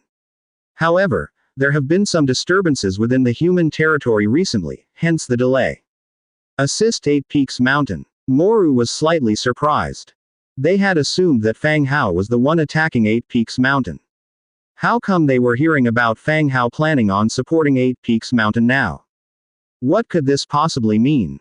Yes, the Federal Conference has ordered all cities to send troops to aid Eight Peaks Mountain. Unfortunately, due to the cold weather and snow, things have been delayed. Fang Hao responded calmly. Looking out from the window to the skeletons passing by now and then, Moru thought to himself, "As if I'm going to believe you. Humans would probably accept a skeleton before they accept you." Without waiting for Moru's response, Fang Hao asked first, "Mr. Moru, why bring up Eight Peaks Mountain? Is something happening there?" After a thought, Moru decided to directly explain the situation. Placing down his cup of water, he said, "The dwarves from Grey Iron City approached the Trade Alliance, hoping that we could mediate to defuse the situation. But based on the information given by the dwarves, we couldn't ascertain anything. All we know is that a large number of undead and a transmigrator female is commanding them." Oh, now Fang Hao understood. The Trade Alliance deduced that Fang Hao was connected with the attack on the dwarves, based on these two pieces of information. But there was no solid proof. After listening, Fang Hao's expression didn't change. Shaking his head, he said, "I'm not too sure about what's happening at Eight Peaks Mountain. There are many transmigrators, and I surely do not know all of them." Rune nodded. After pondering a while, he still said, "Ah, it's a pity." Rune wished to put an end to the war and was ready to offer a certain compensation. Hearing Moru's words, Fang Hao continued his line of questioning. "Dwarves are quite wealthy, so their compensation must be very generous, right?" Moru slapped his thigh. "Oh, it's not just generous, otherwise we wouldn't have needed the Trade Alliance to mediate, Mr. Fang Hao. Would you like to hear about it?" Fang Hao raised an eyebrow. "Go on." Moru pulled out a small notebook, gently opened it, and began to read. 5 million gold coins, 150,000 in-house produced gemstones, 20,000 pieces of artifacts from the Dwarven royal family. For the next 5 years, providing 100,000 muskets, 50,000 cannons, as well as 20% of the profits from the mines. Oh, and 2,000 dwarven beauties, that's it. Moru finished reciting the items listed after a while. It was clear to see that the dwarves had been impoverished by this war. The upfront resources they could provide were limited, their most valuable assets were to be provided in installments. Including the 100,000 muskets and 50,000 cannons over the next 5 years, as well as 20% of the profits from their mines. These were more valuable than 5 million gold coins. It was truly a maximum level squeeze on the dwarves' productivity for the next 5 years. Mr. Fang Hao, what do you think of the dwarves' compensation? Moru asked with a smile. Fang Hao dismissed it. It's average. If you think this is average. Moru was at a loss for words. Haha, what does their business have to do with us? Come on, I'll take you to see the new factories we've set up. Maybe the trade alliance can sell our products in the future. It's bound to be a big hit. Fang Hao laughed and walked towards the door, dragging Moru with him. Moru had to follow him reluctantly.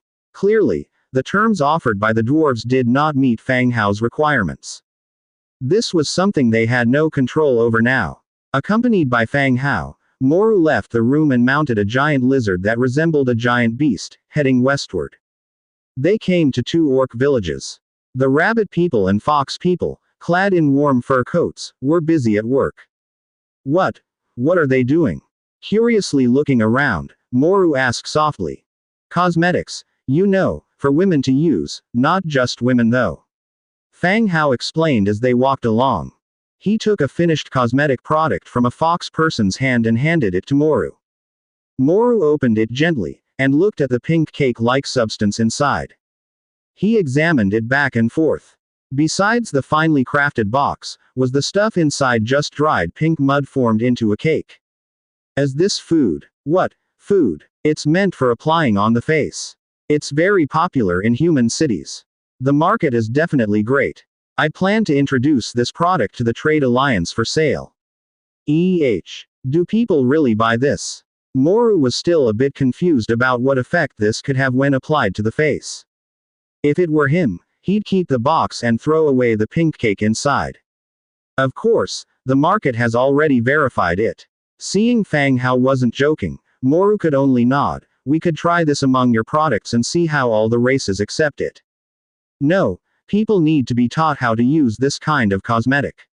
I plan to buy a store in the station to specifically sell this cosmetic.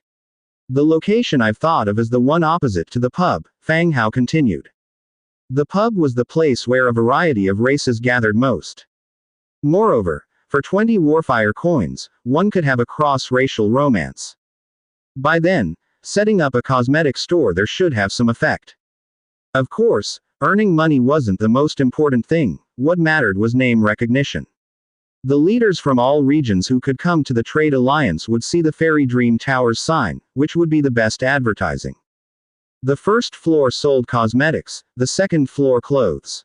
By that time, his brand would be known to all powers in the whole area. Moru looked even more astonished. The store space in the Trade Alliance is very expensive, and you need approval. I know. Regarding the approval, Mr. Moru, I need your help to figure out how to go about this process, Fang Hao softly replied. Seeing Fang Hao's seriousness, Moru stopped saying anything else. He only nodded in agreement. Okay, I'll handle the approval for you. As for the price, we'll have to see what the higher-ups say. Haha, no problem. Fang Hao laughed loudly, led Moru on a large tour around the village, then rode the giant lizard back to the city. When the two of them returned to the city, they had lunch together before Fang Hao sent Moru off. This goblin clerk kept praising how delicious the food was at Fang Hao's. If he opened a restaurant at the station, it would definitely make more money than those damned cosmetics. Fang Hao only gave a slight smile, not saying much. The dishes were delicious because of Aira's good cooking skills, attributed to her master chef property. That's why she made such delicious dishes. He would not want to send Aira out just for the sake of making some small change. As the first person to accompany him, it was okay for her to be busy at home. It's different with cosmetics. The factory produced them, they were directly sold in all the stores. Moreover, the selling power of cosmetics could be even stronger than Moru imagined. The ladies and the noble women in Silver Wing City had already proven this concept. After seeing Moru off, Fang Hao returned to the Lord's mansion. The weather had gotten colder, so it was impossible to sunbathe now. In the backyard, the rocking chair's arc-shaped legs were frozen to the ground, it couldn't be rocked anymore. He had just sat down in the hall. Footsteps sounded outside the door again. Soon, the skeleton merchant, Dujin, walked straight in. Dujin was still dressed in a neat suit, holding a hardwood cane in his hand. Like a noble gentleman of the human clan, when not looking at his face. Good afternoon, respected lord. Getting to the middle, Dujin bowed slightly. Good afternoon, Dujin, what brings you here? Fang Hao motioned for him to sit down and speak. Dujin sat down on the side, and quietly spoke, Sir, I am here to report on the collection status of the materials for the Wish Pond. Hearing this, Fang Hao instantly perked up. The Wish Pond was an orange blueprint he was awarded just after he transmigrated. The functionality was quite magical. It consumes a fixed quantity of basic resources every week to make wishes, and there is a chance to receive rewards. Previously, Fang Hao had been keeping an eye on the building materials, and when he went to Silver Wing City, he entrusted this task to Dujin.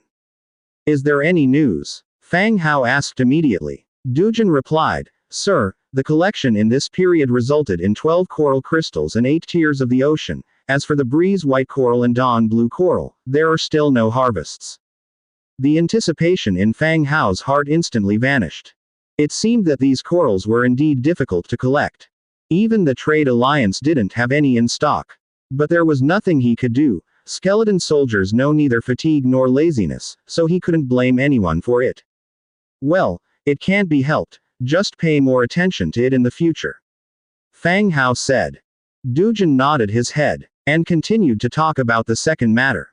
Sir, the second thing is, the potion that Master Alchemist was asked to make by Bachelor Nelson in the Trade Alliance has been completed. I brought it here for you. The alchemist said that there would be a strong stinging sensation when taking the potion, and soaking in cold water could effectively alleviate some of the pain.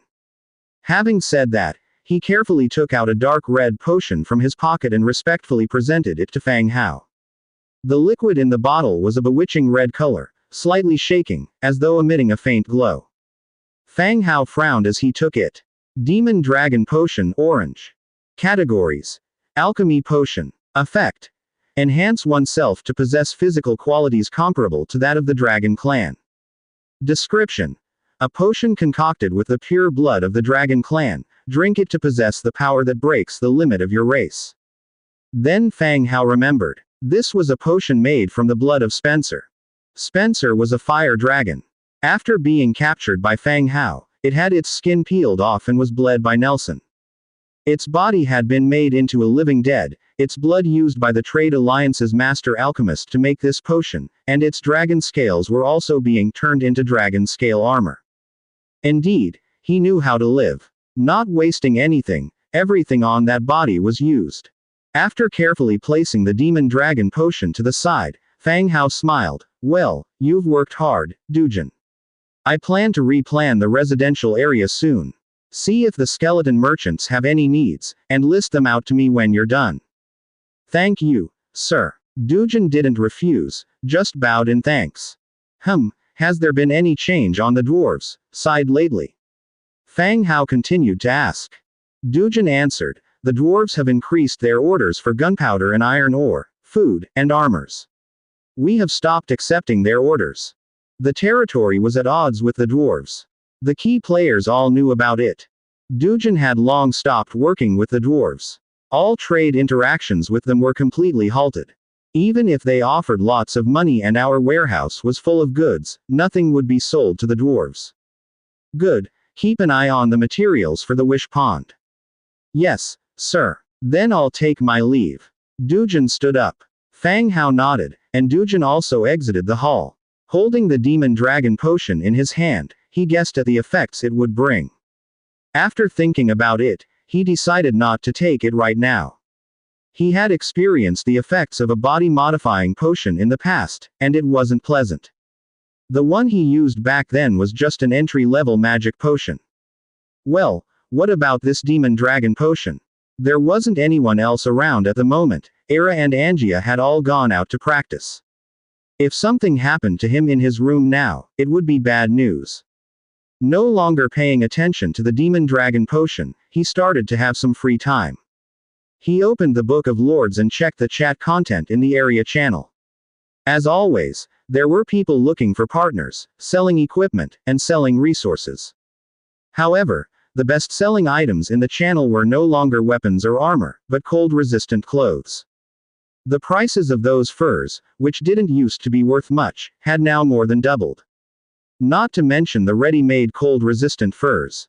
Over at Fang Hao's side, thanks to the efforts of all tailors, they had a large number of fur-warming robes and fur-warming trousers at their disposal. But he didn't sell them in the group chat. First, he needed to ensure the demand of the transmigrators in his territory and the affiliated cities. If there were surpluses later, he would then sell them in the channel. Besides buying winter clothes, more and more transmigrator alliances started to emerge. Actually, alliance tokens weren't rare items. They could be bought from some traders or from shops in the trade alliance. The formation of alliances allowed players to band together for warmth.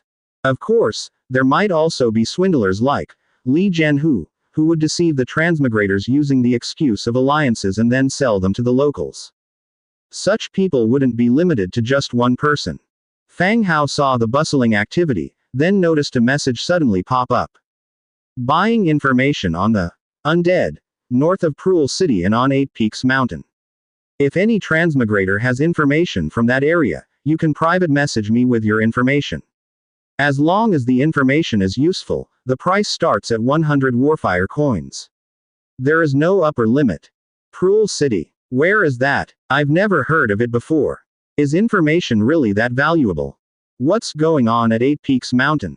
I have a friend staying around that area. I heard it's the dwarf's territory. Message after message popped up with people asking about the two places. However, the other party didn't respond. Maybe someone was already selling them information. Fang Hao frowned, opening up the person's information panel. Cao Zhengji. From what he remembered, there didn't seem to be any news from this person. Fang Hao thought for a moment, then contacted Fu Lei and sent him a screenshot. Soon, Fu Lei sent back a reply. Boss, he gave me 100 Warfire coins after I mentioned that there was undead activity north of Cruel City, and asked me to continue investigating for more information, promising to pay more. Big spender. Just one sentence, without a single picture, was worth 100 coins. This person really isn't short on money. Fang Hao replied, asking, do you know his identity? Unclear, Fu Lei responded. I only know that he's somewhere around Silver Wing City, gathering intelligence for his boss. He didn't say anything more than that. Silver Wing City. He didn't have many enemies over there, only a few. Who could it be? Keep in contact with him, occasionally leak some unimportant information, and try your best to find out his identity. Got it, boss. The two ended their chat. Fang Hao continued to browse the chat, considering who might be investigating him. Dusk. A group of maids, dragging their tired bodies, returned to their lodging. Only Angia still had a full spirit. With the red general on her shoulder, she walked in with strides. Behind her, Era and Little White looked a bit disheveled. Era's ears had drooped, and Little White was also hanging his head low. Now, Little White regretted returning to the estate to spend the winter. The two of them flopped onto chairs, completely dispirited. How have the last few days been? Seeing their state, Fang Hao turned to Angia to ask. While feeding the parrot, Angia replied, it's not as easy as it looks. They have a weak foundation. They should have started training from a young age. Fang Hao checked the ranks of the two. Rabbitman Clan Warrior, 5th rank. Foxman Tribe Warrior, 3rd rank. Era and Little White had both consumed strength potions, hence by default, they became warriors. Era had advanced to the 5th rank, while Little White reached the 3rd. There was some progress after all. Angia, get someone to prepare a tub of cold water. I'll take a potion later, keep an eye on me. Fang Hao instructed. All right. Angia got up, and told a skeleton at the door to fetch some cold water. Soon. In the bathroom, the bathtub was filled with cold water. Fang Hao tested the water, it was chilling. After thinking it over, he decided to first drink the potion outside and assess the situation before entering the bathtub. Otherwise, soaking in cold water in this weather, regardless of whether he would catch a cold or not, would still be a torture. Having decided, he promptly opened the stopper and drained the potion in one gulp. The dark red potion was swallowed. A strange, fishy sweet taste made one want to vomit. Soon after, he could feel his body starting to heat up, his skin turning red, and smoke wafting off of him. It was as if he had just been taken off the grill, freshly cooked. The heat persisted, and both his muscles and bones throbbed with an agonizing pain, as if every bit of his flesh was being pierced over and over by countless fine needles. Fang Hao's forehead was instantly covered in veins, and before he had time to strip off his clothes, he got right into the bathtub. Hiss. A sound echoed as if a hot iron had been put into water, and steam rose from the tub once again. However, it seemed like the pain on Fang Hao's body was indeed alleviated to some extent. At least it wasn't getting worse. Fang Hao's reaction scared the hell out of Angia, who was by his side. She immediately rushed over, fanning away the steam before asking anxiously, "Fang Hao, how are you feeling?" Fully submerged in the water, Fang Hao could vaguely hear the question from outside. He emerged, saying, "I'm fine, just have someone pour in some cold water."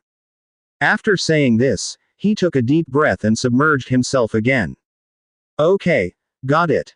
Angia immediately ran out and summoned several skeletons to transport cold water to the bath. Bucket after bucket of cold water was brought in and poured into the tub. However, the temperature of the bath water remained high as steam continued to rise.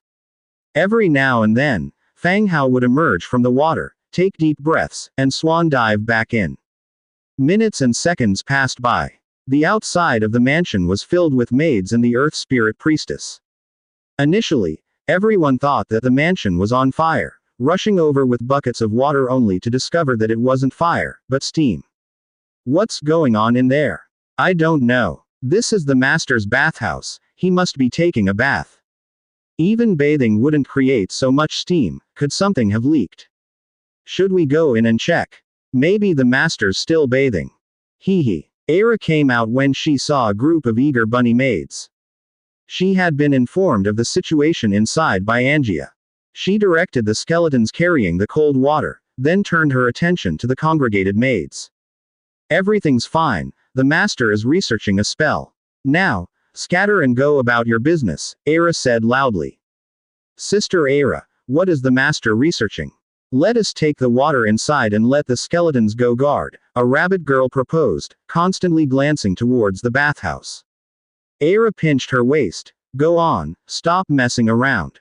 Hee hee. The bunny girls immediately scattered, but were still whispering amongst themselves.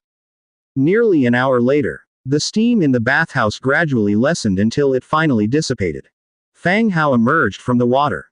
He told the skeleton about to pour cold water, "Stop, no need to continue.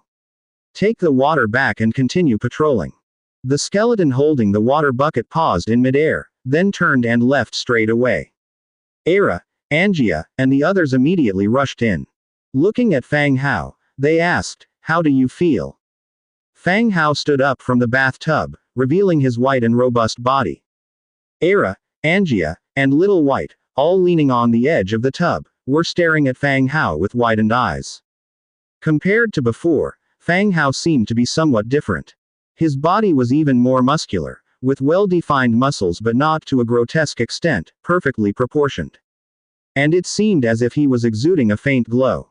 He looked even whiter and smoother than women, which was somewhat captivating. "What are you looking at?" Fang Hao casually picked up a towel and draped it over him.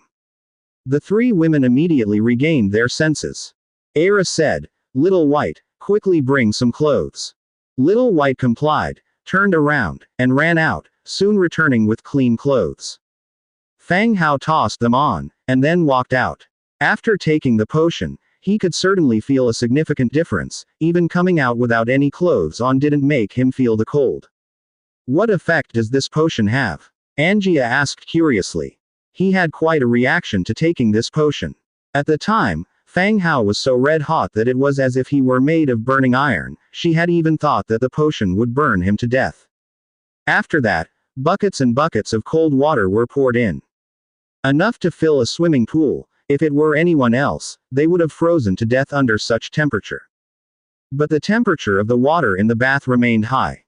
Thankfully, the outcome was good, and Fang Hao was unscathed. It was clear that his physical condition had significantly improved. Fang Hao didn't reply, as he was checking the prompt that had just popped up. Unlock. Dragon Body. Dragon Body. 1. You will have a physical strength close to that of the Dragon Clan. 2. Your blood contains the power of flames, boosting fire elemental magic power by 80%. Good heavens, 2 abilities were provided. One was physical strength, the other was an enhancement of fire elemental magic. Previously, he had planned to focus on flame magic, but after devouring the divinity of Thunder Elemental, he planned to switch to Thunder Elemental. But now, the power of flames had been boosted. Anyway, it didn't matter, he could learn both kinds of magic, and boosting their power would be a good thing for him. It would be even better if the power of every attribute of magic could be increased. Currently, the actual numerical value of the Dragon Clan's physical strength wasn't given. The exact nature and effect of this ability might differ according to species or one's absorption capability. We still need to test its effect. Where is the light feather dagger? Fang Hao asked. Here it is. Angia took out the light feather dagger from her clothes. Fang Hao took it over and pulled out the beautifully designed dagger. He gently pricked it on the back of his hand. As the sharp tip of the blade barely touched his skin, a radiant light appeared, resulting in a pattern similar to scales at the pricked spot. The light flowed through the scale-like pattern, fending off the sharp blade at the tip. The flesh indented under pressure, but the skin remained intact. Wow! The 3 women widened their eyes, staring incredulously at the scene. Fang Hao was also somewhat surprised. This scale armor was somehow similar to Demetria's, but there were clear differences. Demetria's is a natural defense, with layers of scales growing on the outer body for protection. What Fang Hao has is hidden beneath the skin, which only manifests as a pattern to ward off damages when attacked. The effect is excellent. Oh, I know why your body subtly glows. It's the light from these armor scales, so cool, Angia exclaimed with surprise. Fang Hao, too, was pleased. Come on, Angia, give me a punch, not on the face but the arm. Okay. Angia threw a punch. Thud. A muffled thump sounded as her fist landed on his bicep. Just as Fang Hao tensed his muscle, the punch descended. He slid horizontally several yards before coming to a stop. It truly hurt, but there was no harm done.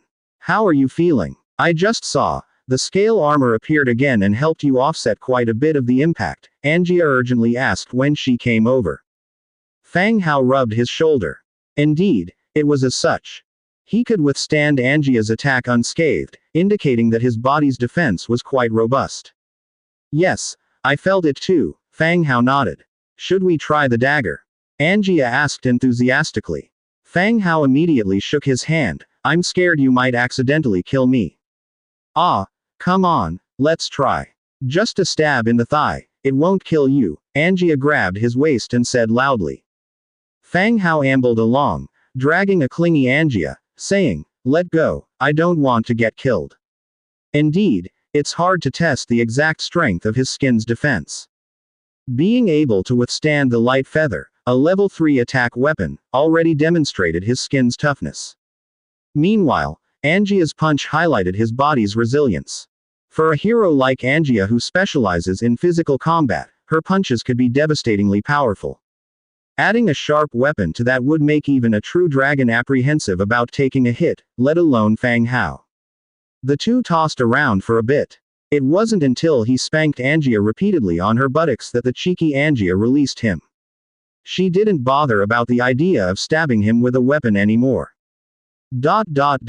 Silver Wing City. The domain of Shu Haid. The 11th level city walls loomed large and formidable. The soldiers clad in church armor, their eyes cold and stern, patrolled while eyeing the scene below. Within the buildings, rows of houses lay in neat arrangement.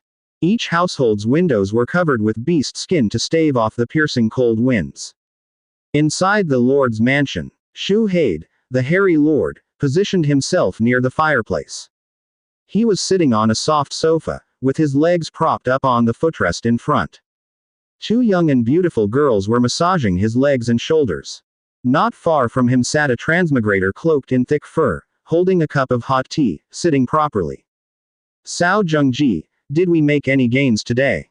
Shuhade asked without opening his eyes. The man who was sitting according to the rules at one side, promptly put down his teacup and anxiously said, Mr. Shuhade, I have conducted investigations through various channels. From several transmigrators, we can find out that indeed the undead have appeared to the north of Cruel City, and their numbers are not small. The war on Eight Peaks Mountain is very intense. The sound of cannon fire can be heard from a great distance, and it has been ringing for several days without stopping. The transmigrator who was gathering intelligence in the channel was Cao Zhengji. Unfortunately, the information he got was not much, and it was all rather superficial. Is that all? Shuhade was somewhat displeased. Was he supposed to ask for such information? He could have guessed it himself. Cao Zhengji immediately said, Sir, we have to gather information bit by bit. If someone directly tells us valuable information, it's very likely that it's a trap set by the enemy. Shuhade, who had closed his eyes, suddenly opened them and looked pointedly at Cao Zhengji. You make a valid point. Cao Zhengji felt numb under his gaze. He almost knelt down to apologize, but he didn't expect to hear such words instead. After a moment of thought, he continued, I've paid those providing information a certain amount, and promised them that as long as the information is useful, the rewards will indeed satisfy them. These people will need money during the winter, so I expect useful information to come in sooner rather than later. Shuhade nodded, speaking in a nonchalant tone. Well done. Don't worry about the cost. As long as we can get information, I will compensate you no matter how much it is. Cao Zhengji immediately showed a smile. Sir is generous, I will certainly do my best for you. Both of them were transmigrators. However, Shuhade preferred to be called Sir. In the channel, he didn't feel like other titles, such as Boss or Big Bro, represented his status as well as Sir did. By the way, do you know about Li Rong's territory? Shuhade continued. Li Rong, the owner of the Fairy Dream Tower. In Silver Wing City, Li Rong was more famous than Shuhade. But her status was far less than that of Shuhade. One was a shop owner whom the transmigrators in the city supported, while the other was a saint of the church, enjoying high status by virtue of the church. Yes. Assign some people to check her out. Shuhade said. Cao Zhengji frowned. Check her out. Seeing that Cao Zhengji didn't understand, Shuhade stated plainly, she's closely associated with my enemies. With that said, Cao Zhengji understood the real meaning behind his order to check her out. It was nothing but making trouble for her. This made Cao Zhengji hesitate, as he was also doing things for Shuhade recently. As for Li Rong, she held a high position in the hearts of the transmigrators in Silver Wing City. He believed that if Li Rong made a rallying call in Silver Wing City, every household of transmigrators would come out with pots and pans to fight. Making trouble for her seemed like making enemies for himself. Just when he was hesitating, Shuhade asked, Are you scared? He had received a lot of benefits from Shuhade. Saying he was scared or wanting to quit now would probably mean he couldn't even walk out the door. No, it's just that bullying a woman is somewhat dishonorable. Cao Zhengji said. He was also reminding Shuhade that it wouldn't look good if word got out that he, with his status, was bullying a woman. Shuhade sneered. Just do it, it's just a reminder. Cao Zhengji had no choice but to nod and agree. Understood, sir. I'll handle it in the next couple of days. Do so. Inform me promptly if there is any news. Yes, I'll withdraw then. Shuhade nodded, allowing Cao Zhengji to slowly leave the room. When he left, a gust of cold wind blew across, relieving him with a sigh of relief. He wasn't sure if getting involved in this was a good thing or not. Gray Iron City. Inside the royal palace, Rune's attire was not fine, and the crown on his head was a bit crooked. He was still holding a scepter in his hand, but he kept switching hands and even wiped the sweat from his palm from time to time. Beneath him, a minister began to speak. Your Majesty, we have received a message from the Trade Alliance. Rune nodded. What did they say? The minister's face looked very bad, hesitating as if he had something to say but withheld it in. Rune gave a heavy knock with his scepter, and the minister immediately spoke up. The Trade Alliance said they have dispatched people to contact all powers related to the undead, and the dwarfs' proposed price has also been sent out, but still no reply was received. After a slight pause, the minister continued. The Trade Alliance said they have tried their best but have no ability to intervene in this matter. As soon as the minister finished speaking, the whole room fell silent. The Trade Alliance couldn't mediate, their last hope was gone. Rune, seated on the throne, turned pale. Was Grey Iron City about to fall under his rule? He'd only been in power for a few months. How can this be? They don't accept our compensation. Rune hastily asked. There was no response from below. At this point, the situation was very clear. The Trade Alliance must have figured out which side the undead were on. Otherwise, they wouldn't have said the opposing side was not accepting compensation. The undead clearly had the advantage, why would they easily end the war? Seeing no one speaking below, Rune suppressed his anxiety and continued, is there any other solution? Every day countless soldiers die in this war, who can tell me how to end it? Still, there was silence. The ministers, who used to be active and vied to show their wisdom in front of Rune, all fell silent in an instant. Each was nervous, their eyes darting. Who could think of any other solutions? Everyone was thinking about their own retreat.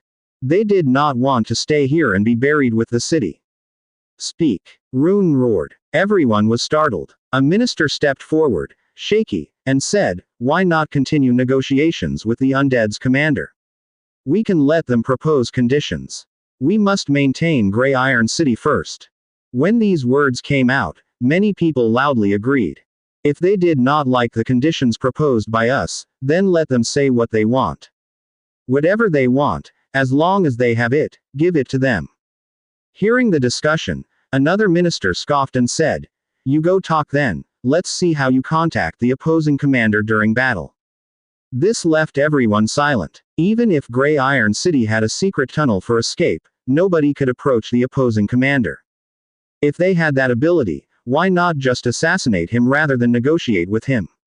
Is there any other way? Rune continued to ask. The minister who just rebutted stepped forward and said, Your Highness, if the negotiation fails, have you considered using the services of the House of Faceless? They provide assassination tasks. He did not continue, but everyone understood his meaning. The House of Faceless is a necessity yet anathema to every city. They need them for gathering intelligence, but fear that their own intelligence will be leaked. Many cities have already started to eliminate the Faceless, including Grey Iron City, although it seemed they hadn't been completely eradicated here yet. Rune was somewhat hesitant. The Faceless in the city have been taken care of. Your Highness, you don't need to worry about this. I know a friend who can contact the Faceless. It just depends on whether you want to consider it or not. The minister looked directly at Rune on the throne. Everyone could sense something was off with this minister. His demeanor, his tone. He was the one who had contact with the Faceless. Rune rushed to conclusions. A cold huff. HMPH. The Faceless are common enemies of all races, as hateful as the undead. This is off the table. We will not be asking them for assistance. After being rebuked, the minister remained silent and drew back. The others also said a few words here and there. There were only a few options, none of them effective. With the discussion leading nowhere, it didn't take long before the meeting was adjourned. When everyone had left, inside the royal palace's study, Rune didn't wait long before seeing his attendant bringing a minister from the back door. Your Highness, the minister greeted. Rune nodded, speaking softly. The matter of the Faceless, you have a way to contact them. The minister didn't hide it. Yes. Rune took a deep breath and continued, how much is needed to assassinate the opposing commander? All our money has been spent on materials, there's not much left. The minister revealed a small smile. Your Highness, the Faceless do not want money. Rune frowned. If not money, then what? Now he could confirm that this minister was with the Faceless. But he couldn't touch him now. Furthermore, he needed him to save Grey Iron City. However, asking for something other than money might be even more serious. The Faceless want you, Your Highness, to join them and become part of them. In return, the Faceless will help solve your problem, assassinate the opposing commander, and even investigate the real instigator behind the scenes and kill them, the minister spoke confidently. Rune was instantly filled with anger.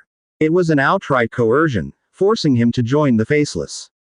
With him joining the Faceless, the entire Grey Iron City and the dwarfs would fall into the hands of the Faceless. Such great ambition these despicable Faceless have. Rune wanted to slap his desk in anger, but restrained himself. What choice did he have now? Would Grey Iron City falling into the hands of the undead be better than him joining the Faceless? At least the Faceless were negotiable, while the undead relentlessly pursued war. He was silent for a long while. The sun set, and the nightstone lit the room. Rune didn't say anything, while the minister silently waited on one side. 2 or 3 hours passed like this. Rune finally sighed, like a deflated ball, devoid of his previous spirit. His voice was filled with fatigue. I can agree, but our deal only takes effect after the opposing commander is killed. The minister smiled. Of course, Your Majesty, but before we act, we can sign a covenant first. With that, he took out a scroll from his bosom. Rune's pupils shrank slightly. He was all ready. The Faceless had calculated everything, but he, a king, had become the most powerless one. The contents of the covenant were simple. After killing the commander of the undead, Rune would become a member of the Faceless. Rune picked up the pen and signed his name on it. Once the covenant was accomplished, it disappeared instantly.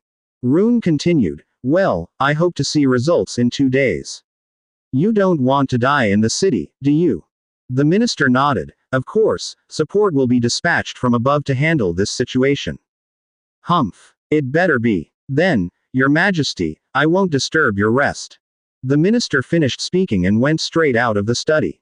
Only Rune was left, sitting at the desk, staring blankly out the window, with the sound of gunfire constantly ringing in his ears. The next day, the sun shone through the window, casting a warm glow. Fang Hao woke up from his dream. Under the warm blanket, Aira, Angia, and Little White were still sound asleep. The demon dragon potion had enhanced his physical capabilities in every aspect. Even if he had to fight on multiple fronts, Fang Hao was always advantageous. He woke up the next day feeling energetic. After rubbing his eyes, he first checked the Book of Lords, and after seeing no new messages, he stepped over the sleeper and got up to wash and brush his teeth. Downstairs, the maids had already gotten up. They were peeking through the doorframe. What's wrong? Fang Hao was curious. Is Angia still not up? The maids hurriedly asked. Fang Hao understood, if it weren't for the fact that by this time Angia would have already been up and training them. Fang Hao thought for a moment and said, you guys rest this morning, and continue training in the afternoon. Yay! Someone cheered. The person who had just shouted was quickly silenced by a maid standing next to them. She quickly said, quiet, what happens if you wake Angia? Yes, let's go, let's leave here. A group of maids hurriedly whispered. The bunny maids were actually not very old at all, usually around 17 or 18, or even younger. In the modern world, at this age, they'd usually be curious and full of vigor. Unfortunately, in this world, reality isn't so forgiving. Fang Hao called out to them, how about this, if any one of you can upgrade to the 8th rank, I'll reward her with 100 gold coins, 50 beautiful clothes, and a box of cosmetics. If you can upgrade to a hero, you'll get your own separate building, your own hot spring, and a decent monthly salary. You can buy whatever you want in the city.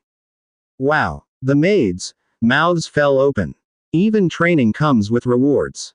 Really? Of course, but there's a time limit to it. Rewards will only be credited if the upgrade is within the year. Fang Hao immediately said. What about us, Master, what about us?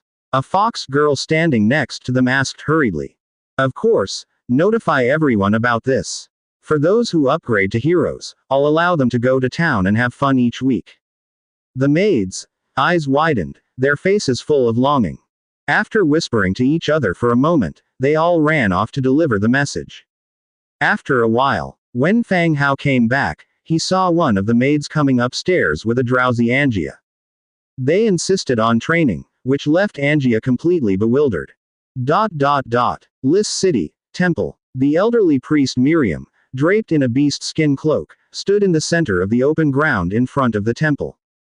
Behind him were carts of supplies that were brought in last night. In front of him, the residents of the city filled the space. Winter had made these people thin and pale. When the cold wind blew, their bodies would shiver uncontrollably. Miriam raised his staff and banged it hard against the side of a cart. Silence, listen to me, all of you, silence. The crowd below gradually quietened down, each lifting their heads to gaze at the old yet spirited priest Miriam. No one knew when this stubborn old priest had seemed to become younger and more energetic. Once everyone had quietened down, Miriam spoke in a loud voice, every winter is a test for humanity. Cold and hunger take away our loved ones, our friends, and even ourselves, while most people are powerless. The people below all cast their eyes downward in unison. It's not the city's nobility that rises early and gathers at the temple. These cold and hungry individuals are seeking help from the temple. But winter is long, and they know that it will be difficult for them to survive it. Miriam continues, to help everyone get through this winter, our gracious city lord has posted several jobs in the city, recruiting militia, constructing the city. As long as you're not slacking off, you can get 2 meals a day and a salary. City lord. Everyone exchanges glances. Has priest Miriam lost her mind? Why is she not mentioning the gifts of the god of light today, but the great city lord? Oh, that's right, how can the gods see their suffering? Priest Miriam, with the freezing cold, where could we construct the city? The ground can't even be dug up. Someone immediately voiced out loud. Miriam looks down at the filthy youngster among the crowd. A smile appears on her wrinkled face. If you can think about this, don't you think the city lord and the lady would do the same? Many people need this job to survive this winter. Everyone understands her words unless they are very slow. She arranges these jobs at this time to give more people work. Oh, I see. Miriam turns her gaze back to everyone and loudly says, do you see the carriage behind me? It's full of supplies sent by the city lord. After registering and confirming your identity, each household can receive winter warding fur and herbs. Really? Can we receive it for free? The more Miriam spoke, the less people believed. The nobility in the city, whether it's the god of light, has ever cared about the lives of the common people. This year is already considered good. The neighboring villages haven't been plagued by bandits, otherwise, many makeshift shelters would have sprung up outside the city. Dead bodies frozen by the roadside are everywhere. This year, not only are there no bandits, but the new city lord of Lis City even sent supplies. This is too good to be true. Miriam isn't angry but calmly says, the city lord has a kind heart and can't bear to see everyone suffer. Now, line up to register. After receiving the supplies, go into the temple to thank the statue of the city lord and then you can go home. The residents immediately form a long queue. They begin to orderly collect the winter supplies. Then they enter into the temple, kneel before the statue of the city lord to give thanks, and leave in groups, chatting about this day at the temple. Except for those who were caught cutting in line, everything went smoothly. Everyone praised the city lord and mentioned how different he is from the other nobles. The same scenario unfolds at all the affiliated temples of the city. Distributing furs and herbs to those who struggle to survive the winter, with the only request being to kneel in thanks before the statue in the temple. Whether it's humans, orcs, or even the tough-skinned trolls, no one would refuse these free items. All they had to do was kneel and bow, that's all. 8 Peaks Mountain. Late at night, the deafening sound of gunfire continues, the earth trembles persistently. The sudden bursts of fire illuminate a figure that runs swiftly. She wears dark clothes, a dark mask that hides her face, revealing only her purple eyes. Like a dark elf, each time she stops, her figure blends with the darkness and disappears. The passing skeleton soldiers, however, do not notice her. She swiftly moves through the darkness. She comes to a tent made of stitched beast skin and stops. She hides in the darkness, silently observing the scene before her. Surrounding the tent are bound spirit guardians emitting green fire. These intelligent undead might detect her traces. But it's not a big problem. The shadow assassin's figure blurs and she disappears back into the darkness. Boom. Boom. Using the sound from the distant gunfire as cover, she crushes the skulls of 2 skeletons. The soul fire quickly extinguishes, followed by the second round of gunfire that cleansed 2 more guards. This left the tent completely defenseless. The shadow assassin smirks, lifts a corner of the tent and crawls in. Avoiding the traps around, she quietly enters the tent. She pulls out a jagged dagger from her waist. She strikes at the person sleeping on the bed. Thud. The sound of the blade piercing flesh, her blade sinking in right down to the handle.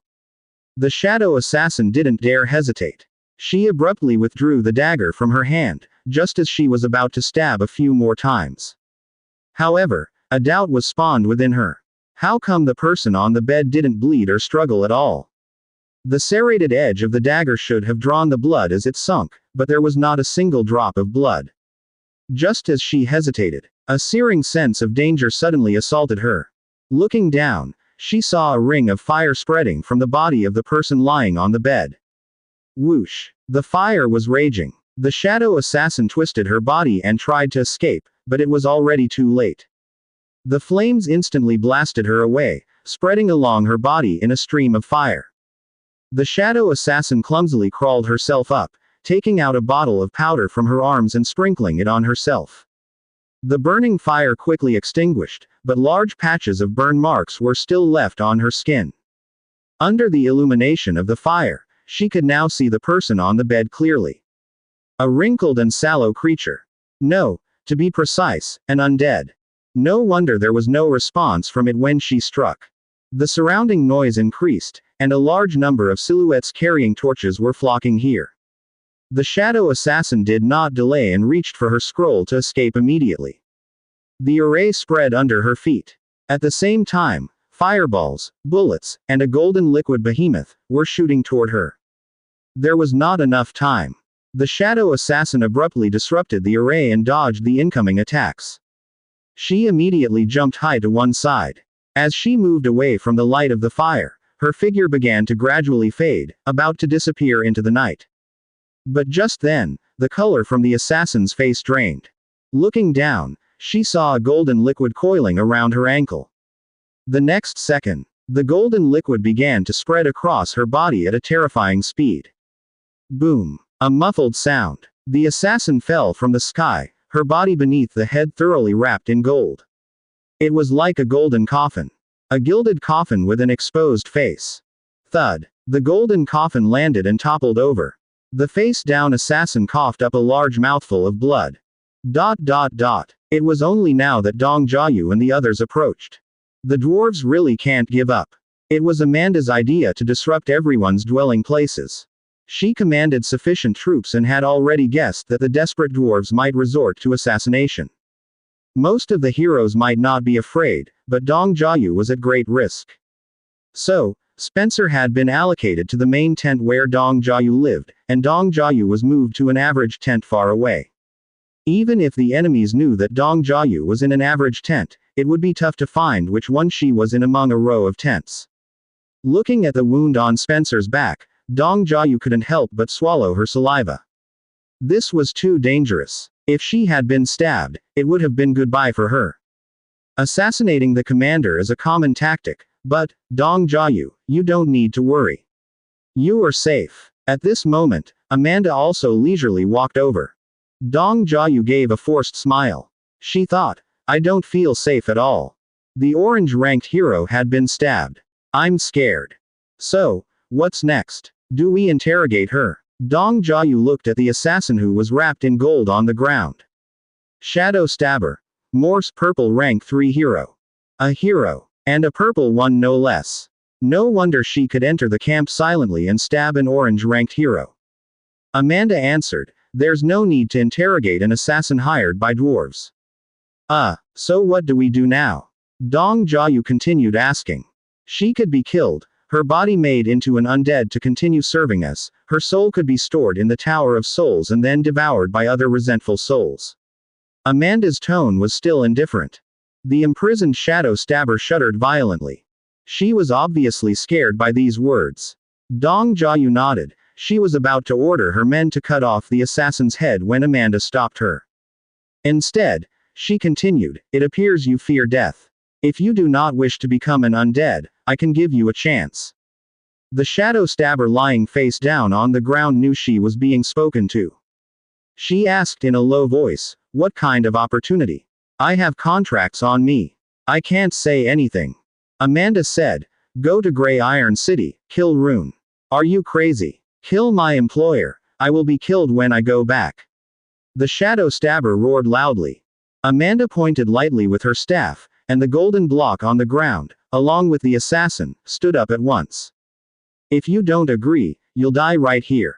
Furthermore, I can also promise you that once you come back successfully, I'll help you remove the contracts from you. After that, work for us. You guys." The shadow stabber sneered, "Is there a difference? Working for the undead or the demons made no difference." Amanda said, "Our leader is a human. You can obtain significant freedom and resources. How about it?" The shadow stabber thought for a moment and said reluctantly, "Do I have a choice?"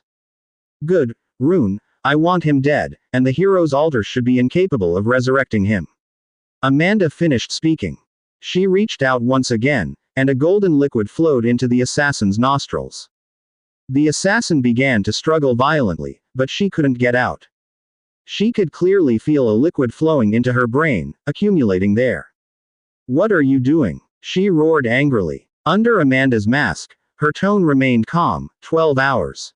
If Rune isn't dead, the liquid in your brain will turn into a hedgehog, piercing your skull. Are you a devil?" The assassin gritted his teeth and said. "What do you think?" With a slight move of Amanda's scepter, the gold formation on the assassin's body liquefied, returning to the necklace around his neck. The assassin was now free to move, but his eyes were fixated on Amanda.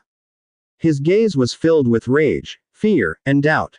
12 hours, remember that, she commanded before turning to leave. Dong Jiayu did not linger either, and they all left the place. After some hesitation, the assassin also turned and disappeared into the night. Upon returning to his quarters, Dong Jiayu immediately summoned 20,000 undead soldiers, barricading all the tents. Not leaving any gap, fearing that someone might attempt to assassinate him in the middle of the night. Time went by gradually. The next day at dusk, the sky began to darken. A huge beast skin tent was lifted open. A figure, covered in blood, with a gloomy face, entered the tent. Just with a casual throw. Thump. A human head rolled to the feet of Dong Jiayu and other heroes. This was the head of a dwarf. Thick beard, and a pair of eyes that refused to close even in death. "This is Rune, remove the thing from my head." Shadow Stabber fixed her gaze on Amanda in the foreground. Amanda did not answer her, but looked at Dong Jiayu instead. The latter nodded, then called out towards the exterior, "Get Belerga over." Soon, footsteps sounded from outside. Belerga, a dwarf looking somewhat disheveled, strode in. Just as he stepped inside the tent, his gaze fell on the head on the floor. Dong Jiayu said, "Belerga, can you tell who this is?" Belerga frowned, leaning over to examine. As soon as he picked up the head, recognized the face, his expression changed drastically, and he retreated several steps. "Rune?" Belerga's eyes were full of disbelief. "Are you sure it's Rune? Take a close look," someone urged. Belerga lifted the head, inspecting it once again with great care. He even checked for any disguises. Eventually, he nodded, "This is Rune. How did he die?" The shadow stabber beside him, her side still dripping with blood, laughed coldly and said, "Of course he's dead. Moreover, I have also destroyed the dwarves' altar. He can't be resurrected. According to our agreement, you can get that thing out of my head, right?" Inside the tent, no one paid any attention to her. Dong Jiayu abruptly stood up and loudly announced, "Now that the dwarves are leaderless, it's the perfect time for a total assault. Everyone prepare." Half an hour later, we launch the total assault to take over Grey Iron City. Yes. Crash. As soon as Dong Jiayu had finished speaking, everyone stood up, heading for the outside. Except Amanda, who stayed behind, watching the shadow stabber, who was extremely weak from excessive blood loss. With a wave of her hand, the liquid gold once again transformed into solid gold blocks, enveloping her. Following that, a thread of gold slowly flowed out from her nose. All right, you just stay here for now. Once this is over, I will release the contract binding you. The shadow stabber was about to say something, but Amanda had already left. She knew herself to be incapable of breaking free from this constraint. So, she had no choice but to close her eyes and keep silent. But she could feel it.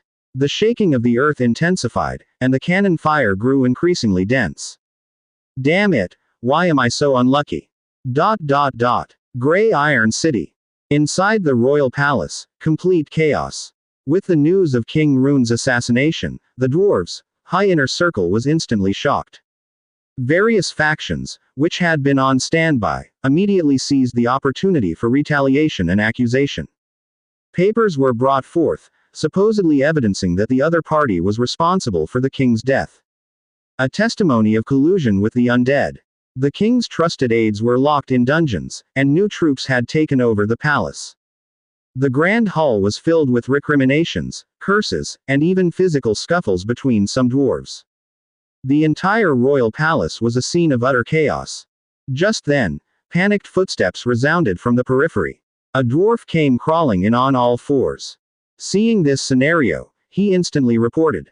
Just now we received news from the ancestral square. The altar cannot operate. His Majesty Rune cannot be resurrected for the time being. The dwarf who relayed this news didn't have a loud voice. Yet it was as if someone had pressed the mute button. The entire royal palace went quiet. The silence was so profound, you could hear a pin drop. Everyone in the hall turned their eyes on the dwarf attendant, as if trying to gauge any hint of deception on his face. What did you say? You have to be responsible for what you said, an elderly minister warned. The dwarf attendant's legs trembled even more severely, but he stuttered. The ancestral square has sent word. They said the altar has been damaged, and it can't operate for now. When can it be fixed? Someone inquired. The attendant replied, it was said that the damage is severe, and the warehouse is lacking materials, so it will take some time. Whispers. As soon as these words came out, the entire room descended into chaos. People were no longer arguing about who was responsible, they began to worry about their lives instead. The undead are fiercely fighting on the periphery, and King Rune cannot be resurrected at present. Without a leader, with all the factions divided, how could they possibly repel the attack of the undead? If the undead break through, it would only be a matter of time before they fell. The atmosphere only grew more chaotic. Before long, a number of people had quietly left, one after the other. Even the soldiers who were supposed to protect the royal family had scattered, leaving only a handful of them behind. In the blink of an eye, only a few worried faces remained in the royal palace. At the city walls, the roaring of cannons and the smoke of gunpowder filled the air. The entire world seemed to be shrouded in thick smoke, severely affecting visibility. Outside the city walls, the land was scarred, with dense, deep pits left by shells in the distance. At the edge of the city wall, skeletons and debris had formed a slope more than 10 meters high. The oil had been depleted, and the dwarves had doused the city walls with a layer of cold water. After freezing, the slippery surface obstructed the undead's climbing. Boom! A shell exploded at the edge of the city wall. Rocks scattered. Dwarf General Frederick dusted off the pebbles from his body. Looking down along the city wall, his gaze became sharper and colder. The undead outside the city started to move. The attacking undead increased in number, and various equipment had re-entered the battlefield. A major offensive was imminent. Quickly, send word, have all the other legions come and defend. The enemy is launching a full-scale attack, bring the equipment from the warehouse too. Frederick shouted. A dwarf standing beside him listened intently. Surrounded by the roar of the shells, he memorized the general's orders. Yes, General, he said, then turned around and ran away. Just as this man left. Whoosh, whoosh, whoosh. A piercing noise echoed in the air. 3 flares were suddenly shot towards the sky. Pop, pop, pop. As the flares exploded in midair, the dense fog overhead cleared up instantaneously, and the orange glow illuminated the night sky. Air units, attack. Sure enough, descending from the mist, were the bone dragons flying rapidly, and attached to them were clusters of skeleton bats. Crackling. Bullets, anti-air crossbow arrows flew towards the sky. The dense bullets, like a giant net, went up to trap the invaders. In an instant, the bodies of the skeleton bats plummeted from the sky. But more skeleton bats immediately took flight. Whiplash. Like a dark storm cloud sweeping down from the heavens, the bats rushed towards the city wall below. The scene was incredibly shocking. Frederick turned pale. The undead had gone mad, attacking at great cost. A large swarm of bats flew into the city wall and began to rip, bite, and eat the dwarves. Meanwhile, the bone dragons in the sky were circling, readying their dragon breath at any moment. Hold on, reinforcements from the other legions will arrive soon, all of you hold on. Frederick shouted loudly, encouraging his soldiers. As his voice fell, a howl echoed in the sky once again. A barrage of arrows rained down. A large number of dwarves were hit and groaned in pain. The black magic bullets were launched again. Drawing an arc in the sky, they blotted out the firmament as if sealing off the sky. They detonated over the city wall from afar. Bang, bang, bang. The dwarves who had not yet left again were bombarded. Bodies and equipment were flung high into the air. Negative energy filled this dwarf formation. Acting like lunatics, the undead initiated an all-out attack. Bone fragments continued to fall from the sky, and the skeletons swarmed to the base of the city wall, stepping over each other, crowding and beginning to ascend. Wave after wave of dwarves clambered up only to perish. Each wave of fallen dwarves was replaced by another, exploiting any tiny gaps to resist the undead onslaught. But there remained a glimmer of hope in the dwarves' hearts. Reinforcements. Only if the rest of the people, currently off duty, returned would they stand a chance of holding the city wall. However, time was ticking away. The undead's golden staircase appeared once again, but the dwarves were too few to resist a large-scale onslaught now. Frederick kept glancing back, his eyes filled with anxiety. This is when he finally saw the soldier who had gone down to deliver the order. He came running over with just 1,000 men. A sense of dread filled Frederick's heart. He asked, "Where are the others? What happened?" The soldier's face was grim. He pulled Frederick aside and said, "General, King Rune was assassinated and cannot be resurrected at the altar. Many ministers in the city have fled, and we can't find the quartermaster. I could only gather this many men." Frederick felt as if he'd been struck by lightning. Rune was dead, and the others had fled. While his men were fighting desperately at the front, those at the back had already escaped. Damn those useless fools. Frederick cursed loudly. He glanced back at his soldiers, his eyes reflected a hint of confusion. What should he do now? Frederick looked back at the soldier beside him and ordered, "You, take your men and burn the quartermaster's repository and the warehouse immediately. Leave no piece of paper behind." "Yes, General." 2 o'clock in the morning. Swish. The undead army swarmed to the city wall like a tidal wave. Dwarfs offering stiff resistance did not necessarily die under swords. More often, they were pushed off the wall by the surging skeletons. Once the wall was breached, the undead's offensive momentum was unstoppable.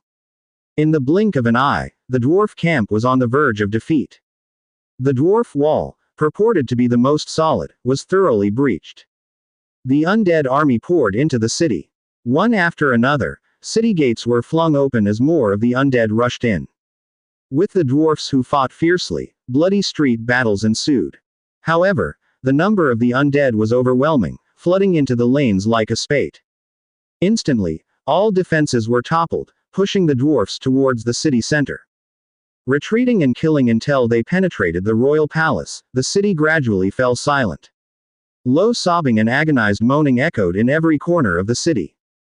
At the same time, Dong Jiayu sent dwarfs into the city. Roaming the city alleys, they shouted, "Don't fight back. As long as you don't resist, you will be safe. Swish. Thud. From a second-floor window, a bullet shot towards the shouting dwarf. The dwarf fell from his horse, fumbling for his head. His head was fine, but when he brushed his hand against something, half an ear appeared in his palm. The dwarf swallowed, feelings of anger rising in his heart. Charge in, kill the people on the second floor, quickly. Skeletons entered the room, killing the dwarf snipers. Gray Iron City gradually fell silent. The city's streets and alleys crawled with undead skeletons, standing still on the streets like sculptures. Occasionally, dwarfs would stroll through, loudly proclaiming that those who surrender would not be killed. Inside the palace, Dong Jiayu sat on a luxurious throne, coldly looking at the dwarf minister brought before her. Belerga, previously a royal successor, gave clear advice on who the upper echelon was. Only then did the dwarfs learn of Belerga's presence in the Undead clan. How are the storage and data archives faring? Dong Jiayu asked, looking grim. These dwarfs are truly hard-hearted. Upon entering, she saw 2 places aflame. Dong Jiayu immediately ordered a fire rescue, but she doubted much could be salvaged considering the intensity of the flames. A human guard whispered a report. My lord, they're still extinguishing the fire. Mainly the data and equipment rooms have been hit. We can confirm the goods and grains warehouses are safe. Upon hearing this, Dong Jiayu breathed a sigh of relief. Thankfully the granary is safe. Otherwise, occupying Gray Iron City this winter would have meant those who surrendered would be a burden. It would either mean killing people, to save on resources, or feeding these people through the winter. Now there's no problem, and one less worry for her. Okay, assign more people to extinguish the fire. We must quell the flames tonight, Dong Jiayu continued to order. Understood, my lord. Once the soldier left, Dong Jiayu's gaze fell back on the dwarfs kneeling before her. A few of them were even heroes. They had all been part of the dwarfs' upper ranks. She coldly said, when you began your pillage of the transmigrators, you instigated this war.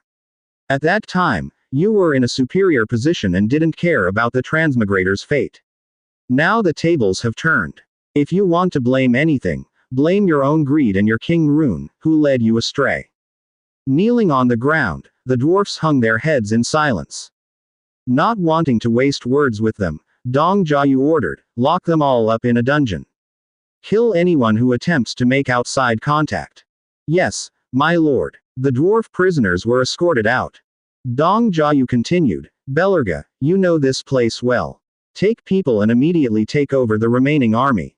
We can't afford them stirring up trouble. Yes. Once Belerga left, Dong Jiayu, having finished her orders, opened the Book of Lords and dispatched a message to Fang Hao. The next day, early morning. After Fang Hao finished dressing and making his toilet, with Era and Little White's help, he donned his noble attire. Wearing a straight and elegant suit, he appeared more dignified and noble. Last night, he received a message from Dong Jiayu. She had taken Gray Iron City. Naturally, he was thrilled at the news. Today, as the leader, he would go to Gray Iron City to take possession of the city and reward his subordinates. Once the final button was in place, the 2 women beamed with satisfaction.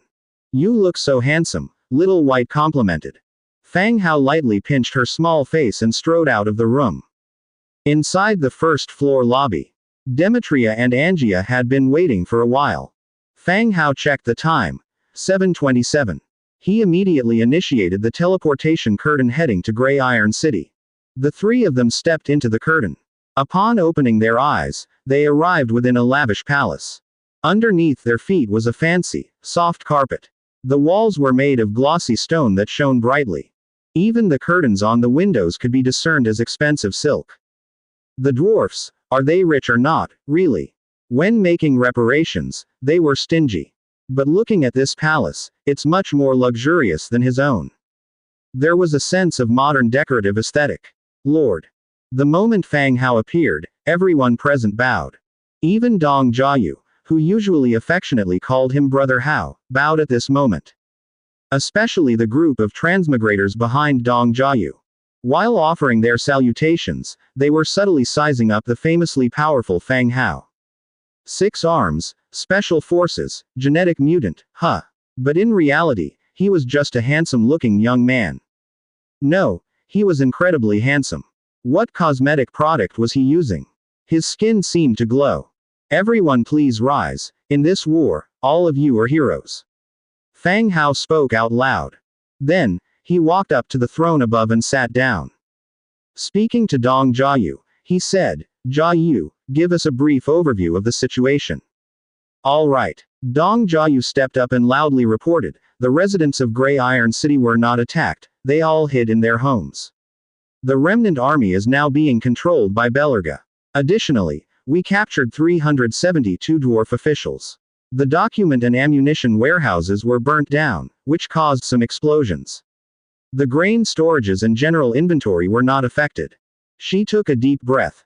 42 royal family members were captured.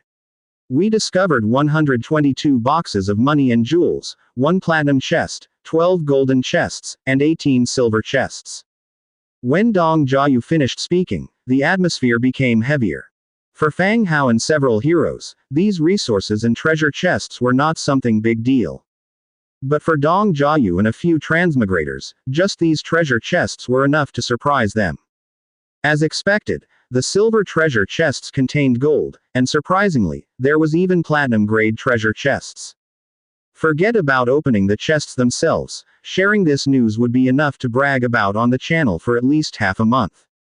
The equipment data was burnt. Fang Hao's eyebrows knitted together instantly. Dong Jiayu nodded and said, seeing that the walls of the city could not be defended, the dwarfs ordered the data and weapon repositories to be burned down. They originally planned to burn down all the other warehouses, but there was a disagreement among them, so they didn't succeed. These guys were pretty ruthless.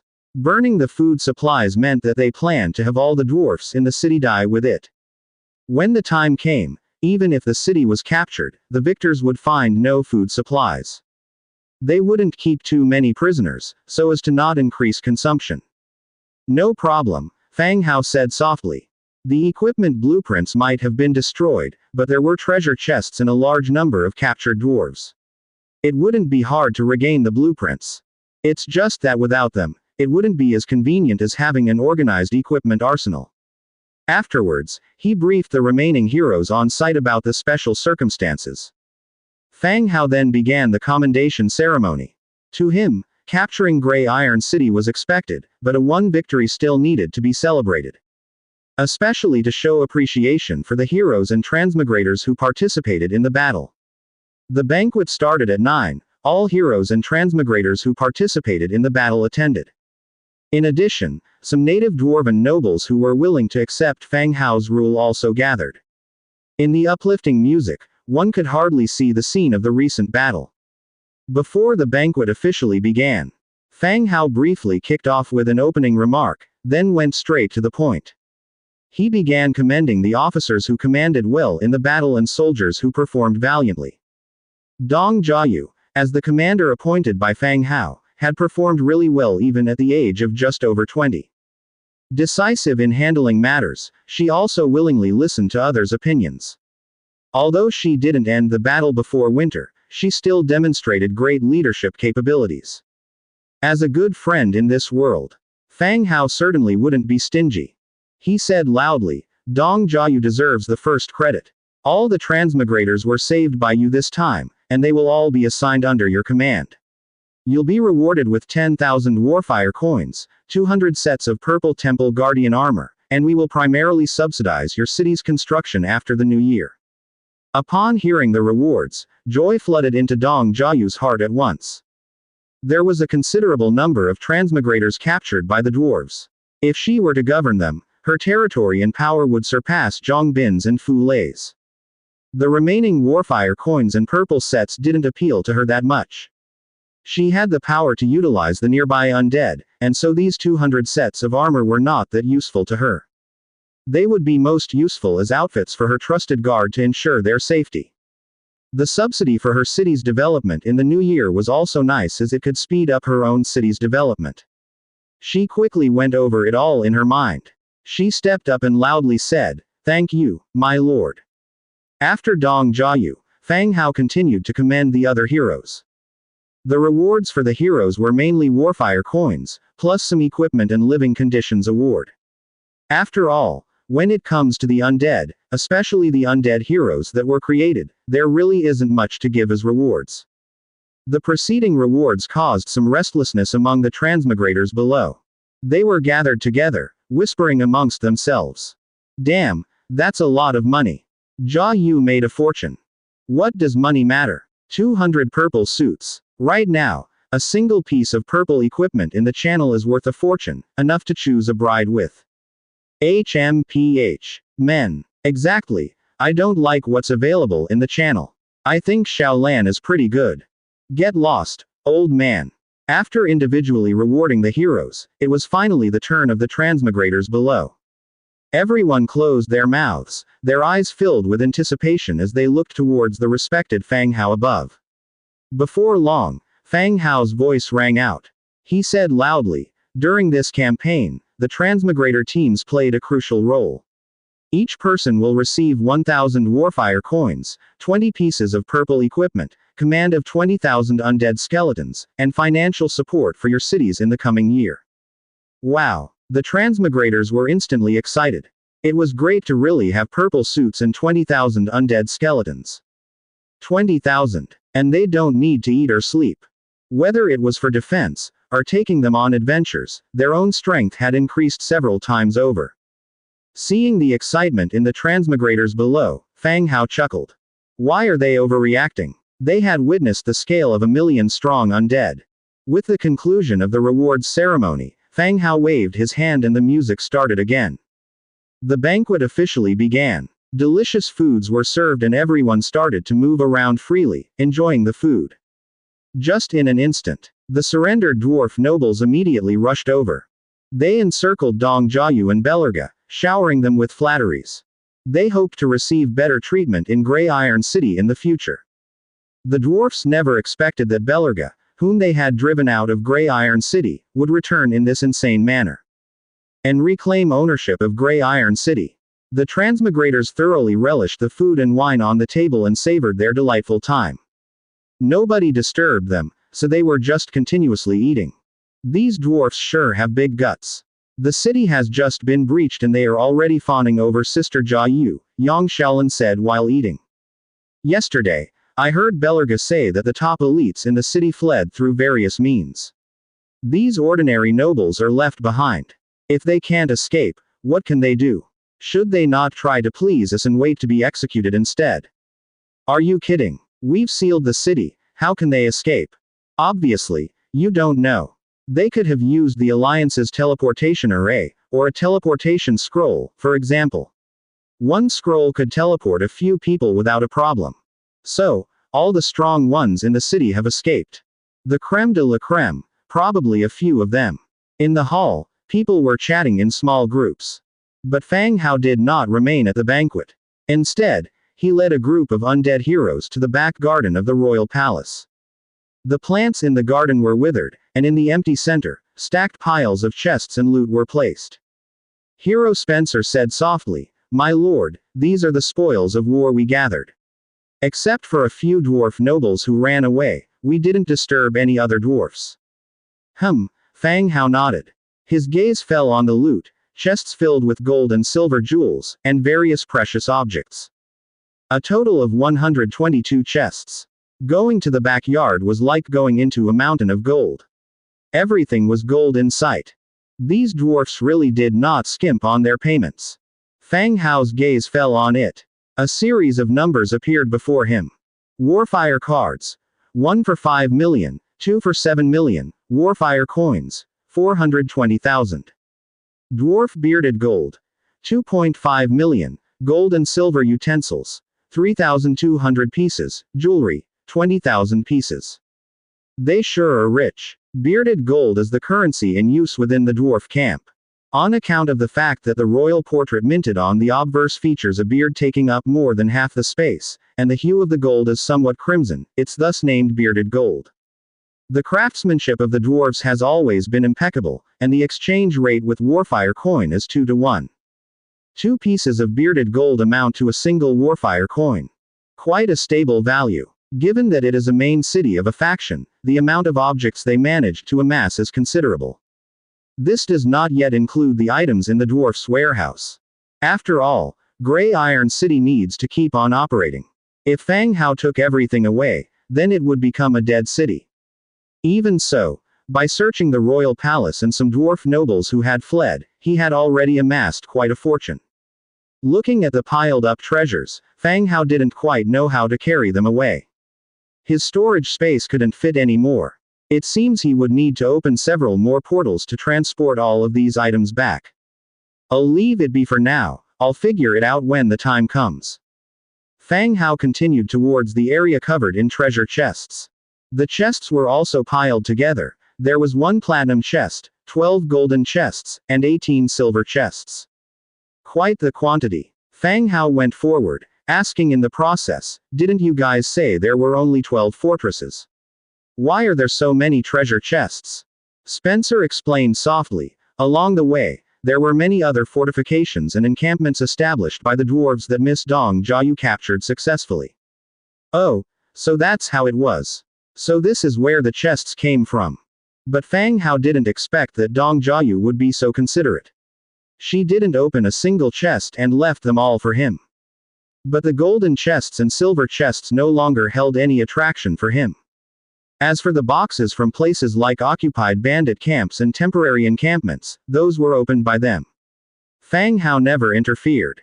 If the platinum chest could produce the blueprints he needed on the first shot, then the gold and silver chests could be awarded to the transmigrators.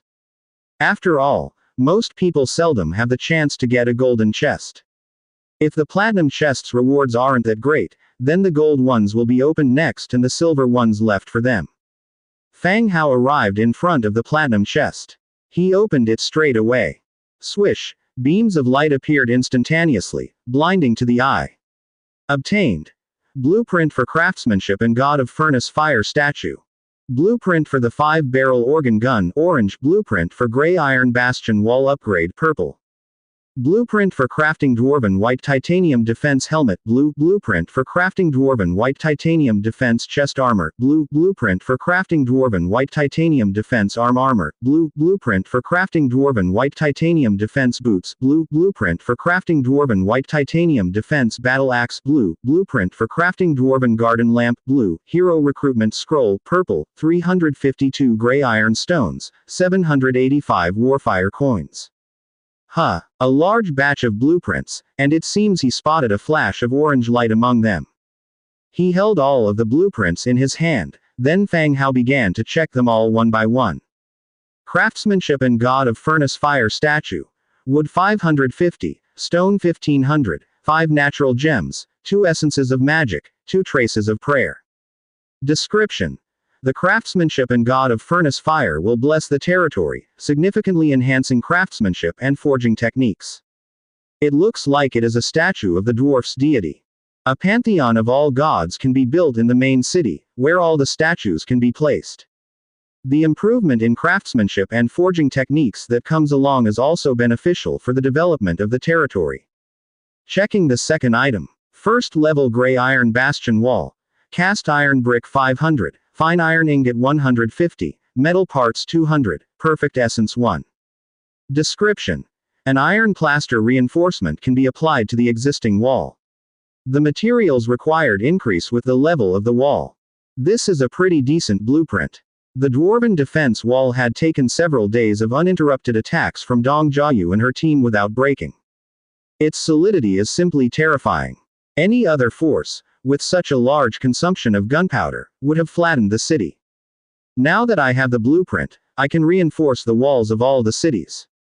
A better way to defend against external enemies. Storing the blueprint, he continued to look downwards. 5-barrel organ gun blueprint orange resilient wood 300, fine iron 500, fine iron ingot 150, white steel plate 100, white steel ingot 80, precision parts 15, traces of wind 3, essence of destruction 3. Description. It is an upgraded form of the 4-barreled organ gun. With formidable attack power, it is capable of annihilating an entire enemy unit in a single round of fire. A dwarf's firearm is expected, and it's even an orange tier blueprint. This is significantly more advanced than the first generation field gun I obtained. In the dwarves' firearms, this is already considered top tier.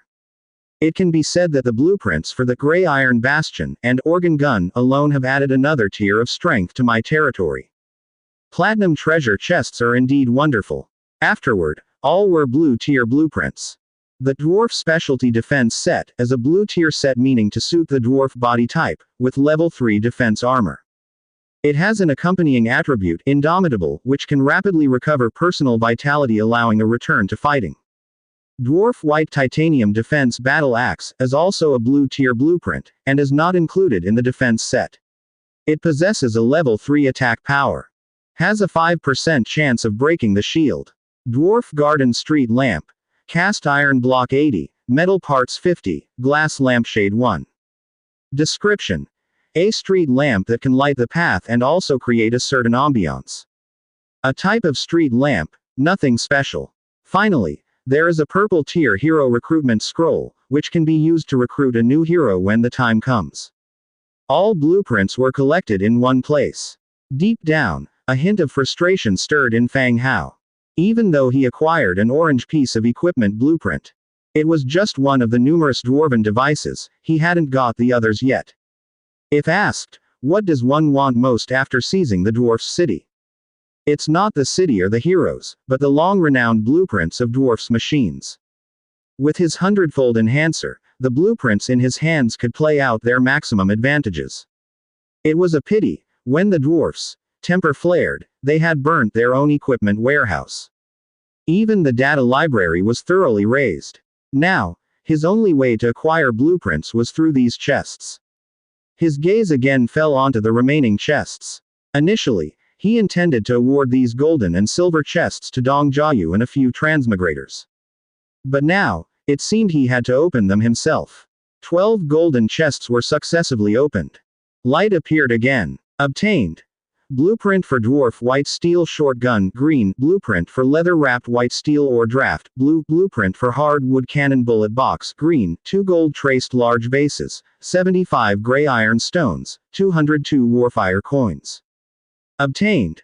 Blueprint for Mithril Spiked Double-Bladed Axe, purple. Iron Pellet Blueprint, green. Dwarf Dining Table Blueprint, green. 89 gray iron stones, 228 Warfire coins. Obtained. Cannon Bullet Blueprint, blue. White Steel Ore Track Blueprint, blue. Dwarf Black Iron Machete Blueprint, green. 101 gray iron stones, 245 Warfire coins. Obtained. Green Forest Shotgun Blueprint, green. Blueprint for Giant Deer Hide Saddle, green. 5 Pheasant Baits, 95 gray iron stones, 202 Warfire coins. Obtained. Dwarf Cannon Blueprint, purple. Dwarf Thick Leather Boot Blueprint, green. Ishgard Double Bathhouse Blueprint, green. Dwarf Bookcase Blueprint, green. 121 gray iron stones, 217 Warfire coins. Obtained.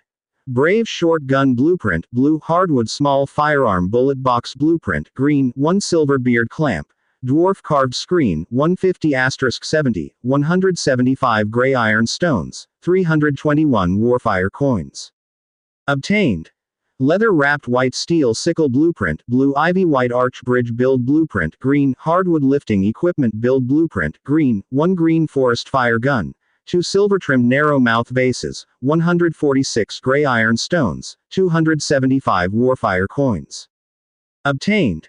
Flame Furnace Build Blueprint, purple. Eorzea Garden Fountain Build Blueprint, green. 2 Deer Horn Brass Bells, 1 White Steel Kitchen Knife, 15 Dwarf White Marble Stone Plates, 121 gray iron stones, 245 Warfire coins.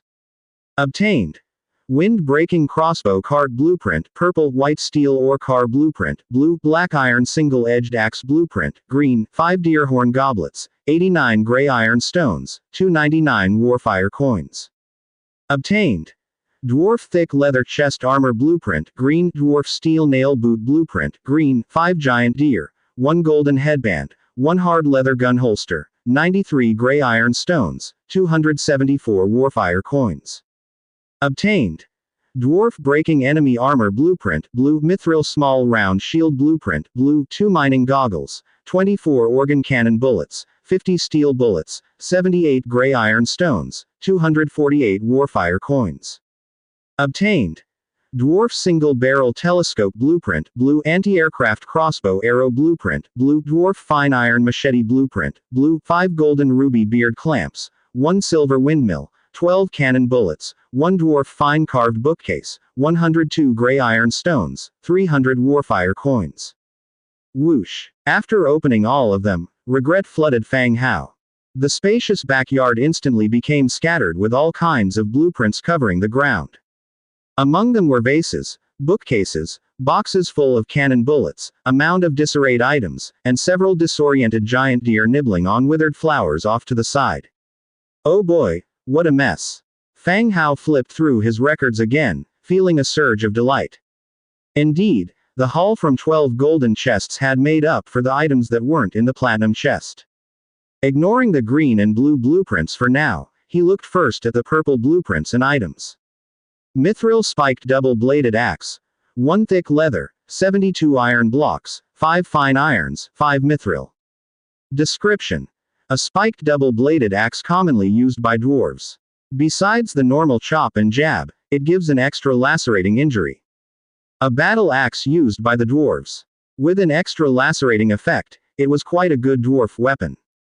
Later, it can be assigned to the dwarves or the skeleton trolls as a thrown axe weapon.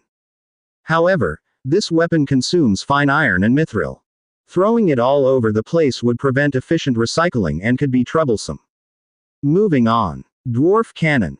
550 iron, 280 cast iron blocks, 50 fine irons, 85 metal parts, 15 precision parts, 2 Essence of Destruction. Description. Improved version of the dwarf's cannon. It is more stable and handy while having greater lethality. Seeing this reward gave Fang Hao another rush of joy. A blueprint for a cannon, as expected, could become a pawn in the golden chest. Among the loot Dong Jiayu captured, there was such equipment as a cannon. Its size was smaller and more handy than the first-gen field cannon Fang Hao had made. It could be used as a defensive device installed on the city wall, or it could be fit with wheels and deployed outdoors for firepower cover. It was both powerful and compact. The most distinct feature of a cannon is that adding it to a wall significantly boosts the defensive capability. Flame Furnace. Stone Brick 1200, Fine Stone Brick 800, Cast Iron Block 520, Fine Iron 120, Metal Parts 1500, Red Flame Essence 3, Traces of Wind 2, Gray Iron Stone 5. Description. A massive furnace constructed by dwarves, the flame furnace undertakes 80% of dwarf forging work. A purple blueprint of the furnace. The single orange large furnace on 8 Peaks Mountain is hard-pressed to handle the workforce of the entire race. But, the flame furnace shoulders a majority of the forging work. It could be considered as an upgraded version of the furnace.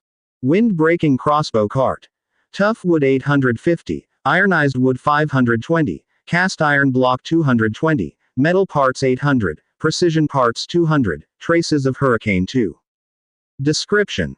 A rapid-fire crossbow cart produced by dwarves.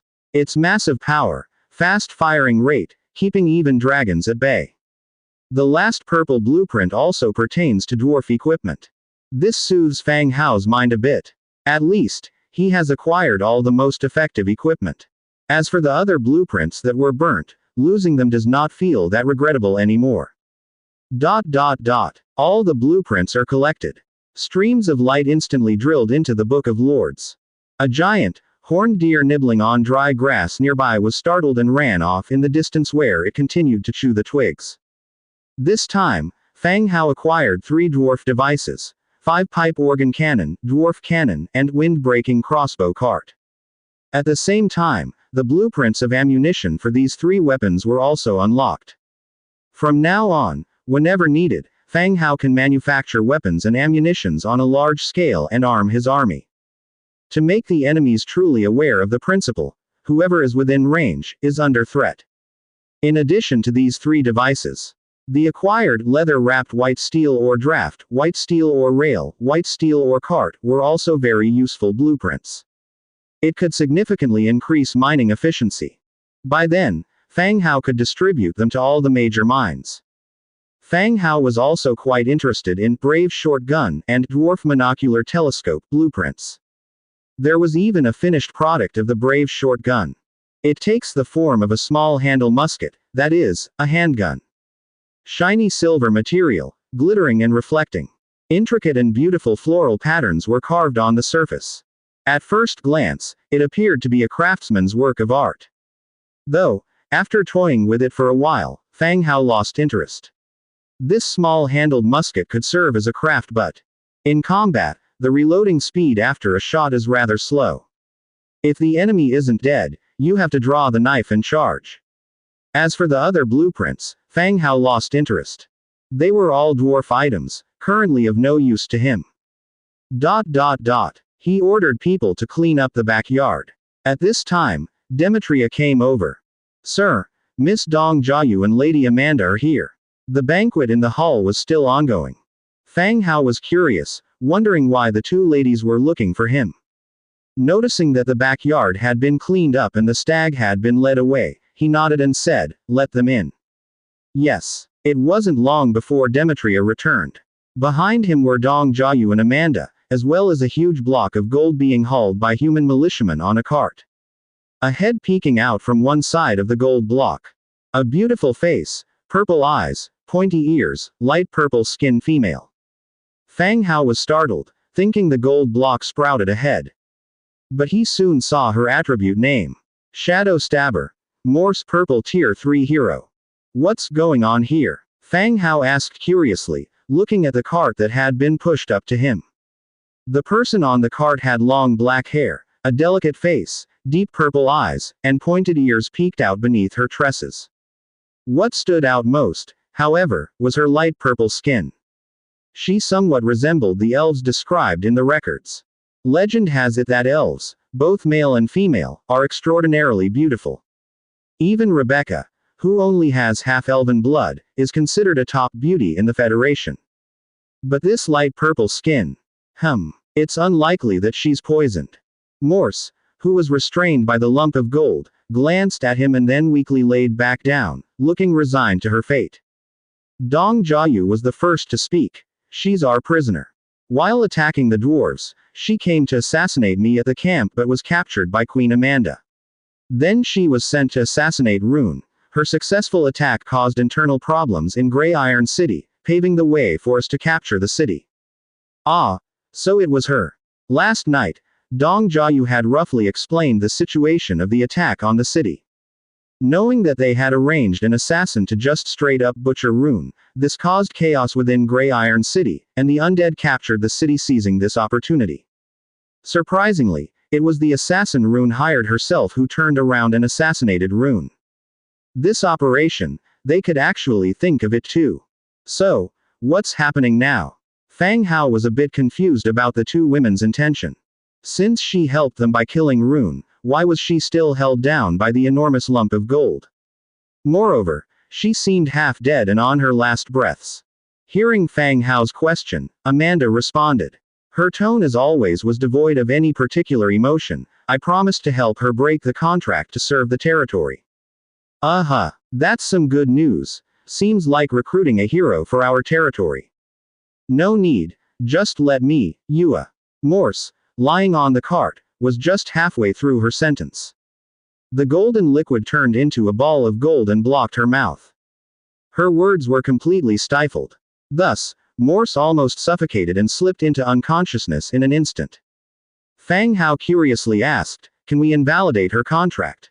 He's familiar with the concept of contracts. Slave contracts are a type of law contract. Once signed, it's just like signing an indenture. Unless the master permits, it will bind the person indefinitely. However, it seems like other people don't have any method to interfere and terminate a contract. Amanda answered, the contract on her demands her to keep secrets. This contract can be cancelled. The corpse witch has the ability to trick the death god, hence she can deceive the contract. Of course, it comes with a price. The materials required aren't cheap, and after breaking the contract, she will be weak for a while. The power of a contract is added on the soul. The ability to cheat the death god targets the soul. According to Amanda, they could help her to break the contract. In that case, Nelson can do it. Fang Hao nodded. His gaze turned to the purple-skinned woman on the cart. He softly asked, based on your agreement with Amanda, you will be working for the territory. Ooh. The purple woman's eyes went wide, and she tried to mumble something from her mouth. It seemed like she was desperately trying to express something. However, Amanda had never removed the metal ball from her mouth, so no one could understand what she was trying to say. Fang Hao didn't bother to clarify what she wanted to express, he just nodded and said, when we go back, bring her along. On the side, Dong Jiayu was eagerly looking at Fang Hao with bright eyes, her faces full of anticipation. Her gaze held a mix of eagerness and anticipation. She and Amanda had caught the woman, and even though they now had quite a few transmigrators, they didn't have a single hero. The recent assassination attempt had made her realize the importance of heroes. They could save your life at critical moments. Looking at Fang Hao's side, he had heroes aplenty. At this point, she despised the blue and green heroes. In her team, their role was similar to that of a squad leader. Comparing others could just make you boil from rage. Seeing her expression, Fang Hao was taken aback at first, but then he understood what Dong Jiayu meant. Well, he did have quite a number of heroes at his disposal, and now that Dong Jiayu was managing a larger and larger area, she indeed needed someone to ensure her safety. He ruffled her hair. The loyalty of a hero recruited as a prisoner would be quite low, it's not safe. You can use this purple recruitment scroll, then you'll have your own hero. He handed her the newly obtained purple recruitment scroll. Yay! Dong Jiayu clenched her fist in excitement as she took the scroll.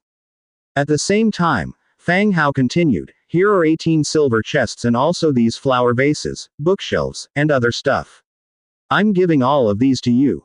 Later on, you can use them as rewards for your subordinates. Got it, thanks brother Hao. Dong Jiayu was over the moon. She had been contemplating whether she should reward her subordinates after this expedition, considering they had fought for her in the winter.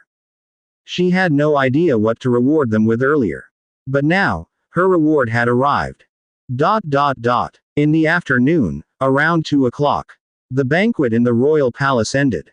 The local dwarves left, and the few transmigrators were taken away by Dong Jiayu to receive their separate rewards. Fang Hao returned to the now empty royal palace. He walked directly up to the throne and took a seat. The moment he sat down, the system prompt appeared in front of his eyes. Gray Iron City has become your affiliated city. You may rename the city and have control over 12 subsidiary cities and 18 fortress encampments. The population of the dwarves is indeed small. This is a main city after all, and that's all for the affiliated cities. Gray Iron City. City level. 15 level original city. Attributes.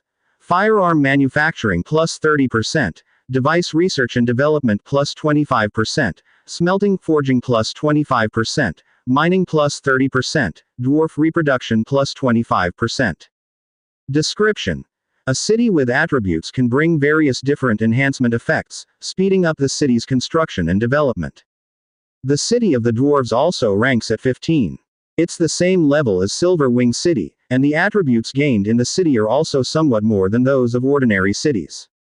Especially in device research and development, and smelting and forging. These are very good attributes. Blueprints unlocked. Ancestor Altar, Precision Factory, Giant Antler Deer Corridor, Roasted Tea Workshop, Arsenal, Device Research Institute. There are not a few blueprints unlocked with the city. Ancestor Altar. Category. Special Building. Ability. Sacrifice. Sacrifice. The dwarves can gain the blessings of their ancestors through sacrifice. Race restriction. Dwarf. Description. The ancestors will always bless their descendants. Construction requirements. Resilient wood 1200, brick 2500, iron 850, traces of prayer 5, traces of the spirit 1, perfect essence 1. An altar of sacrifice, but with a racial restriction. That is, it only blesses dwarves. Other races can't benefit from it. They won't consider you. No need to cling to relatives. Precision Factory. Category. Special Building. Description. The factory holds a lathe that can produce relatively precise products. Construction requirements. Brick 1200, cast iron block 1000, fine iron 220, metal parts 1500, precision parts 850. A lathe factory, where the precise parts in devices are made. Giant antler deer corridor. Resilient wood 1500, brick 1800, metal parts 520. Roasted tea workshop. Timber 2250, stone material 1800, hemp rope 1200, leather 800, metal parts 1580. Arsenal. Resilient wood 2200, good craftsmanship brick 3500, metal parts 2550. These three blueprints don't offer any special enhancements. The arsenal should be a separate warehouse for storing arms, but it doesn't provide any special restraints. Now, only the last blueprint is left. Device Research Institute. Category. Special Building. Effects. Inspiration, concentration. Inspiration. Enhances the inspiration of the researchers. Concentration. Helps the researchers to concentrate more during research. Description. A building that carries out important research. Fang Hao has finished looking at all the blueprints. The results were quite satisfying. He got the desired device from the treasure chest, and Gray Iron City is another city at level 15. It can be said, the gains were quite huge. Moreover, after occupying 8 Peaks Mountain, his own territory is now shaped more like a concave, encapsulating the Human Federation in the middle. The north side of the 100 cities of the humans is his main city, and the west is bordering 8 Peaks Mountain.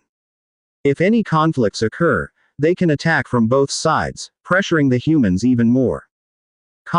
Fang Hao sat on the throne, feeling the real sensation of a king. Master, someone wishes to see you, a dwarf guard reported. Now, the guards in the royal palace have been taken over by Belerga's people. From now on, this Gray Iron City will be managed by Belerga. Let them in, Fang Hao said. Soon, 2 unfamiliar transmigrators walked in. They lowered their heads, appearing somewhat restrained. They were carrying a large piece of paper. The moment they walked in, before Fang Hao could speak, they knelt down. We greet Lord Fang Hao, thank you for saving us. Wow, that startled me. No need for that, get up and sit down, Fang Hao immediately said. The 2 men carefully looked at each other, then got up and sat down on the side. While sitting, they only sat with half of their buttocks on the edge of the chair, looking very careful. Fang Hao observed both of them, one in his 40s and one in his 20s. Both men looked a bit worn out, covered in dust, they looked like they just got back from a mine. Since the 2 men didn't speak, Fang Hao asked, "Why are you looking for me? You don't have to worry about anything in the future. You can go back to your own cities and continue managing your cities."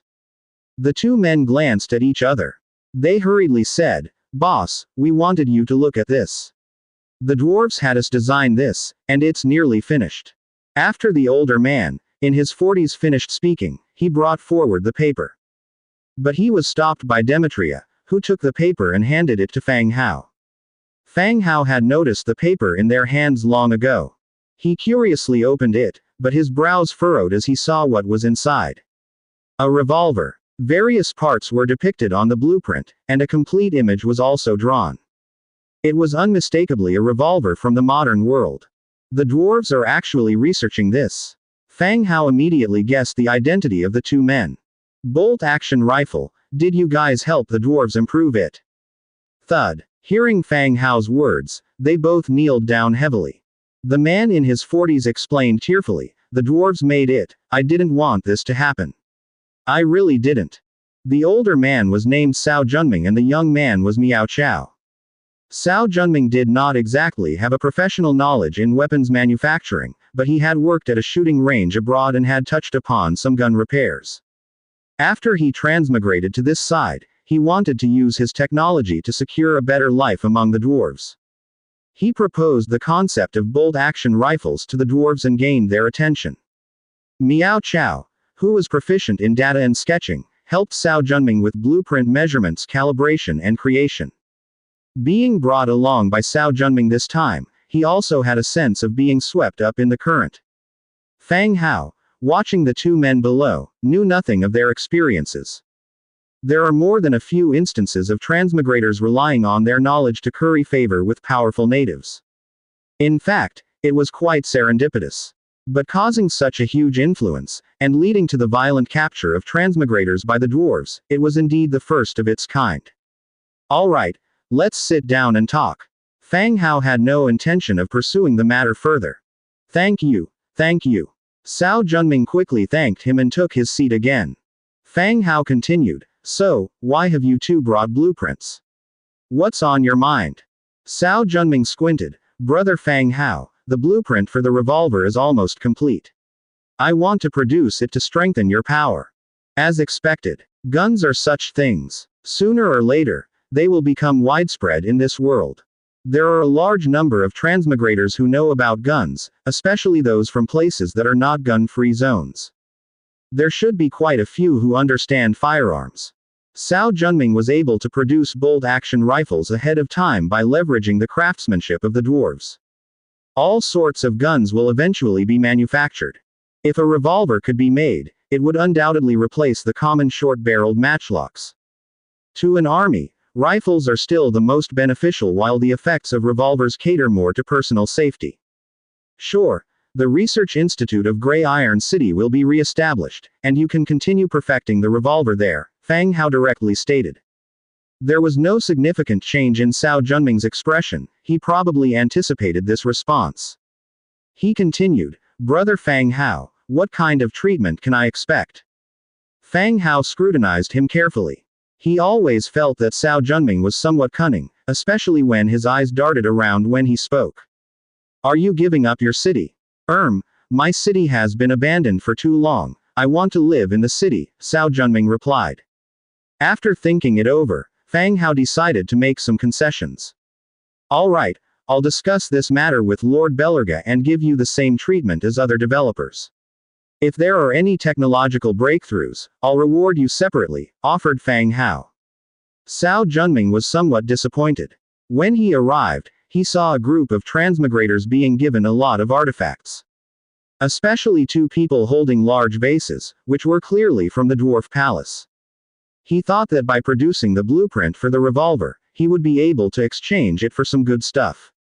Unfortunately, it didn't seem like Fang Hao was thinking along those lines. With the conversation at this point, all he could do was nod, thank you, Brother Fang Hao. Fang Hao then turned to the 20 or so young men standing behind, would you also like to settle in the city? Miao Chao shook his head, no, I want to go back and continue developing my city. Brother, I'm good at drafting and mechanical drawing. I can help with any related tasks. Miao Chao gave a straightforward impression. I'll keep that in mind. You can return to your city, and I'll ask Belerga to accommodate you within the Research Institute. Involvement in some development work would benefit you, responded Fang Hao. Oh, thank you, brother. Having discussed the matters, the two didn't stay longer than necessary and made their way out of the royal palace. The next day, accompanied by Belerga, Fang Hao visited Grey Iron City. In particular, a towering statue of a king in the city center proved to be quite breathtaking. Unlike the golden statue of the queen, the past statues of dwarves were made of gray stone and cast iron. It gave off a robust industrial vibe. He visited the residential areas, the ancestral altar, and the research institute and warehouse undergoing restoration. Gradually, Grey Iron City was restoring order. They passed through the city to the hillside behind. Huge statues of kings were carved on the tall cliff. The seventh was Rune, whose carving was only half complete when work stopped. Looking at the stone carvings on the mountainside, Fang Hao was reminded of the Mountain of Hokage statues in Naruto. Sir, I plan to have your figure added as well. As the eighth leader, Belerga looked up at the cliff face and proposed. As for me, I'll pass. After all, you're in charge of Grey Iron City now, so you can add your own portrait. Fang Hao shook his head in refusal. He didn't think that adding his own portrait to the mountain wall was a good idea. Being pelted with eggs every day and scorned by the dwarves wouldn't be pleasant. On the other hand, there was Belerga. According to his description, the position which the original king held should have been his. However, he was driven out by Rune. Belerga's wish has always been to reclaim his position. Yet, when he left, he never imagined that he would take over Grey Iron City through the Undead, reclaiming everything he had lost. Indeed, when Fang Hao proposed that Belerga carve his portrait, the system prompt appeared. Ironbird Belerga's loyalty to you increases by 15 points, current loyalty is 95. Belerga's loyalty had directly reached 95 points. Just 5 more points, and it would be full. Thank you, my lord. Belerga expressed his sincere thanks. The two of them, accompanied by the guards, continued to walk through the city. They further inspected the well-preserved granaries and various material warehouses. Especially the dwarven vineyard, the quantity had even reached a terrifying number. Tremendous reserves of various types of minerals such as fine iron, mithril, white titanium, spirit silver, hard steel, and manganese steel could be found. Flame furnaces were also built in large scale throughout the city, for the continuous refinement of these minerals. However, just after the end of the major war, these furnaces had all ceased operation. While the building clusters looked magnificent, they were mostly empty. Fang Hao asked Belerga about the mineral deposits. Belerga also gave an explanation. 8 Peaks Mountain was of a vast territory. The 12 fortresses and various camps could not fully represent the dwarfs' settlements. Aside from these, there were many towns and camps built for mining purposes. 8 Peaks Mountain had abundant mineral resources, which was the primary reason why the dwarves settled here. The gemstone demands and mineral needs of Grey Iron City were supplied by these mines, forming the main income source of the dwarves. Each year, the devices sold to various forces were maintaining the dwarves' expenses. Now with the war over, Belerga had arranged for people to notify the mines that he was now their new master. Those mines had little military force anyway, so there was no fear of resistance. Even if they did resist, a cutoff in the supply from Grey Iron City in the middle of this harsh winter would leave them no chance of survival. The two men continued to walk and chat, finally returning to the royal palace. Just as they arrived, they saw Dong Jiayu directing her subordinates in their final organization efforts. With everything completed, they were preparing to go back to the city for wintering. By Dong Jiayu's side were a couple of troll heroes, each standing about 5 meters tall, with very dark skin. Their enormous figures within the dwarven city were like terrifying monsters. Each of them had a large double-bladed axe on their back, wearing armor full of battle scars. They were sitting on the ground, loading goods onto carts. They looked a bit clumsy, hardly giving out the impression of being particularly bright. It seems, the recruitment scroll she was given yesterday was used, producing a troll hero. Jiayu, Fang Hao called out. Dong Jiayu turned around, ran over in small steps, and spent a moment teasing the Red General on Angia's shoulder. After being swatted away, she asked, "Brother Hao, any instructions?" "No particular instructions. Just asking about Cao Junming and Miao Chao," replied Fang Hao. Dong Jiayu gave a slight pause. "I know them." "What happened?" "Yesterday, they came to find me with some blueprints. Junming Cao wishes to stay in the city and has no plan to return to his own." "What can you tell me about their character?" Fang Hao shared his thoughts. The news seemed to darken Dong Jiayu's countenance. As the one in charge of managing all the transmigrators, she was bypassed by those two who went to see Fang Hao directly with their blueprints. This upset her. After a moment of thought, she replied, "Cao Junming's reputation is not good. From what I heard from the rescued transmigrators, he already considers himself a dwarf. The bad ideas the dwarves had were suggested by him. There are even incidents of him pressuring female transmigrators. Miao Chao, on the other hand, is relatively normal. He can be considered Cao Junming's aide. He doesn't talk much and there's nothing especially noteworthy about him." Fang Hao nodded, indicating that he understood. "I assigned him to work in the research institute for now. I'll get Belerga to keep an eye on him in the future." "All right. Oh, what blueprint did he bring to you?" Dong Jiayu breathed on her palm for warmth. "A revolver. A revolver. That explains it. That guy certainly does have talent. Let him spend time on research then." Fang Hao smiled and continued, "You have more and more people under your command. Also make an effort to understand what skills they have. We have talents to gather. Definitely. Once we've gathered the transmigrators, our development will surely speed up. Dong Jiayu agreed with him. Yes, anything urgent, contact me via the Book of Lords. Be careful on your way back. Okay. Dong Jiayu agreed, then turned to run back to her team. All the transmigrators under her command crowded around, asking if the big boss Fang Hao had any new assignments. Fang Hao stayed in Gray Iron City for 2 more days.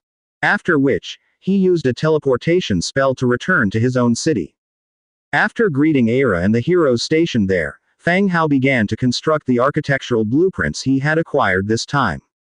First, he arrived at the central city square. In the Pantheon, a new statue of the Craftsmanship and Furnace Fire God was added. Craftsmanship and Furnace Fire God statue. Wood 550, Stone 1500, Natural Gem 5, Essence of Magic 2, Traces of Prayer 2. Description. The God of Craftsmanship and Furnace Fire will bless this territory, greatly improving craftsmanship and forging technologies. Construction confirmed. The light rose. After the light gradually faded, the statue appeared before his eyes. The statue depicted a strong figure wielding a forging hammer, ready to strike. From its proportions, it seemed powerful, not modeling after the short stature of dwarves. Craftsmanship and Furnace Fire God statue. Category. Special building. Effect. Craftsmanship plus 10%, forging plus 10%. Description. The God of Craftsmanship and Furnace Fire will bless this territory. Craftsmanship and forging have increased. After placing the statue in the Pantheon, he proceeded to the city wall.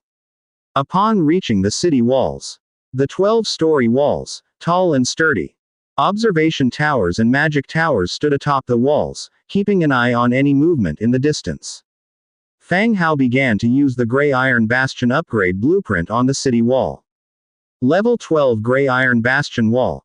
Cast iron blocks 6,000, fine iron ingots 1,000, metal parts 2,400, mithril 300, perfect essence 12.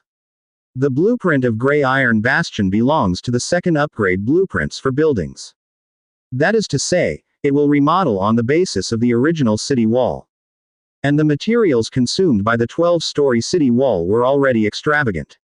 Especially the fine iron ingots, reaching up to 1,000.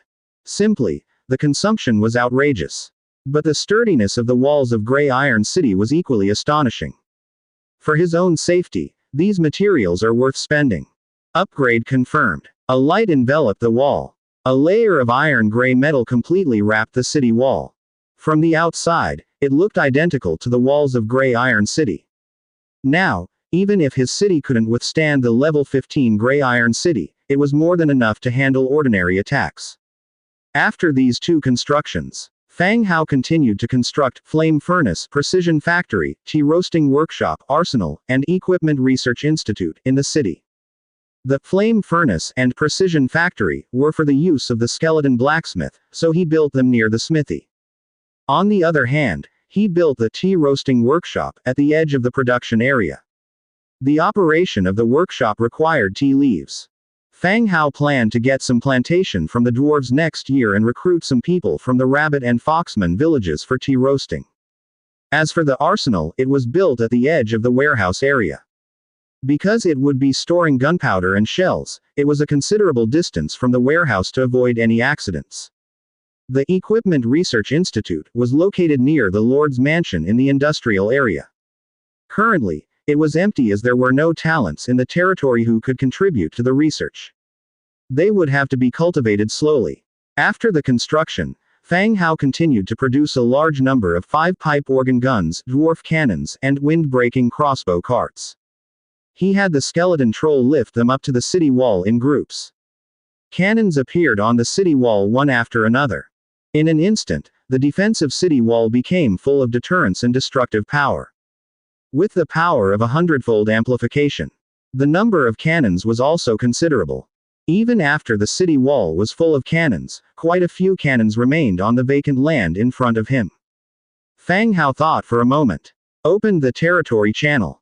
Sent an edited message. Dong Jiayu and her 13 affiliated transmigrators, for their meritorious service in the war, each will receive 1 5-pipe organ gun, 2 dwarf cannons, 2 anti-air crossbow carts, and Dong Jiayu gets double.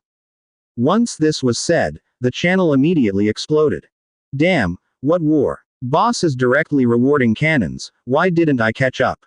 5 pipe organ guns. I have seen a 4 pipe organ gun for sale in the Trade Alliance, sold for several million warfire coins.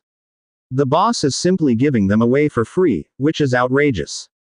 Dong Jiayu, thank you, I'll collect it when I return to the city.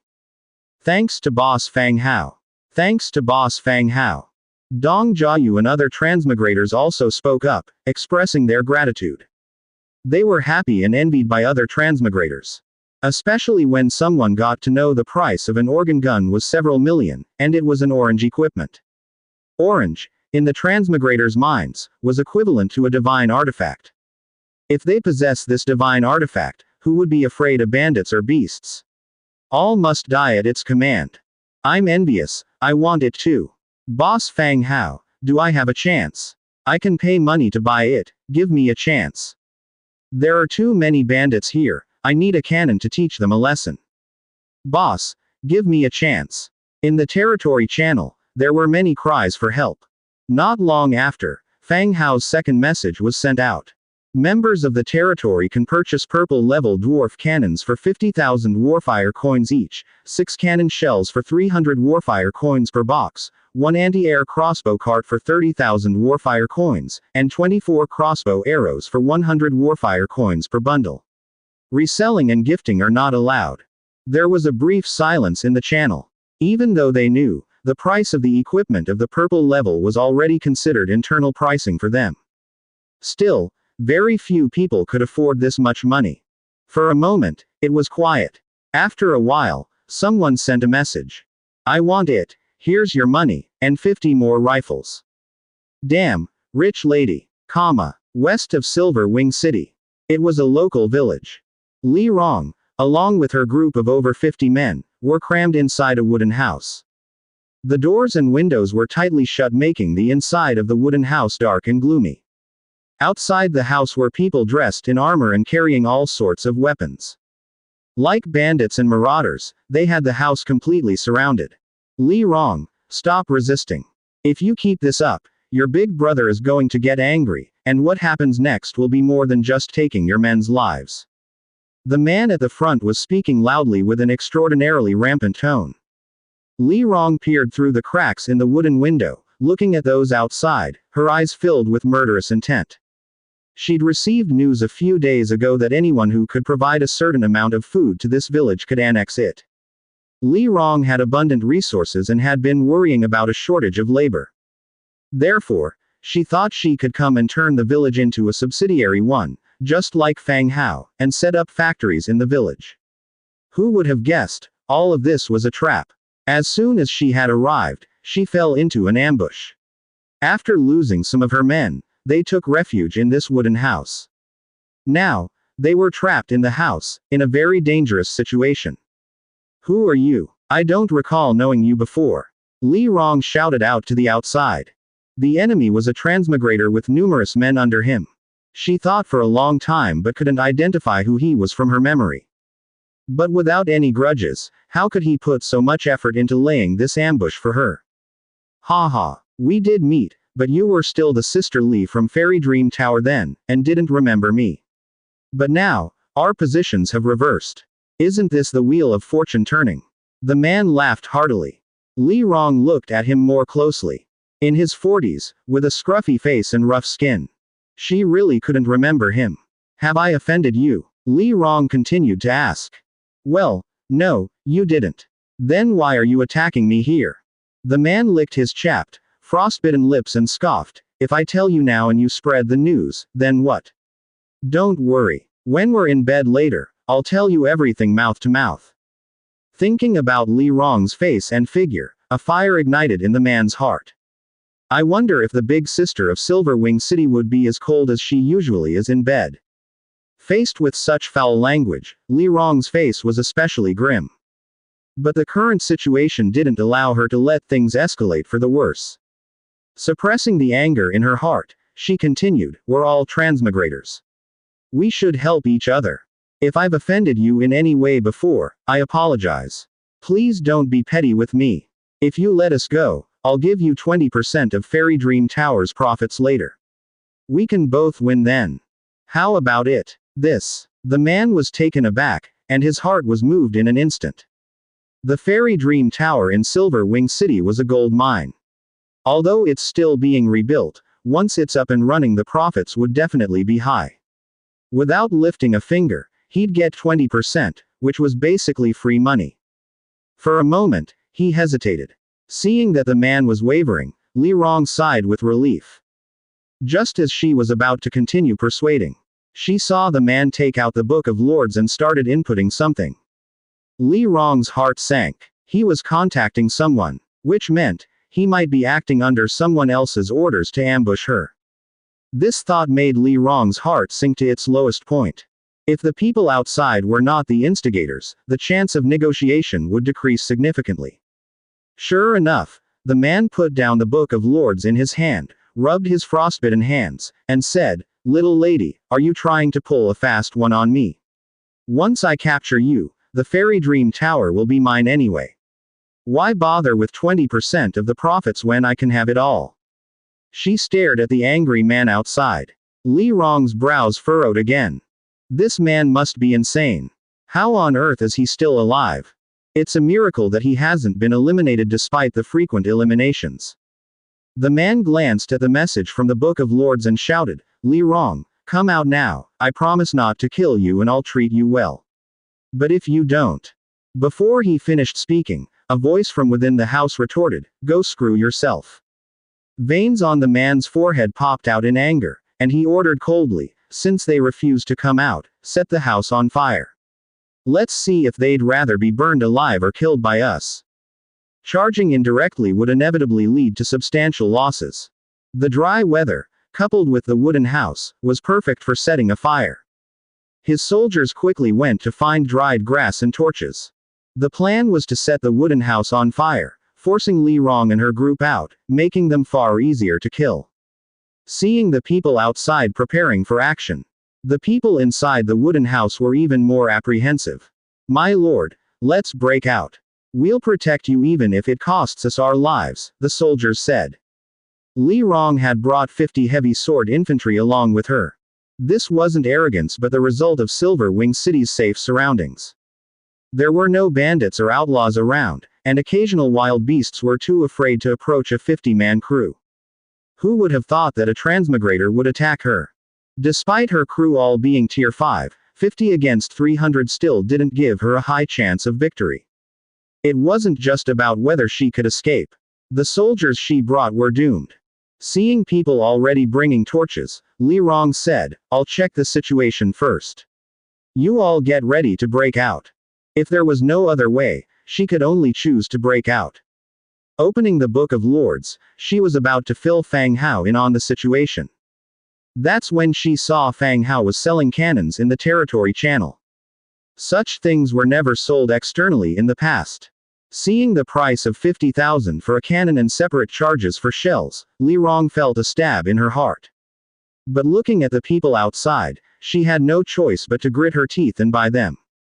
"I'll buy them. Send me the money and 50 rifles," she said.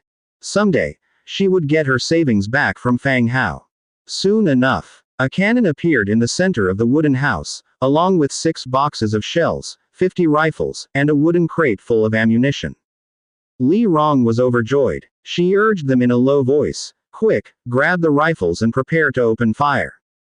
Afterward, she instructed everyone on how to use the rifles. Li Rong had borrowed a rifle from Fang Hao before and knew how to operate it. However, her aim wasn't great. She merely pulled the trigger in the direction of people. After instructing them on the rifles, she had 2 people start familiarizing themselves with the large cannon in the middle. There was a rapid approach of footsteps from outside, and the enemy troops were getting closer, holding torches. Just then, the window was pushed open. Several rifles poked out, pointing directly across the distance. The man who was previously waiting arms crossed, his face turned pale as he saw the barrels of the guns.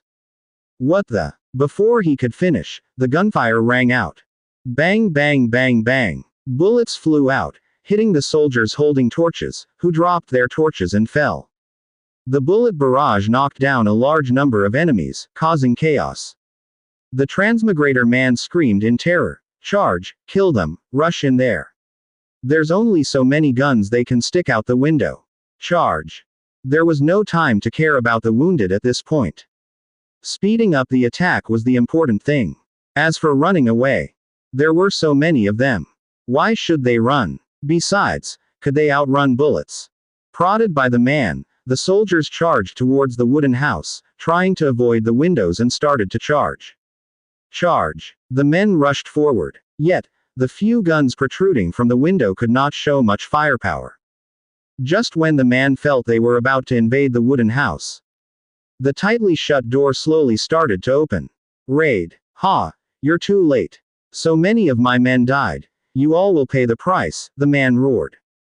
But when the wooden door opened, the man's forehead was covered in cold sweat. A cannon. The bursting cannon pointed at the enemy who was flocking and trying to barge in. Before he could say anything, a loud boom resonated. Boom. Bang. The shock waves swept over everyone, and the flying debris hit everyone like bullets. Due to the close proximity, even the wooden house was affected. It seemed as if it had been devastated, torn apart by the flying debris. Li Rong dragged herself from the ruins, with a ringing noise in her ears and blurred vision. She forced herself to quickly recover by knocking her head. Feeling someone helping her, she managed to stand up, swaying slightly.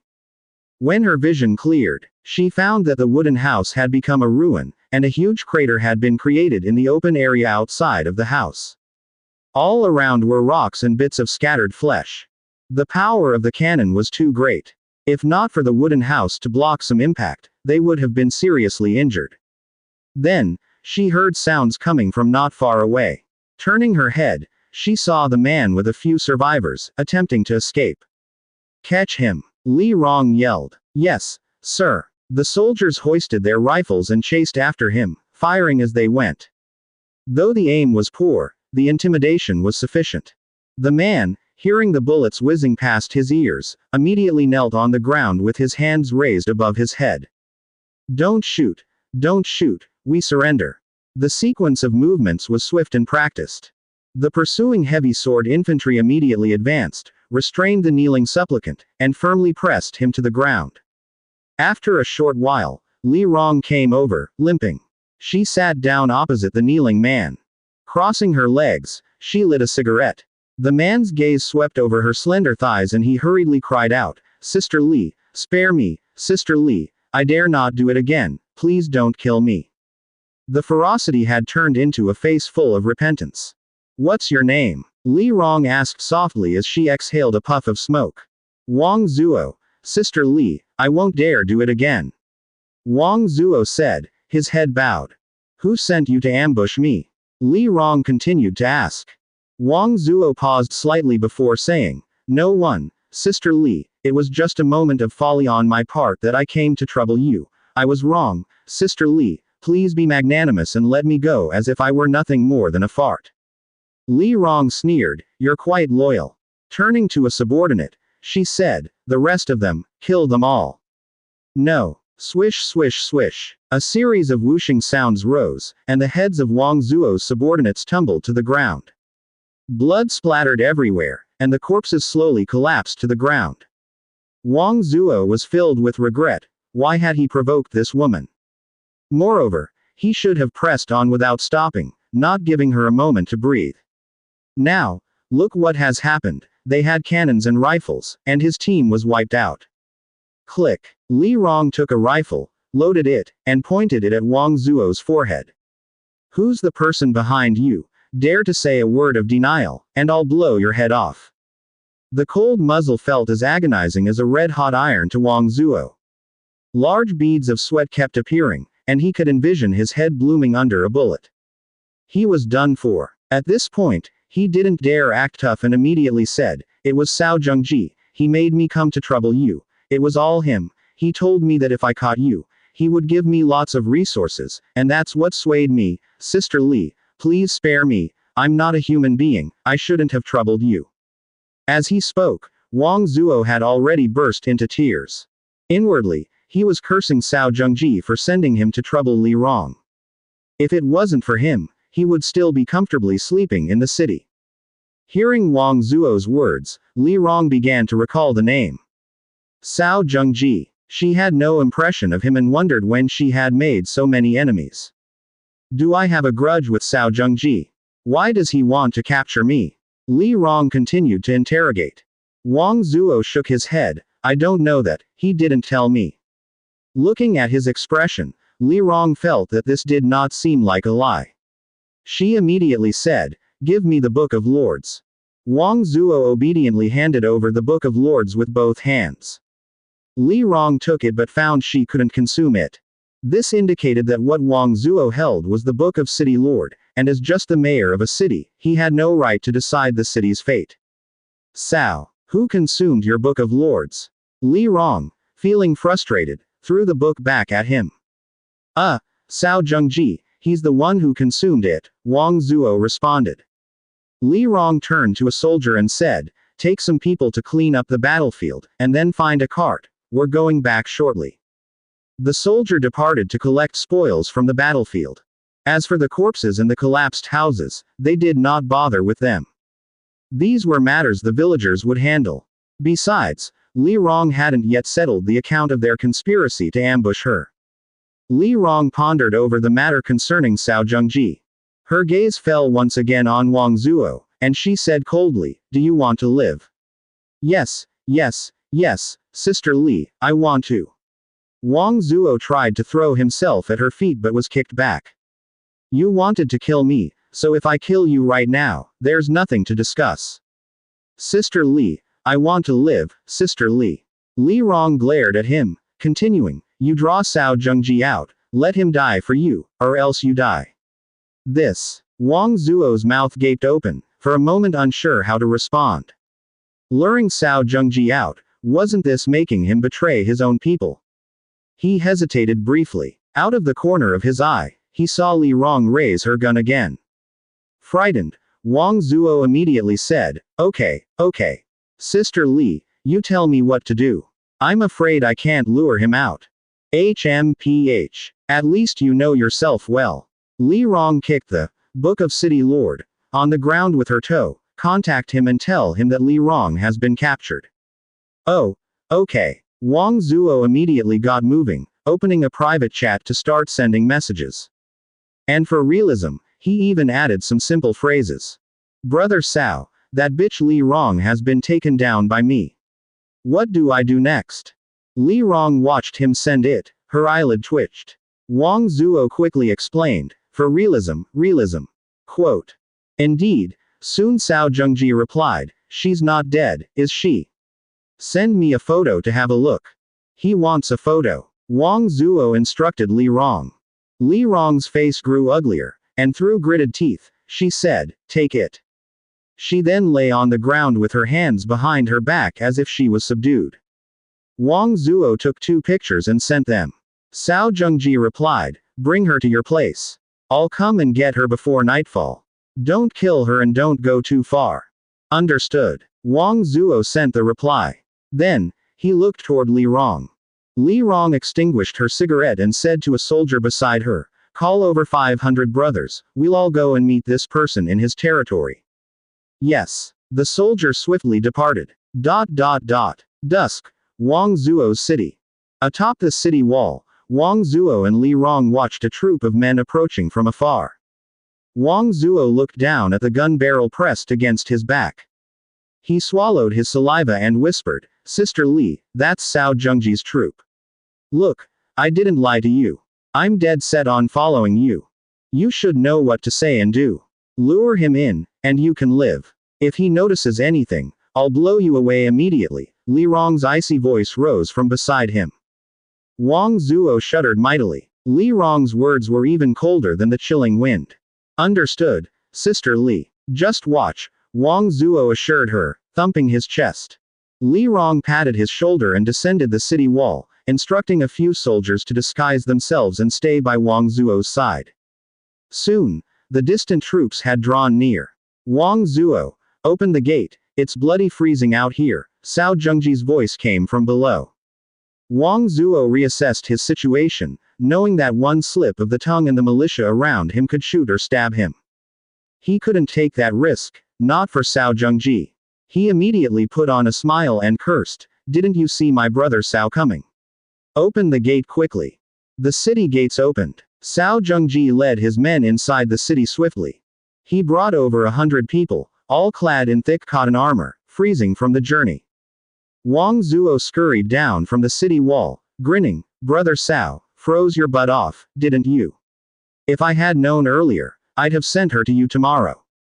Cao Zhengji gave him a blank look and said, "I'm already here, what's the use of saying these things now?